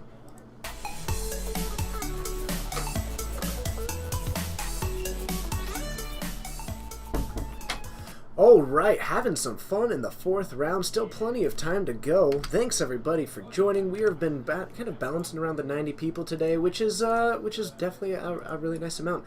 It's pretty interesting. These Wednesday streams have been starting to average almost in like close to the 200s, which is really exciting to me, and it makes me think that a lot more people have free time on a Wednesday night than a Friday or a Saturday night. But that is just a theory, but it's probably a decent one. Either way, thank you to everybody joining. If you were wondering and were not aware, we actually do these streams 4 times a week. Yeah, we've added one. So, these times are all Pacific Daylight Time. Where we are currently, it is 9:30 p.m. Just to give you that quick heads up. Let's start it today. But every Saturday, we stream Modern at 6. That's what you're currently watching. So this started at 6 at the moment. Every Monday at 6:30, we are now going to be streaming Standard. We are going to try that out. I'm thinking about 4 to 6 weeks, or if there's kind of that viewership, and find out if it's worth continuing, if there's enough of a viewership for that Standard stream. But starting Monday at 6:30, we will be streaming Standard. We will be into Wednesday. Wednesday at 7 o'clock, we stream more Modern. I love streaming Modern. It's probably my favorite one to do. So we've got Modern on Wednesday, and on Friday we have got Legacy at 7:30. So that is what I am. That's what I'm enjoying. That's what I have fun doing, and it's always such a blast. We get to do this stream. Previously 3 times a week. Standard is new. It's going to be 4 times a week. I'm excited. It's going to be a lot of time. I'm now obligated 60 hours a week. It's going to be so much fun. And to Order Zeph, thanks for joining us. As far as saying, but it's Saturday for Steve Monster, yes. But I think that's part of why. And the Wednesday streams have been growing a lot. This one been standing right around at the, actually, it's been more like the 100 to 120. But being at the 80 to the 90, I'm okay with that. It means that I'm able to answer a little bit more of them. It just, yeah, it definitely works for me. And there's always going to be that level of variance. So I am excited. Also, apparently more of the world is Sunday than Saturday. That is interesting. I need to figure out what time do most people measure? What time is it where most people measure their time from? Maybe I should start putting that into the schedule. That is always interesting. Do we have any more rounds? Yes. It is currently round 4. I believe there will be 5 rounds. We're trying to get another match at the moment, so it is going to be all kinds of fun. And usually at the end, if it's something that you are all interested in, hopefully you are, we like to stick around after the end to just hang out with people and see what we can do. And thank you very much. I am Generic Brand going to be Generic Brand Satisfied. Yep. Generic Brand Candy Bar. So what have we got on? Or no, nothing else at the moment. We don't. Okay. All right. Is everyone else just in their game 3 kind of stuff? Yeah, there's only one match left, and they're like it's Dylan versus Colin. They're What's Colin playing? I didn't check. It Oh, looks okay. like something Abzan. Excellent. Well, stick with us. In the meantime, we should be getting into another match pretty shortly. There's one match going, so round 5 should be beginning pretty soon. In the meantime, if anyone wants to toss in any kind of question, especially David, he doesn't get to be in here very often. So just put at Geek Fortress, toss in a question. If you want it to be exactly 6 words, we can either do a quick round where you ask us just a bunch of 6 words questions. We answer them as fast as possible in exactly 6 words. Or, if you want more thorough questions, don't include the word 6 questions in there, and we'll try to answer it a little bit more thoroughly if able to. Certainly most of them are magic related. Occasionally they aren't. I think one of my favorite ones that I ever did was recommend what someone should have for dinner. That was a fun one. Ended up going with a chicken Caesar salad at the time. It was a nice one. So, let's see here. As far as playing Pauper, the big issue is that then we wouldn't get the opportunity to interact with you guys, and we should be getting one pretty soon. We'd end up setting up, shuffling up, and then be moving into the next round. Question for the host. Is there a good Sun Titan deck? Hey, the Black Dog! Thanks for joining us. I have seen you previously. Amiria Control was a pretty popular one for a while. Yep. So what we had, it was a blue-white control deck that was based around a lot of sack triggers. It used things like Mortar Pod to actually sack the creatures. Yep. It was a blue-white control deck that actually did put up some nice results, a lot more online than in paper. But it was a good deck. It was a lot of fun. You also have things like, if you ask anyone in the store, they'll say Wargate, but definitely there was that blue-white Amiria one, which was good, and I enjoyed it a lot. What decks were featured in round 3? That's a great question. Alright, round 1. Round 3, we had, I think it was Obzon. Oh, that was where we had Wilted Obzon against Wargate. Yep. So we had that one. It was the Bant Wargate. I was running Sun Titan, actually. Yep. Up against Wilted Obzon, and the Sun Titan. Wargate ended up taking the win in 3 in that one. Aparthia. Got a few hours to kill, and I'm going off stream relatively soon. I mean, we're going off. Yeah, We're going off in hour? maybe 2 hours. Yeah, hour and a half maybe, I'd say. Yeah, and that's if we don't stick around for a while Yeah. afterward. Yesterday we ended up sticking around for like an hour and a half just talking to people. Dang.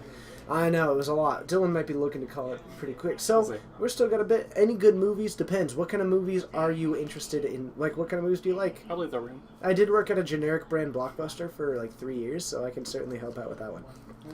2 questions. First off, why is Tybalt the best Planeswalker? Secondly, why am I lying to you? Let me tell you why Tybalt is the best Planeswalker ever. 1. 2 red devotion. 2. Draws you cards. 3. Deals damage to your opponent. 4. Takes their creatures. It's the 3 things that you want to do if you're a bully. You put it down on turn 2, it's perfectly on curve. It doesn't affect the board state at all, which means that it doesn't affect your combat math at all, so you're able to keep it nice and simple for yourself. The fact that you discard a card randomly removes a lot of the choice that I would normally have to deal with. So that's really nice for me personally. It reduces the level of thought into the deck. The fact that it takes me 2 turns to deal damage to my opponent means that it gives them a lot of opportunity to draw more cards, which means more damage down the line. Yeah. Man, self-synergistic. Yeah, and he's extremely synergistic just with himself. Yep. You know, and he's really good at just allowing him to do what he does. They always say, Planeswalkers are like another player. No, I have to make all their decisions for them. Tybalt doesn't. Yeah. He makes the decisions He himself. is another player in the truest sense. So, there's my argument for it. As for why I would lie to you, honestly, because I think it's kind of entertaining to me. And hopefully for you. 6 words. Is Phyrexian mana bad for Modern? Honestly, I wouldn't call... not bad, but not good. That's... I think that Phyrexian mana offers a little bit of the free spells that are kind of nice for Modern. I don't think Modern would be better without them, but I don't want to see any more. They're dangerous. They're really dangerous. How about you? In exactly 6 words. No different than any... Power through. Power through. Power through. David's out of practice. Other Uh-huh. We got costs. this? Nice. Nice. Uh, Oh, man. And Soul Dragonbane, it's good to see you. Thanks for joining us again. It's good to see you, Jacob. Opinions on Mardu in Modern. Been on it for a bit now. Feels like Jund with a slower clock, but a better burn matchup.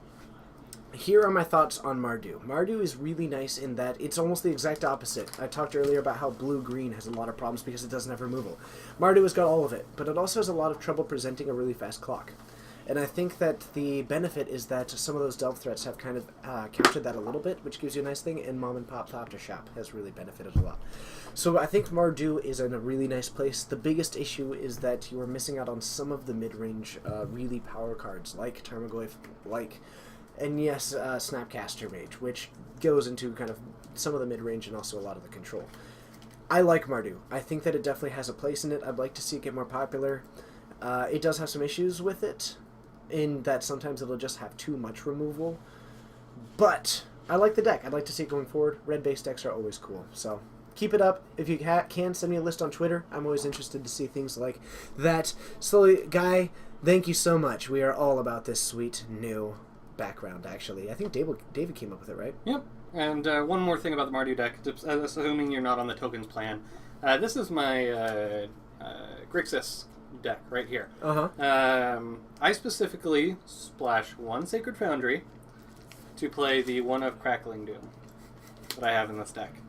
I really like Mardu's colors, but until it has a little bit more support, I'd much rather just take a good card that Mardu plays and to splash for it rather than just playing the deck itself. That's my view on it. What else have we got here? What do we think of Seasons Pass Control and Standard? That's a great question. But I'd recommend that you ask it to me after tomorrow.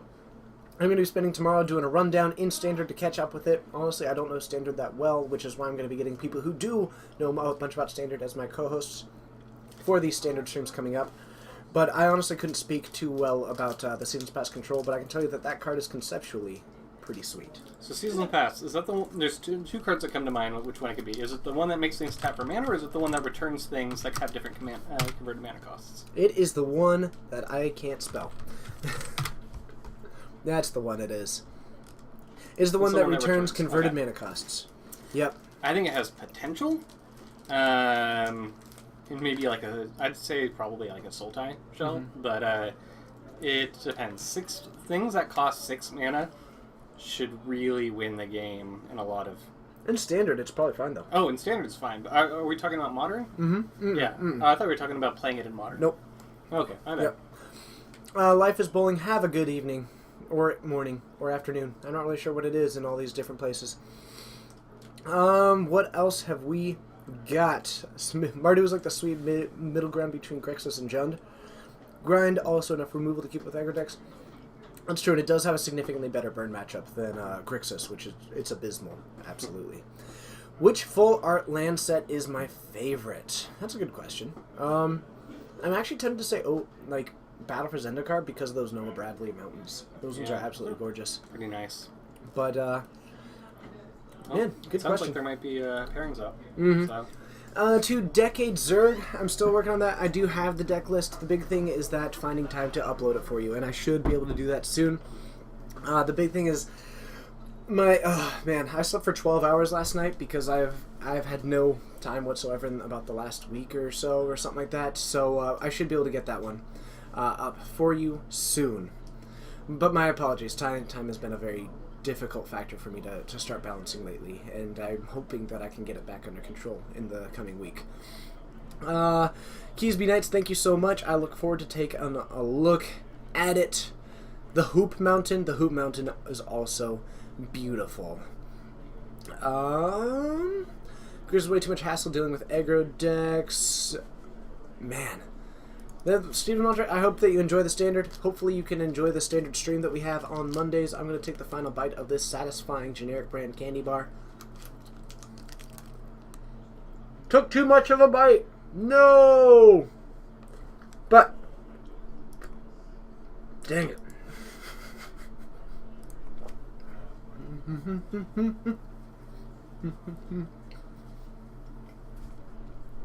Okay, getting ready for round 5 here. Had to dance. I guess one of the rules that I made a while ago was that if I'm going to start talking on stream, I got to dance, or start eating on stream, I got to dance while I do it. Hopefully I fulfilled my end of the bargain, and now we're getting ready for round 5. David working on finding us something to watch. I'm excited. Ooh, it's almost like 3D. That is one thing that we should do. Man, while I'm thinking of all these super, super cool potentials, one, the Mega Analogy Super Saturday is going to be awesome. Second of all, I'm going to talk to David. Because what if, let me know if this is a completely awful idea, because it probably is, so I need to know these. David, they're going to tell me if this is an awful idea. Okay. Can we set up this stream to do the red-blue 3D one day? Okay, so the answer is technically yes. You can set up a second webcam Uh-huh. and be able to project. The thing is, you wouldn't be able to have an option for it. That's fine. Okay. They're all going to tell me that it's a bad idea, but I'm just wondering if it's possible. It's possible. Oh, So awesome. that's the answer. I hope that it's not off. Took too much of a bite. Doro, thanks for adding in another quote. It's been a while since I got one. Oh, man. But if we end up getting some of that, one of these days, we could do... Maybe we'll do it for a completely side one that isn't one of our formats and just do like a complete vodcast. And oh, man. You know what? I'm really concerned because most people are telling me to do it. This is dangerous. This is dangerous. You guys enable me too much sometimes, and I love it. I really do. How are we doing for a match for round 5? So people started making a bunch of noise, but it looks like there's just one matchup left, and there's like 1 minute left on the clock. Oh, okay. Oh, there was a request for something blue-based, if we can work that out. Okay. It really depends on who gets matched up. We know one of the people who are undefeated. Mm-hmm. Do you know who that is? As the Absent Flicker. Oh, nice. Okay. So it depends on who they're paired against. Okay, so we might have that one. We'll probably try and get the finals, but it means that we can definitely, if that one goes quickly, we can get a second matchup on there as well. That hopefully we can find something blue-based. Also, a quick note: we do actually have another excellent webcam. Thanks. So it would just be a matter of setting it up, which is theoretically, I'm told, possible. Yeah. I mean, we have. I think we have a total of 4 webcams here. Man, Yeah. we've got so much happening. Yeah. Well, things. Maybe I'll end up just buying one of those from you for doing it from home eventually. Okay. I'm eventually gonna try stream. I'm gonna do Magic Online. Whether or not I stream it is going to be very dependent on if people are actually interested in that, because there's so many Magic Online streams. Definitely. So if it's something people are interested in, then I'll try it, and if it's not, then I'll just grind away. We'll see. Yeah. How about you? Have you started? You've been doing a little bit of MTGO, haven't you? Yeah, I've been doing some stuff on Magic Online. I've actually been working on getting my own stream started for on Tuesdays and Thursdays, but I have that under development. I will be starting that probably in the next week or two. Excellent. Yep. You're way ahead of my schedule. Maybe I'll end up jumping in on your schedule and we can figure something out as far as a partnership kind of thing going on. Yeah, sounds good. Yeah, one of the days is a creative stream, the other one is a game stream. So. I've also been looking at doing a podcast down the line. This is the big thing. I'm going to tell you guys something. We end up doing this entire kind of vodcast where we basically just sat on the floor because during a pre-release night one time, just doing a stream. And one thing that I talked about that I didn't really get the opportunity to tell other people, here's the thing about me. I've been very good. One of the things that I tend to do is I've got these 2 really big defining traits about me. And one is that I'm very ambitious. The second is that I'm very impulsive. And those become somewhat problematic to where I get excited about ideas. And I'm like, yes, let's do this. Let's make 5 different cool things. And what I end up with is not 5 cool things. I end up with 5 moderately interesting things. I've been really focusing on just going really slowly with this and the content protection and starting off slow and making steps forward when I can. And it's been difficult for me because there's so many cool things. Hopefully we've been doing a good job of that. I think adding in standards is kind of that next step of trying something new. But down the line, I am interested in trying to get into vodcasts. I am going to be starting to try writing things. And it's just trying to find this balance, because if I commit to so many of these things at the same time, I will have no balance and things will have to get dropped. Yeah. So, I'll take that as a compliment. So that is going to be the big thing. Bombtron, thank you so much. Hopefully I'm entertaining. I try. It's, I think, mostly the arm flailing, things like this. See, this is why I want the 3D, because I can do that kind of stuff. It's absurd. Poke someone's eye out. Oh my goodness. Watch out for your eyes, everybody, when you do the 3D stream. It's going to be dangerous. One of these days we'll have to tour, just get like a cardboard box that we'll stand behind, and then people can do the 3D stream and we'll like reach out into it and stuff. There we go. We'll tour. We'll tour. This is the ambition getting to me again. There we go. So, I will say, I may have actually just defined a red mage. I never really put that together before. So, I'll be right back. excellent. Let's get round 5. You just want me to eat and dance? I'll tell you what. While I'm missing David, I'll just start doing a little bit of this shuffle. I'll just start doing a little bit of shoulder movement, a little bit of this, a little bit of this. I would definitely do some eating, streaming, and dancing on things like that. Core format, all core sets from 4th edition to Magic Origins as a format, 2,403 cards. Doro, that sounds like an awesome idea. Only because it's fun to say yes to ideas. It sounds dangerous and interesting, and like there would be a lot of really weird synergies. Tron is in that. That sounds super cool. But I really feel like that's breakable.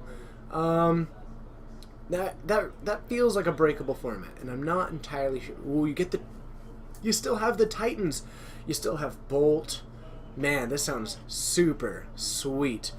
I will say, I wouldn't go so far as to call core sets bad. I've generally liked core sets a lot, but that's just me. Though the early core sets, which were based more to the beginning player base, were definitely a little bit more problematic. So, on the right, we have got Aaron, from what I could see, Yep. who is in our finals, currently 4-0. Yep. Very cool. And what else have we got? We also have Peter. Peter, is this Jund versus Obzon Flicker? Yep. Yeah! It's not blue-based, and I'm sorry Sorry. for whoever requested that, but yes! Yep. That is super cool. So now we are going to get both Blinded by the Light and see the 2 mid-range monsters duke it out.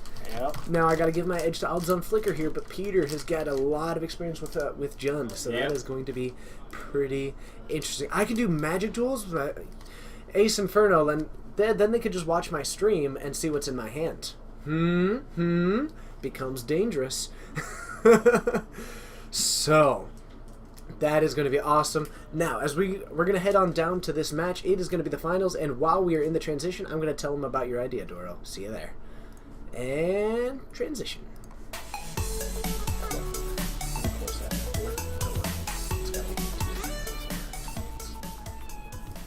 All right, I just told him. What do you think? So, my first thought is that is going to be first just in thinking about the ban list for a moment. The first thing that comes to mind is any sort of Titan-based deck. Titans, I feel like, would have a huge presence in a core format deck or core format You format. also get Tron. You get Tron, so getting that, you get let's see here. Choke and Blood Moon. You have Choke, you have Blood Moon, you have Worship, you have Bolt.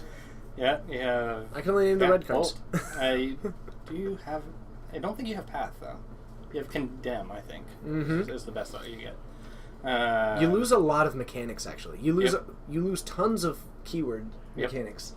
Yep. So that's pretty interesting. You end up with a lot of really generic stuff. So it might be a very mid-rangey format. Yeah, but it's like just inherent. It sounds like it's mid-range dominated to me.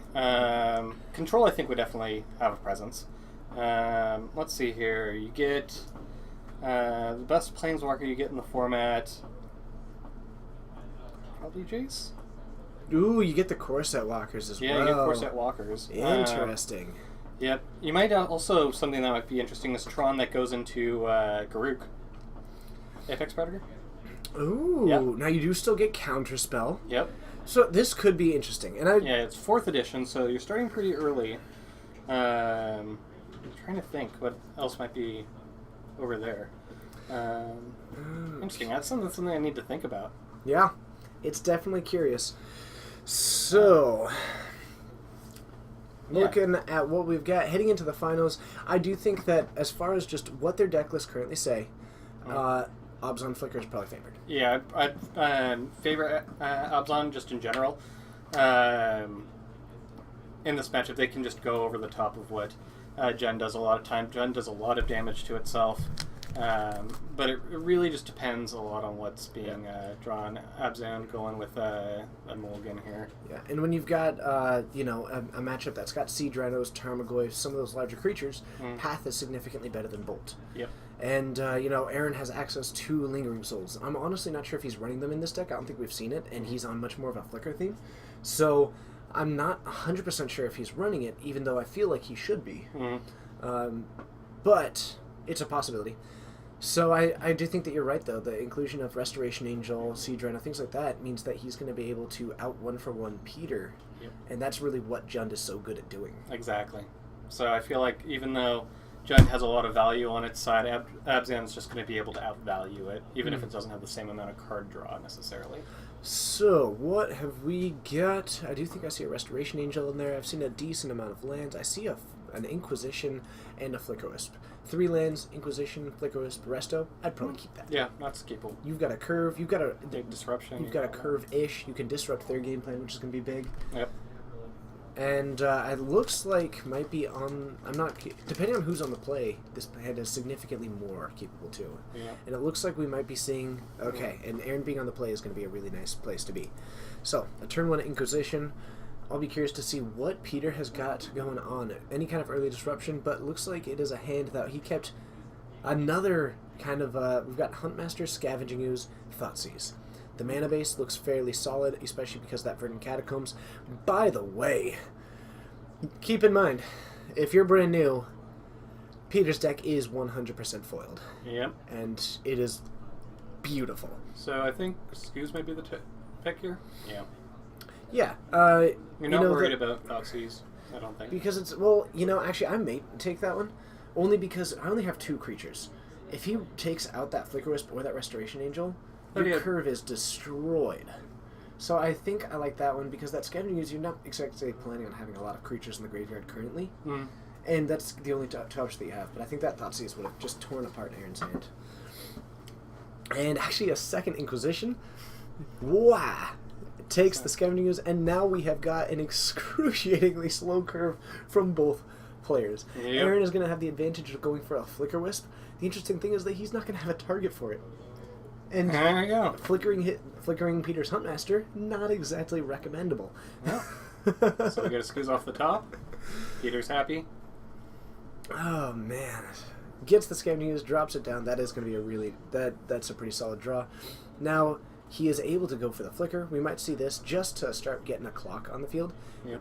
Could be going for his path now, or I'm sorry, going for a Plains. Yeah. I like this because it could signal path, among other things. And it looks like he actually drew another Flicker Wisp. So he actually... My favorite thing is that when you have multiple Flicker Wisps, you can start flickering, just chaining them together. Yep. It's the coolest thing.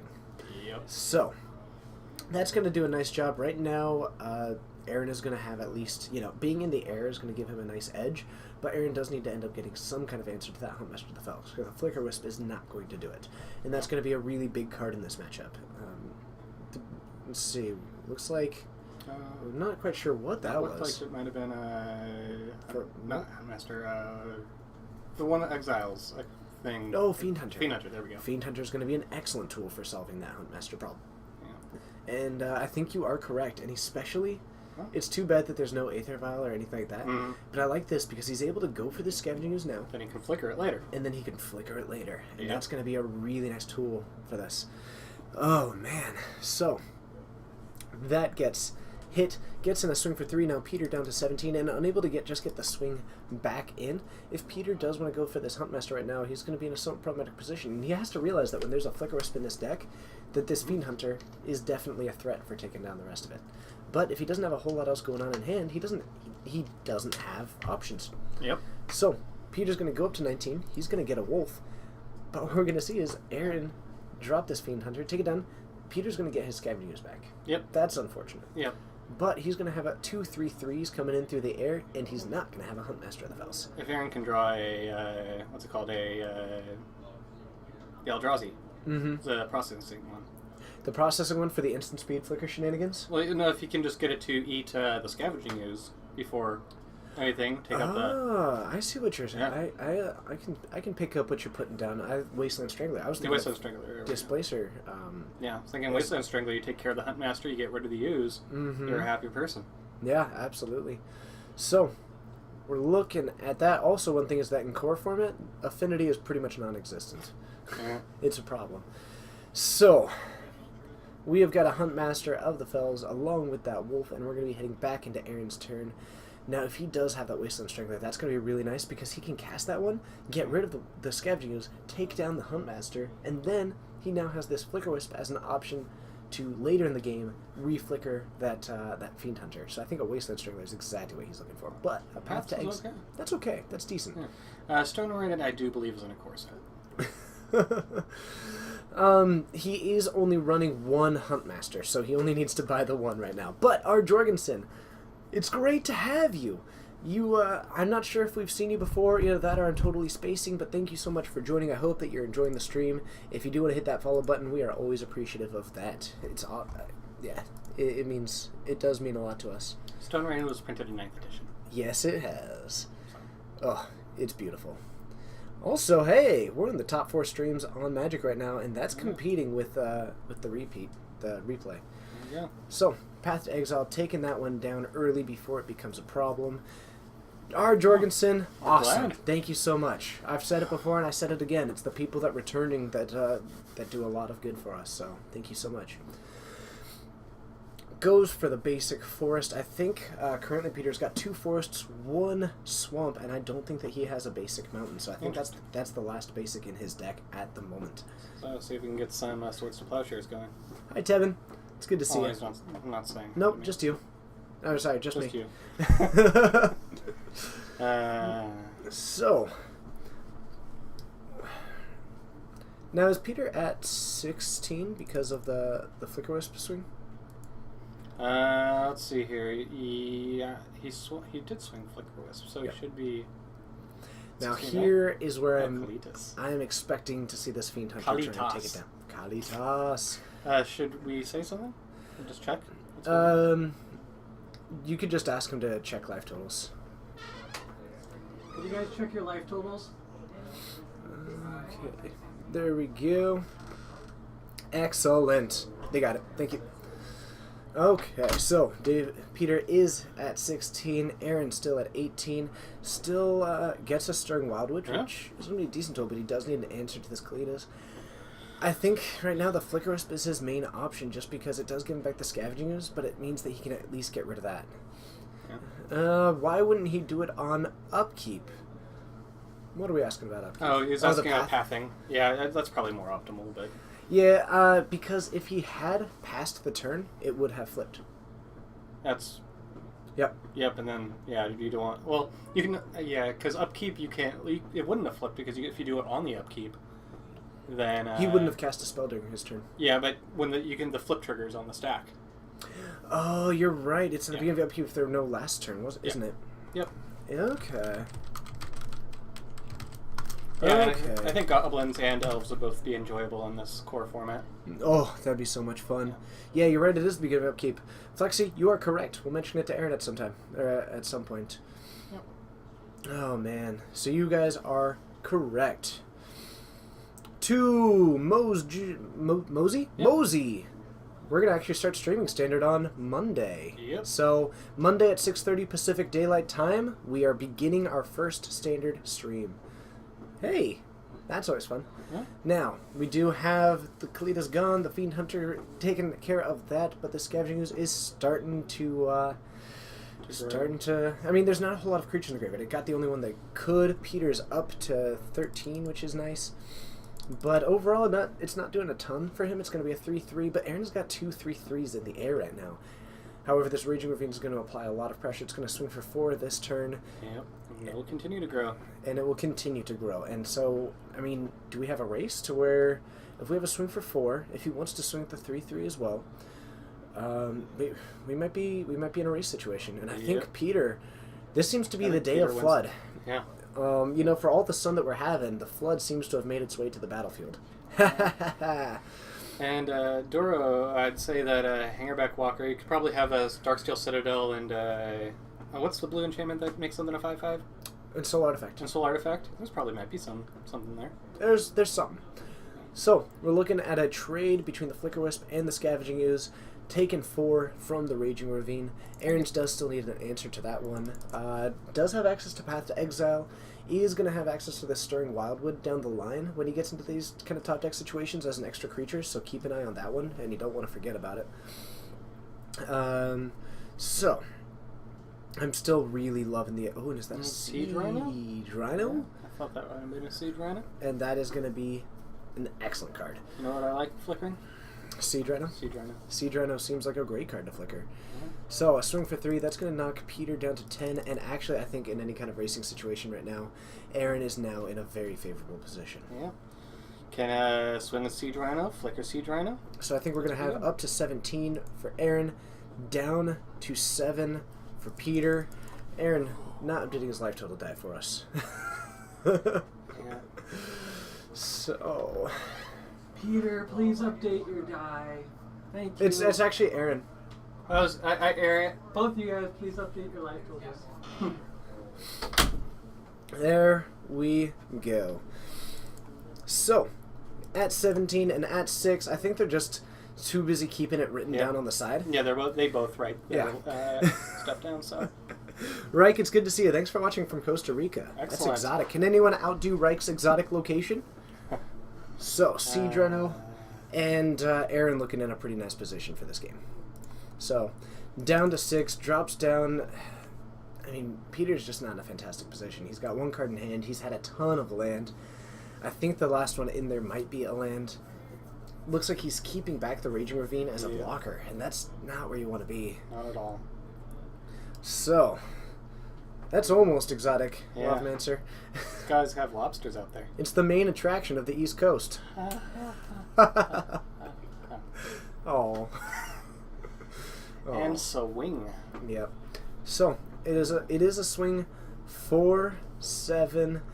Looks like we're gonna get an activation of this. And are we getting multiple blocks onto this Siege Rhino? I can dig it, although Resto Angel isn't going to have any of it. Does he have one in hand? I thought he had a Resto Angel in hand. So. Then that's gonna close this game out. If he doesn't block, or if he doesn't do anything about this Flicker Wisp, then that's gonna end the game. Beautiful. Just beautiful. Whoop, whoop. Whew. Watching from the Arctic Circle. Are you actually within the Arctic Circle? Because that's super cool. That would be pretty sweet. That is super cool. I bet there's polar bears there and all kinds of cool stuff.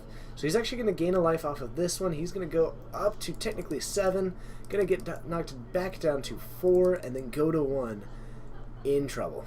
But Aaron up to the starting life total of 20. And this is where Peter will pull out a Bob. Of course. Yeah. Absolutely. Now it's time to draw a well. Dark Confidant. Yeah. Nailed it. Rescue. Oh, it's a That's Thoughtseizes. Thoughtseize. No. Okay. So that's super cool, Aparthia. Thanks for joining all the way from the Arctic Circle. I'm not sure if I'm going to give you the points for beating out Reich for exotic location at the moment, though. I don't know. Do you see you're a couple weeks for school purposes? Where are you visiting from? Yes. Interesting. Good questions are good. David knows how to keep a dialogue going. Hey. Okay. So, looks like some scavenging ooze coming in for Aaron, possibly just to help kind of... It's able to hit some of the graveyard, which, when you're running things like Kolagon's Command, can be somewhat relevant. And I think it also just gives him the ability to gain a little bit of that life back occasionally. Tabin, you actually cannot Thoughtseize with... let's see here, because... It's you lose goes 2 on life, this- you're not paying 2 life. Yeah. Yeah. But you play... It resolves, and then... You look at the hand and then lose 2 Oh, then life. it resolves. Yep. Okay. It's not lose 2 life and then Yeah, life. until... Plus yeah, stick-based that's right. actions until... Yep, that's correct. Yep. Okay. So technically you can. You can, but, yeah. That makes sense. Flexi, come on now, let's be nice. Let's be nice. Though it is actually it's actually April right now, so it's not a June deck just yet. That's right. I see your correction, but I'm gonna make it. I'm gonna talk about it anyway. So Aaron looks like he just took out a Wasteland Strangler. The Wasteland Strangler, and I think the reason, hey DJ, it's good to see you. I think part of the reason for taking out the Wasteland Strangler is because against a lot of the Haymaker cards of Jund, it's not going to do as much. Because that -3, and it looks like he does still have some in the main board, so he's keeping some of them in. Yeah. And it's May there. Wait, is it that close to the... Hold on. Oh, it is April 30th. Yeah. That's awesome. Yeah, in New York it's May. I can't handle it sometimes. Be I open my mouth and I happen to pick the one day to claim what month it is in the most general term. What month is this? I picked the one day in which I could be wrong in other places. Yep. I nailed it. Good work. Hold on, I'm gonna type it, and then we are going to do, boom, nailed it. Oh, look at me go. I am a champion. Champion. Hello to all the people out there. You're joining us in the finals of our 5-round tournament. My name is TJ. My name is David. And we are from Geek Fortress. Man, we need lives. Why do we need that? Clearly, I've been watching reruns of Star Trek. Oh, Aaron definitely does not have a Siege Rhino in his deck. Totally not. Lay siege to the Jund deck.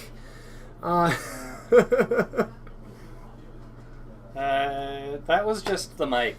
Our synchronization was right on. Yeah, it was actually perfect. Yeah. But we, because we're different distances away from the mic, exactly. The sound traveled to it at different times, and then because your speakers are in front of you, Yep. It got to you at the same time as the initial wrong time. So if you tilt your computer and make it to its left-right based, it should be perfect. Exactly.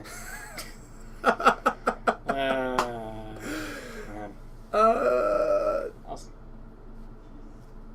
Yes. Clearly, we got it. We got it. That kill creature thing? What was that? Actually, when did we say that? I honestly don't know when we said that. So, not sure. To Captain Harlock, actually, if I have a Star Wars shirt, which I don't, but that's actually Geek Fortress's 3-year anniversary. 3 years.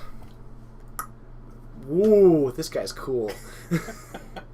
So, getting ready for Game 2, Jund's going to be on the play. Now, the hand disruption of Jund is going to be pretty nice.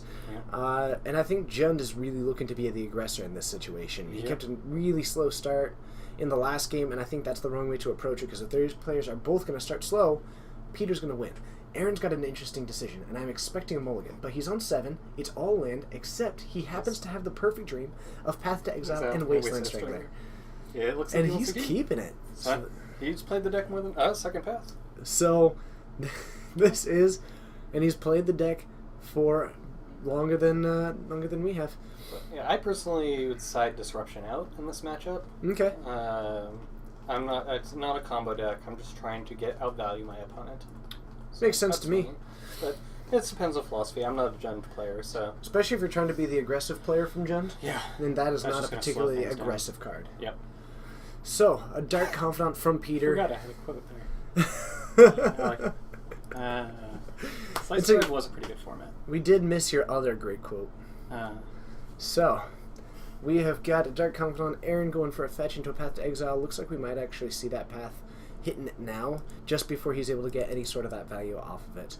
And Slice Bread is a format, but only as long as you put in ham, because then Waffletapa dominates it. Right? It's a good joke. It's a good joke. It's a great joke. Yeah. Someone give me at least a B- on that one. You guys always grade them, and you grade really harsh. So... Probably get a C+ at best. So, Peter going for the basic. Now, Aaron actually just dropping in, still has the white mana for the path, but it doesn't look like he drew anything that he actually wants to go into a turn too aggressively. But just a pass back from Peter. Again, live the dream.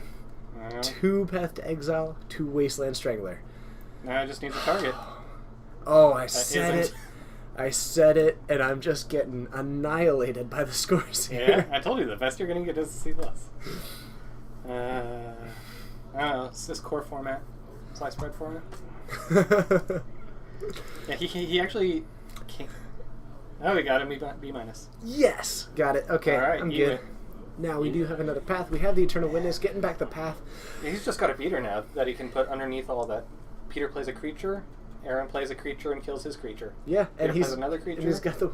Yeah. This is a beautiful, like, it's a hand that was really loose. Yeah. But the synergy is perfect. Yep. Like, I honestly don't know what Peter's going to do in this situation. Mm-hmm. He's facing down an insane amount of removal. And I think even a Peeing here in Alar might be a decent one. But Yeah. even if you're looking at, like, Kalitas, Actually, I'm not even sure if he's running Painkiller Mire. I don't think he is. He's on I don't Kalidas and think he is. Huntmaster. Yeah. And both of those, the Kalidas will die to the Path, and the Huntmaster will die to the Wasteland Strangler. Exactly. So, we're getting a fetch from Peter, heading down to 18. And I'm really curious about what he can do about this. Maybe a Tarmogoyf is able to outgrow some of it, but again, That's Aaron's Path. still got Path. So, like, it's, what do you do in this situation? Yeah, Aaron's got a hand of just obs on tempo. I mean, Yeah. right now the 2-1 is just a big old threat as far as damage goes. Yeah. So Peter going into the draw here. Now we do have a variety of bolts, which are going to be nice. So I think I see at least 2 bolts. I might have even seen a third one. And that's sort of the situation. I was actually just thinking about that. Like, Bolt might be an out, but this isn't Grixis. Like, that's what my next out would go to if I'm thinking as a Grixis player. So. Yeah. There aren't enough creatures for something like a Scavenging Ooze to be able to survive past anything. Yeah. Oh, Doro. Technically, it's May 1st in a lot of places. Ha ha ha ha ha. It's April here. It's still my birthday month. I get to celebrate till midnight. That's right. It's my birthday year, so. Ooh, good Yeah. one. Party all the time. Yep. So, Aaron going into his 4th mana, and It's time to potty. he's still got options, but right now, it's almost the biggest downside to Aaron's hand is that he almost has to be patient with it. Yeah. You can't put anything down, just wait. Yep. But it's a good position to be in. End of turn, you can, resto that. Oh, beautiful. Yeah. Getting back, I guess, one of the lands? Yeah. I I mean- mean, at this point, I think you bolt the resto. I mean, not the resto, the Both the Ewit. Ewit. Yeah. Yeah, that's probably true. By the way, Aparthia, did you mean May 1st? Or is time weird across the coast? I don't know. Time zones, timey, wimey, wibbly wobbly. That's wibbly wobbly, timely, wimey stuff. Yep. Yeah. I love it. Yeah. This is what time looks like behind us Ooh, I Yep. bet that is what time looks like. when you're not drinking from it. So, man, I don't know what it is, but David, when you and I get together, we just say weird things. Yeah, it happens. But that's okay. I'm okay with it. Yeah. So, getting to keep that Eternal Witness, heading into his next turn. The Bolt's not going for it just yet. Maybe just wanting to make sure Yeah. that some of the other cards that come down. He probably just doesn't value him getting extra land. Yeah. And I think at the moment, he can just continue swinging in for 5, and some of these cards are possibly going to be taking it down. But, Aaron, it's almost a hilarious board that just doesn't have any speed, but actually, Like, Gavany's going to be a great oh yeah, addition to this. yeah, that's great. And just wonder, do you Gavany here? Because like the biggest thing I was thinking, reason for not playing Bolt or bolting the Ewit is that you double bolt the Resto Angel, but he doesn't have 2 red, so Yeah. it's interesting. So, I mean, I probably would. Just because it forces him to kind of have it, you can go for it. And right now, most of his other options are all based around this idea of waiting until Peter actually puts down a board state. Oh. Yeah, Golgari Charm. Ah. And he can... Oh, he's not able to bolt in response. Uh, Oh, no, he is. Okay. Yeah, that's nice. That's a really nice play. He needed that. I mean, it's at the same point, like, he's still not in a great position, but he needed to start doing something, some way to clear up the board, and that was it. That was a really nice play by Peter. He does still have just a horde of bolts, which are going to be nice against the Wasteland Stranglers, but Peter's going to have trouble developing his own board state. And now we're in this weird situation, and both player is filled with a reactive hand. Yeah. I think that Aaron ends up taking the advantage in that situation because his reactive cards... Is that 3 Wasteland? Looks like it. Oh my 3 goodness. Wasteland 2. 3 Wasteland, 2 Path? Yeah. With 1 card already in exile? It's absurd. And is that a Knight of Souls Betrayal? Oh my goodness. Nah, it's I think that's for the other door. Sorry, I wasn't sure if you're not here. So, we have got a Knight of Souls Betrayal on the battlefield, I believe. That's at least what that looks like to me. Possibly going for that because when you're on Obzon, what you're really looking out for is the... Lingering Souls. Exactly. Yep. So, let's go ahead and bring that I card mean, up so people can see. intuitively, it seems like a correct thing to bring in, but at the same time, like, So it's just interesting. bringing in a 2-1 Wasteland Strangler. Yeah. Clock is a clock is a clock. Yep. So, the interesting thing is that one nice benefit from that is that all future Restoration Angels are boltable. Yep. Siege right now still a pretty decent threat. Not going for one of those yet. And I think Aaron just trying to apply pressure. And the interesting thing is that I'm not really sure if he needs to. Yeah. He's, you know, I think with his current hand, there's no major downside to it. But with Peter not applying almost any pressure in Aaron's hand, he can afford to be patient currently. I think the big reason that he's going for this is because as this game goes on, that Gavany Township means that if he does put this out and it isn't removed, he can start going for that value, remaining reactive, because he still has got an extremely reactive hand. But he can actually force Peter to start making plays, because if they both stockpile, Peter's going to be at least on par in some ways. Yeah. But if Aaron can force him to start getting rid of some of those cards, when it comes down to that board parity and when the reactive cards matter more, Aaron is still going to have a lot of his. Is that a flicker? Is that 2 Flicker Wisp, 2 Path? paths, and 2 Wasteland Stranglers. Oh my goodness. It's ridiculous. This is glorious. Oh, man. And definitely true from Slow Crushing. The Flicker Wisp does get hit by Another it. bolt? They still Third do bolt. enter. I mean, the removal's happening. This is a The fun- great part is that Flicker Wisp right now does enter the battlefield, but it does Yeah. die immediately, so those aren't going to be a good clock. Mostly they're just going to flicker something. And we got a Goyf, which is not going to be meant for this world. Yep, and we are going to be getting a Goyf dice up onto the field in just a moment. But from what I can see, I see land creature, I see instant, and Yeah. don't think I see sorcery. I don't see sorcery. And I don't think any enchantment or artifacts. So I think that right now we are at a 3-4, which is actually a 2-3 because of the Knight of Yep. Souls Betrayal. But I'm not 100% sure. It's not relevant. Yeah. They just got it pathed. So I think it was a 2-3, however. Yep. Peter really getting as many lands as he needs at this point in the game. And actually, that String Wildwood is not an awful choice right No, now. it's not. I thought it was a Narset for a moment. Like, what? In the Obzon deck? Yeah, well, I thought, I don't know, something about the art. I would have been super impressed. Yeah. Just something about that looks like a curvy arm to you. Yeah, Like, something about that, yeah. I hit the shelf. No, you hit the The big jar. the jug. Okay. So, I do have to agree because, and he has another Strangler. Beautiful.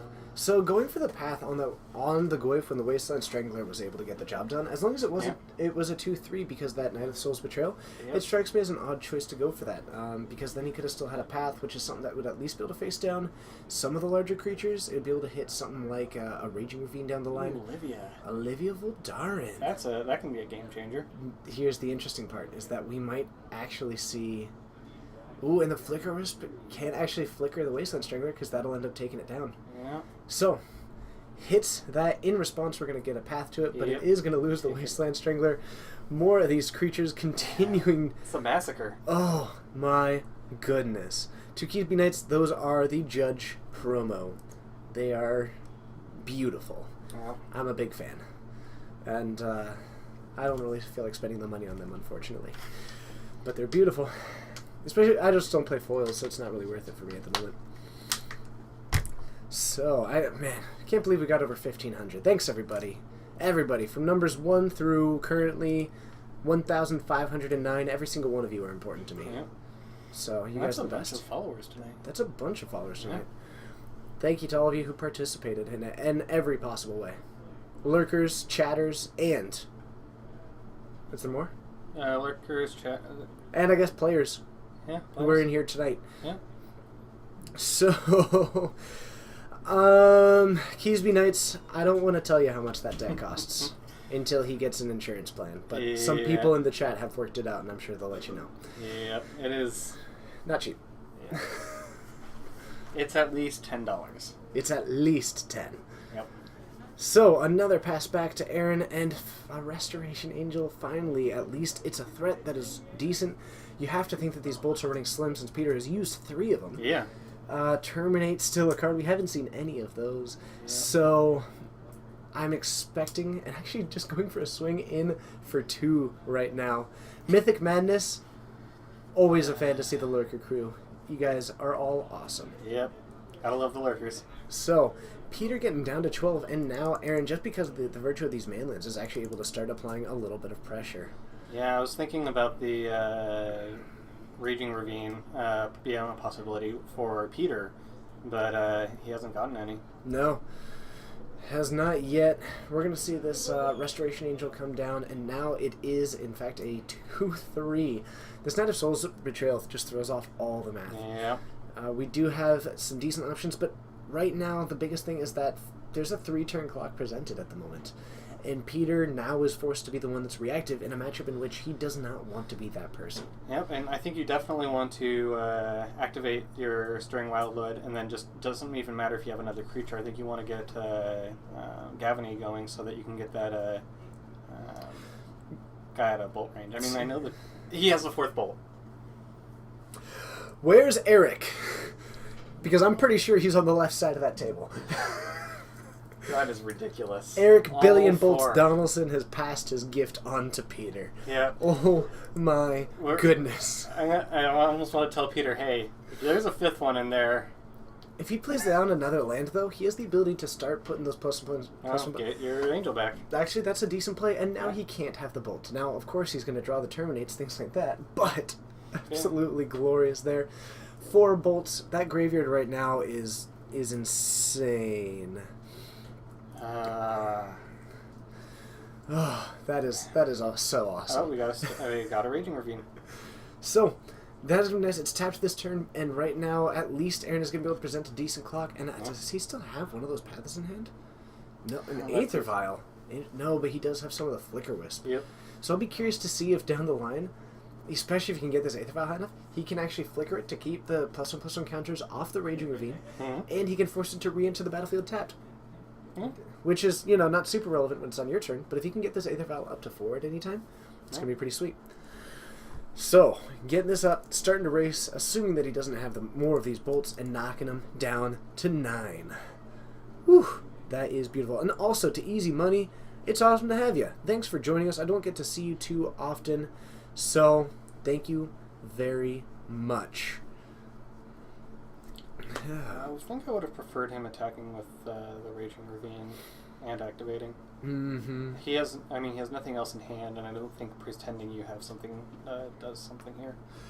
I think doing that, I can definitely get behind the idea of starting to do this, because now, I guess you don't really need to worry about the Restoration Angel getting out of bolt range anymore. Yeah. Because there's likely no more bolts. But you do have to worry about some other stuff. Peter now, he's got a 2/2 Scavenging Ooze. He's got a 1/1 Scavenging Ooze. I'm sorry, a 1/1 Scavenging Ooze. But because if Peter doesn't have the removal right now, actually, Aaron is going to be able to start putting up some decent numbers. There's 3 life to be gained by the Scavenging Ooze at the moment. Gets the second Aether Vial, and interestingly enough, Aaron is starting to run into some trouble through this. So I think the big thing might be trying to get Peter to start getting some of those creatures. I think we're going to see another activation of the Gavany Township and hitting him down to 5. Though he's going to be able to gain some life, but depending on the amount of life that he's able to gain, Peter's going to put a pretty decent clock up pretty quickly, and Peter might almost end up presenting a 2-turn clock.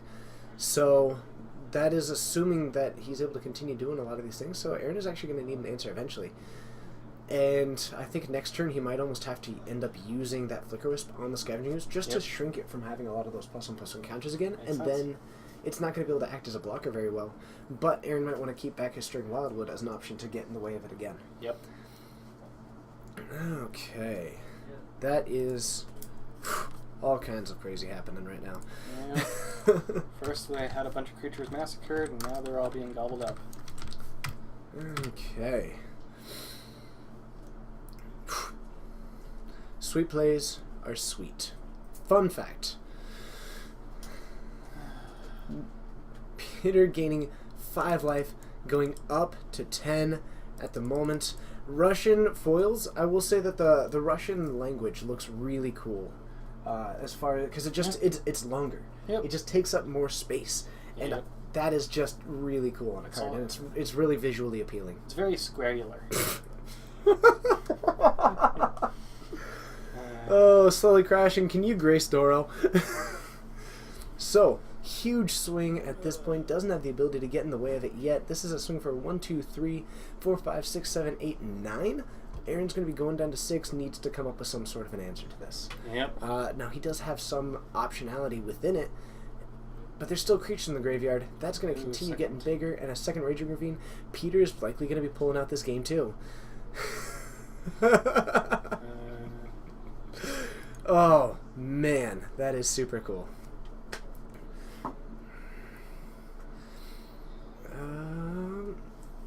And what have we got from... And so those heading into Aaron's turn. What does he want to get? That is Yeah, Verdant Verdant, Catacombs, yeah. not what he's looking to do. That is like a Mutavault for a moment. I'm like, why would you have a Mutavault? I have no idea where this face comes from, but I now want to copy it. No, that's not the right one. I have to find this face. Where is this face? Actually, where is it? It's gonna come There it is. Huh. Okay, there we go. Joining in. I'm part of a team. Good work. Team mentality is important. It is. Alright, so a variety of land for Aaron at the moment. And, I mean, he can keep growing this, and he actually has enough to both attack in with the Stirring Wildwood in addition to the Restoration Angel. Yeah. But needs to go with the... We might almost see the Flicker Wisp, one of them. He needs to update his life total. Because he ended up taking... How much there? 10? I think so. A lot. A lot. So... not sure what I'm expecting here, because right now it's a swing for 4. He can get up to a swing for 5, but there's still one creature in the graveyard, and he doesn't have a whole lot of ways to win as it currently sits. So it seems like kind of a risky attack when he could just go for the Flicker Wisp on the Scavenging Ooze and then keep it back for a turn, keep growing that Gavony Township, and get another couple of counters on it if he can, something like that. But looks like he's going to be going for the Flicker on the Scavenging Ooze. That's going to die. Now the big question is, does he then go for it? And I think this is the problem with him attacking, is that he's still in a huge amount of trouble. The other Verdant, but that one, you know, he could hit and take the counter off of that one, but there's still a decent swing coming in, especially off of these +1/+1 counters. Yep. And Peter is about to take a Game 2 win, I believe. Interesting. That was very well navigated. Yeah. Knight of Soul's Betrayal is a weird card. Yeah, it is. Fun fact. And, you know, makes... I honestly feel like Knight of Soul's Betrayal makes Scavenging Ooze a lot better. Like, just the fact that you're gaining... Like, each life that you gain, it makes it so much harder for your opponent to do damage. Mm-hmm. And then you're just gaining life on top of it. It's rough to work with. So, I believe Peter is currently at 7. I think Aaron is currently at 5. Should be at... Aw, how is that not fun? We like the fun facts. Yeah. The fun facts are the fun of facts. Yep. We'll send you a fax of fun facts. Yep. Fact. 6? Oh, okay, so it's actually 6 to 7. Okay, so currently at 6. That means that some of these may not be quite enough. But Aaron not having any way to actually stop this, if Aaron just goes for the swing out, then he does have the means to take the win. He'll be swinging for 3, 4, 5, 6, 7, 8, 9, 10. Whew. It'll be a fun fact, so fun facts. Fact. Hey, look at that me. Look at me. That. I am saying sentences that make no sense right now. I'll get past it. And I think we're working through that. Oh, I love it. We're going to have a fun fact to send to through a fun facts, a fun facts fact. Love it. Apparently this needs to be a thing. The only problem is that no one has fax machines anymore, which ruins the whole joke. Right? It's awful. So, this is a swing for lethal at Aaron, and I think we're going to be heading into a Game 3. But time is now a factor. Mm-hmm. They are running light. You'll have to show me the card facts, Captain. So, getting a win here, and moving into a Game 3. So, Peter nicely navigated. That was an odd game. An extremely reactive from both players. A lot of back and forth just by trading really small threats. And then just how it came down to is that a Knight of Soul's Betrayal started invalidating some of Aaron's cards, Yeah. And then eventually it just, so many of those trades happened that the Scavenging Ooze was able to become massive and apply a whole lot of pressure. And it also, Peter, 4 bolts. Yep, Beautiful. 4 bolts. That was Yep. absolutely beautiful. Hello to all the people who are just now joining us. My name is TJ, I'm David. and we're streaming from Geek Fortress in Snohomish, Washington. I am seeing that some other people have hit that follow button. Thank you so much. We really appreciate it. We got over 1,500 today, and every single one of those counts. So thank you. I hope you're enjoying it. Questions, feedbacks, comments, anything. It's always welcome. We like interacting with you guys. It's part of our charm. Something like that. Something like that. Businesses have fax machines. I agree. But the problem is that I'm not really sure I'm if glad I you want to agree. send... Yeah, I know. Well, we have a fax machine at my work. But I'm not really sure if I want to send a fun fax about fun facts to a fax machine at a workplace. Yeah. Seems like, I don't know, bad PR. Oh, you could send fun facts to Carfax. I could send fun facts to Carfax. Now that Yeah, sounds like fax. a hilarious prank. Mm. If they have a fax machine, we should just one day get the equivalent of a flash mob Yeah. to just do nothing but send faxes to Carfax. And all of them with the word fun. Yep. We're sending you fun facts. Man. Except it would probably end up costing them a bunch of money, just in Yeah. paper and ink and stuff like that. Yeah. A lot of services actually that I've seen that accept fax actually just have it convert to digital service, so they don't actually need to print things out. It just scans it and then sends it to your email. Oh, that's significantly less cool. Oh, definitely, but you know. The digital world is ruining us. The Gitrog Monster, thanks for joining. We were talking about you yesterday when we got to see you played in Legacy. It was very cool for us. We were saddened that you weren't able to join us in the chat, but hey, at least you get to know. Oh, there's even a frog emoji. This is all kinds of exciting. Yeah. I'm excited. Can anybody tell me a bit more? I'm told that if we get a subscribe button via Twitch that we can make our own emojis. How exactly does that come about? So, the answer is yes. You can make your own emojis. There's a little bit of rules and requirements, and you have to have a certain amount of followship to be able to get it, but that is something that can be done. Uh-huh. And I'd be glad to make us emojis. Ooh, you need one of me going with the word so. And it'll be just like my face and it'll say so. Also, all kinds of things. There's so much potential. So much potential. Yep. So, I see an Aether Vial. That's going to be a really nice one in combination with the Flicker Wisp, but it seems like So I see 3 lands, 2 Flicker Wisps, a Quasali Pride Mage, and a an Aether Vial. 2 Aether Vials, 1 Flicker Wisp, 1 Quasali Pride Mage. This looks like if this was game 1, I'd think I'd be playing against Hate Bears. No kidding, but it actually looks like a really nice curve for the deck. And down the line, having 3 for that Flicker Wisp, if you can delay it a turn, becomes a very powerful card. So, Aaron heading into his turn, Peter just playing a Verdant Catacombs and passing the turn, not cracking it yet. I like flickering in a Siege Runner. Ooh, Or dialing in. Vialing in a Siege Rhino. I Yeah. mean, as a surprise blocker, it's fantastic. Yep. There's all kinds of cool happening Just here. imagining a really fast Rhino. Just running right in. One needs to be glorious. And apparently you can make emotes through the Better Twitch TV app. There's so much that I'm learning. This stream is all about knowledge. Not putting down the Quasali Pride Mage just yet, puts down the tapped land and then goes for the second Aether Vial. So he can start balancing that on something maybe like 2 and 3, because that gives him a lot of options at the 2-drop slot. And also the 3-drop, that's where you're looking at Flicker Wisp. That's a great spot to be at for the deck. We could also see him go for something like 4, but he's already got Flash on Restoration Angel. And Siege Rhino, while it's fun, maybe not the biggest reason to put it all the way up to 4 and make that delay. Yep. So, Peter, getting the second land, still hasn't gone... Okay, so has a Overgrown Tomb as well as a Blackleaf Cliffs, down to 19 currently. And still doesn't look like he's going for a whole lot of plays at the moment. Still not very proactive. So, Aaron following up with his third land. I believe that's an Abrupt Decay that he drew from the previous, or at least I think it was this turn. So he now has a removal spell. He's got these Aether Vials that are getting set up. I think we're going to see him put in this Quasali Pride Mage at the end step after going for a fetch. Makes sense. Quick note, super not relevant. A little bit less so in this one because some of the cards are very known. But if you have Aether Vials at the end step, even if you have nothing to put in, activate them because it might force them to make a play that they wouldn't have otherwise. Because they don't know if you're going to put something out. Exactly, and they have to play around the possibilities of what it could be. So, activate your Aether Vials, because it mean if you're not going to put in anything, it might force them to make a move earlier than they wanted to. Yep. And I'll take a look at that Dora.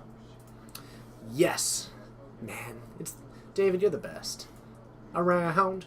Nothing's ever gonna bring you down. So I'm awful. I know. Oh, you're great. Still not putting in what I assume to be a Kozali Pride Mage. Maybe I was wrong. Yeah, maybe if he doesn't have multiple 2-drops, I don't know. It depends on what he's trying to. He could just be waiting until the Exalted is a little bit more relevant and playing around some possible removal. But I'm still not sure if that's the right play. But he's going to go for a shock and then play down the Siege Rhino, going up to 20, knocking Peter down to 16. Even if it gets removed, that's a pretty nice tempo swing. And he does have a Flicker Wisp. So he can just file and Flicker Wisp. And... At Terminate, Flicker Wisp in response. Yep, and Ooh. That's vicious. And that is going to come in at the end step. So at Peter's end step, a 4-5 going to be coming in. Even interestingly enough, it just dodges the sorcery speed of Peter as well. Yep. Still has a Vial on 2. Now I do think that Peter has a second Terminate in hand, so that Rhino is going to end up getting hit. But I gotta say, it feels pretty good to be left with a 3-1 flyer after draining for 6. That's a 12-point life swing off for 4 mana. Not a bad investment. Yeah. So, I mean, back in Standard, I had to pay 4 to hit 4 to gain 4 with War Leader's Helix. So, Yeah. we see, looks like an Abrupt Decay on that while keeping up the Terminate. So really trying to keep this board clear. And now we're going to see at the end step, we might see this Kozali Pride Mage come in. Yep. And now Peter has to make a decision. I think he's going to be going for the Siege right now, however. And no, it's dead. Yeah.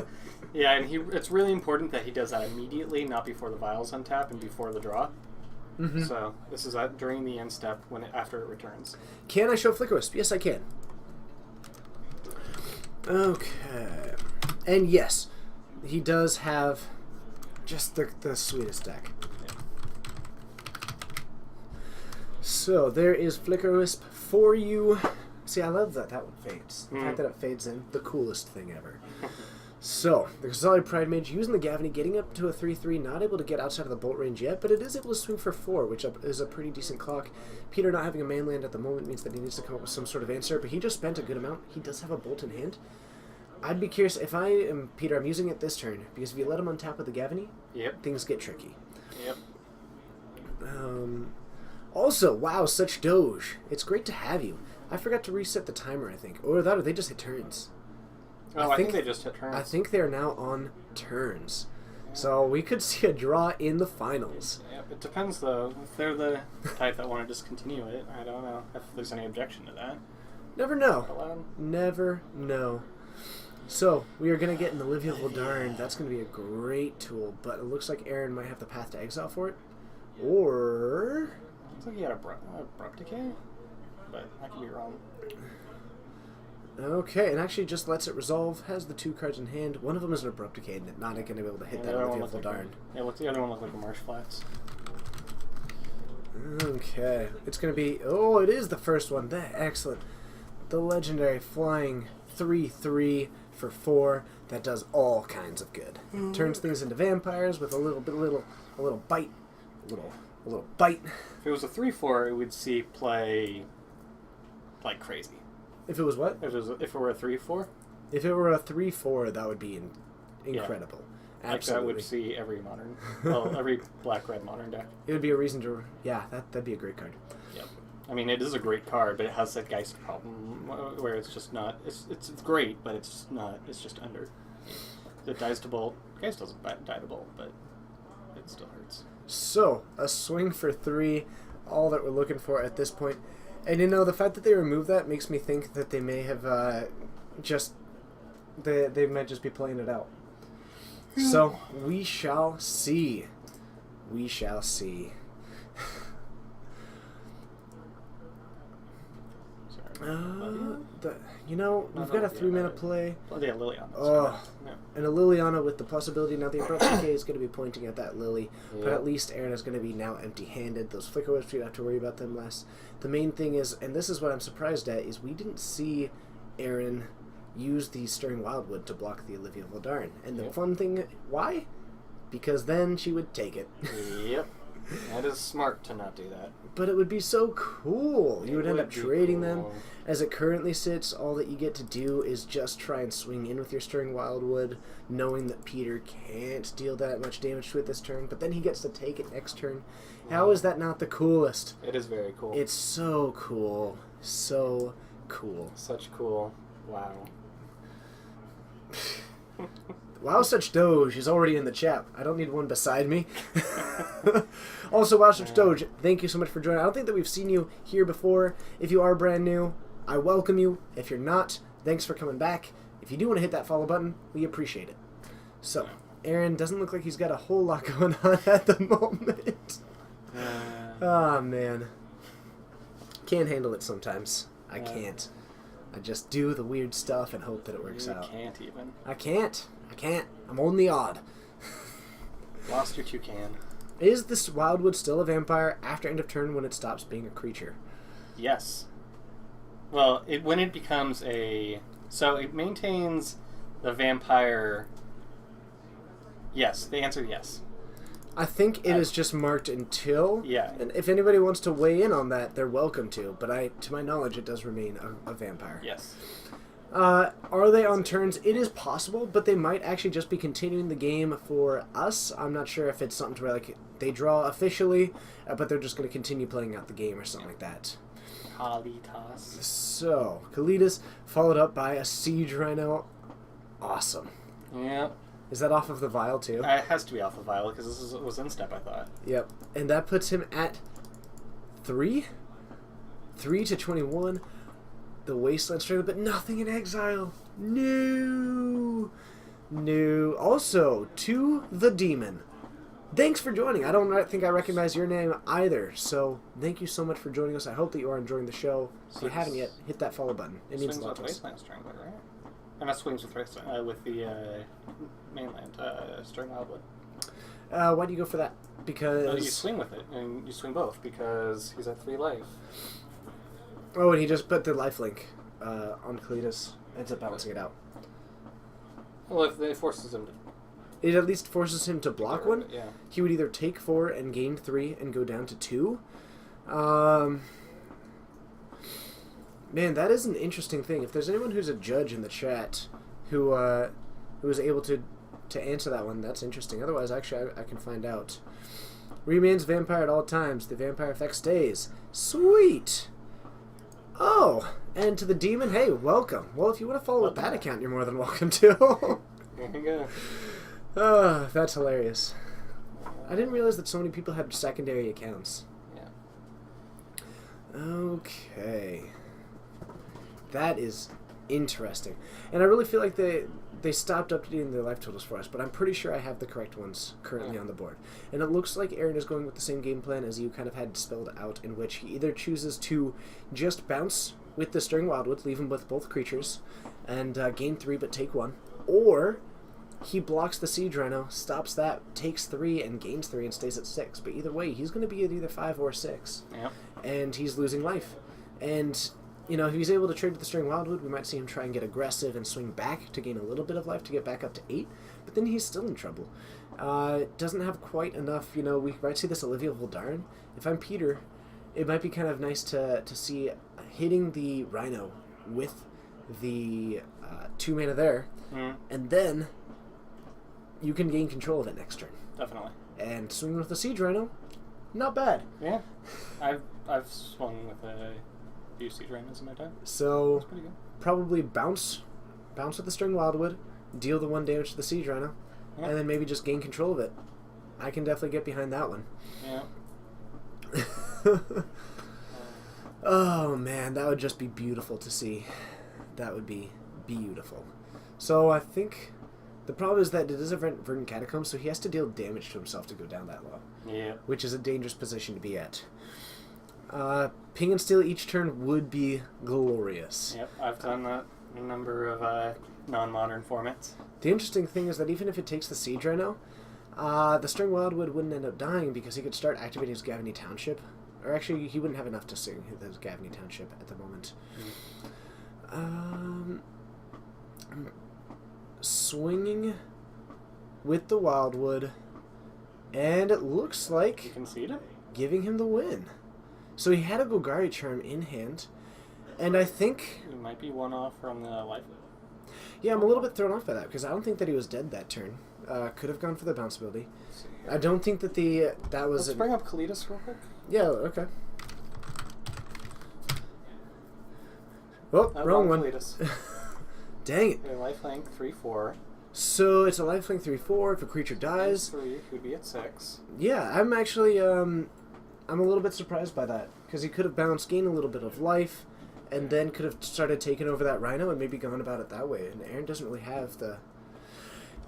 But I couldn't tell you for certain. So, let's head back to the booth, and I have got some fun things to tell you guys. So stick around for at least a little bit, because I've got some cool things to tell you about coming down the pipeline, and then, after that, we'll stick around to hang out with you guys, talk about whatever it is that people want to talk about. But, in the meantime, I'll see you there.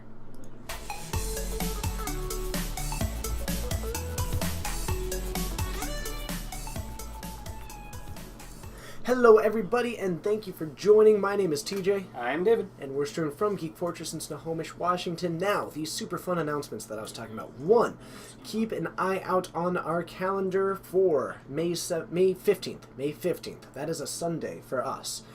Starting at, I believe, noon, we will be doing a Grand Prix trial of the Modern format. Since you guys are Modern viewers, I imagine that will interest you somewhat. It'll be Grand Prix trial. I actually won't be doing the commentary. I'm finding replacements because I'm going to be out in the field trying to get some buys for GPLA. Now, that is certainly possible, is that the life totals may have been a little bit off since they were based on kind of my approximation of what the situation was. So, that's certainly possible from Tevin. Smiley Faces, what a great name. Thank you for joining. If you're brand new, hit that follow button. It does mean a lot to us, but that is super cool. I don't think that I've seen you before, or my apologies if we have.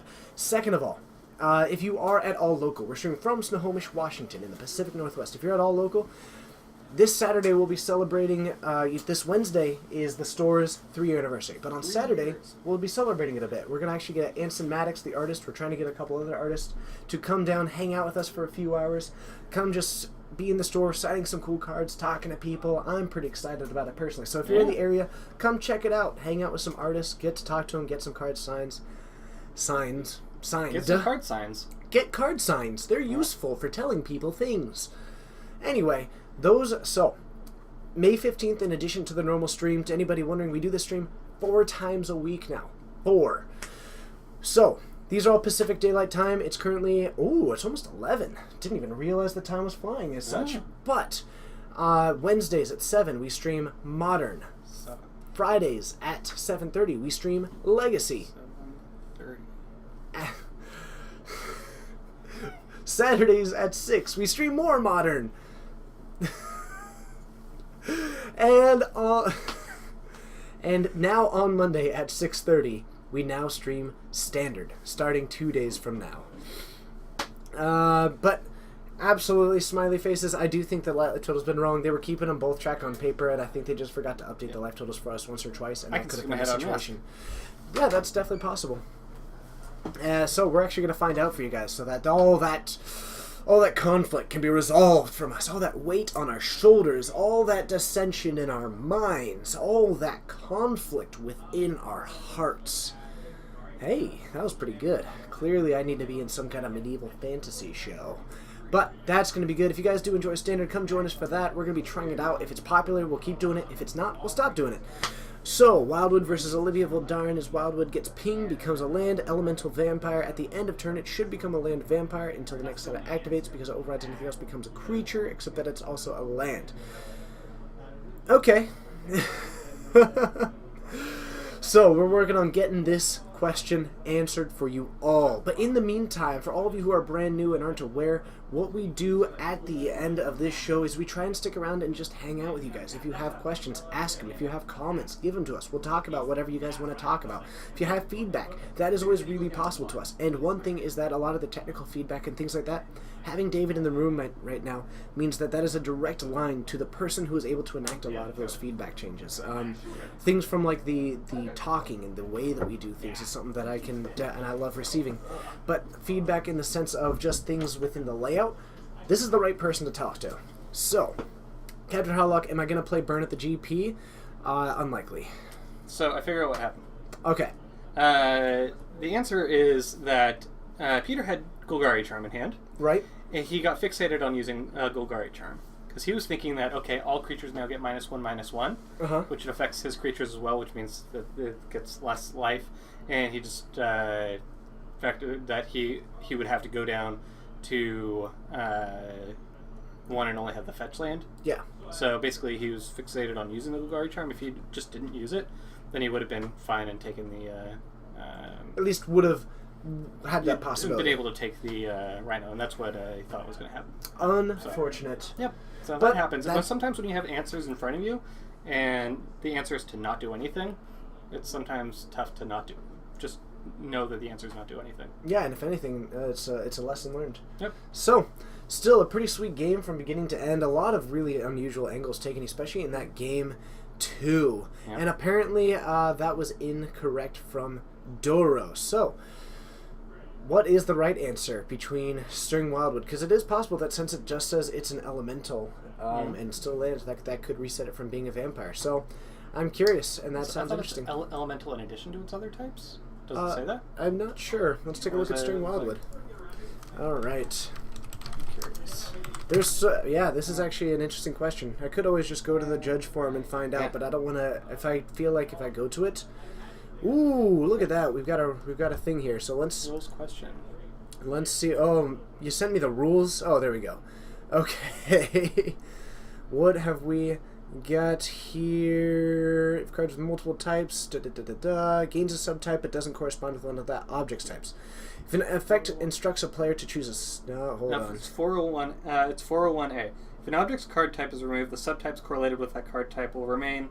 If they are also the subtypes of a card with type the object currently has, otherwise they are also removed for the entire time the object's card type is removed. Removing an object's subtype doesn't affect the card's types at all. So in this case, the person asking was if Inkmoth stops becoming a creature, it stops becoming a vampire, but if it becomes a creature again, it becomes a vampire again. Okay. Yep. So It loses it temporarily. it would still be a vampire when it's a creature? When is it a creature? When it is a creature, it is a vampire. When it is not a creature, it is not a vampire. Okay. Got it. That if correct me again if we're wrong.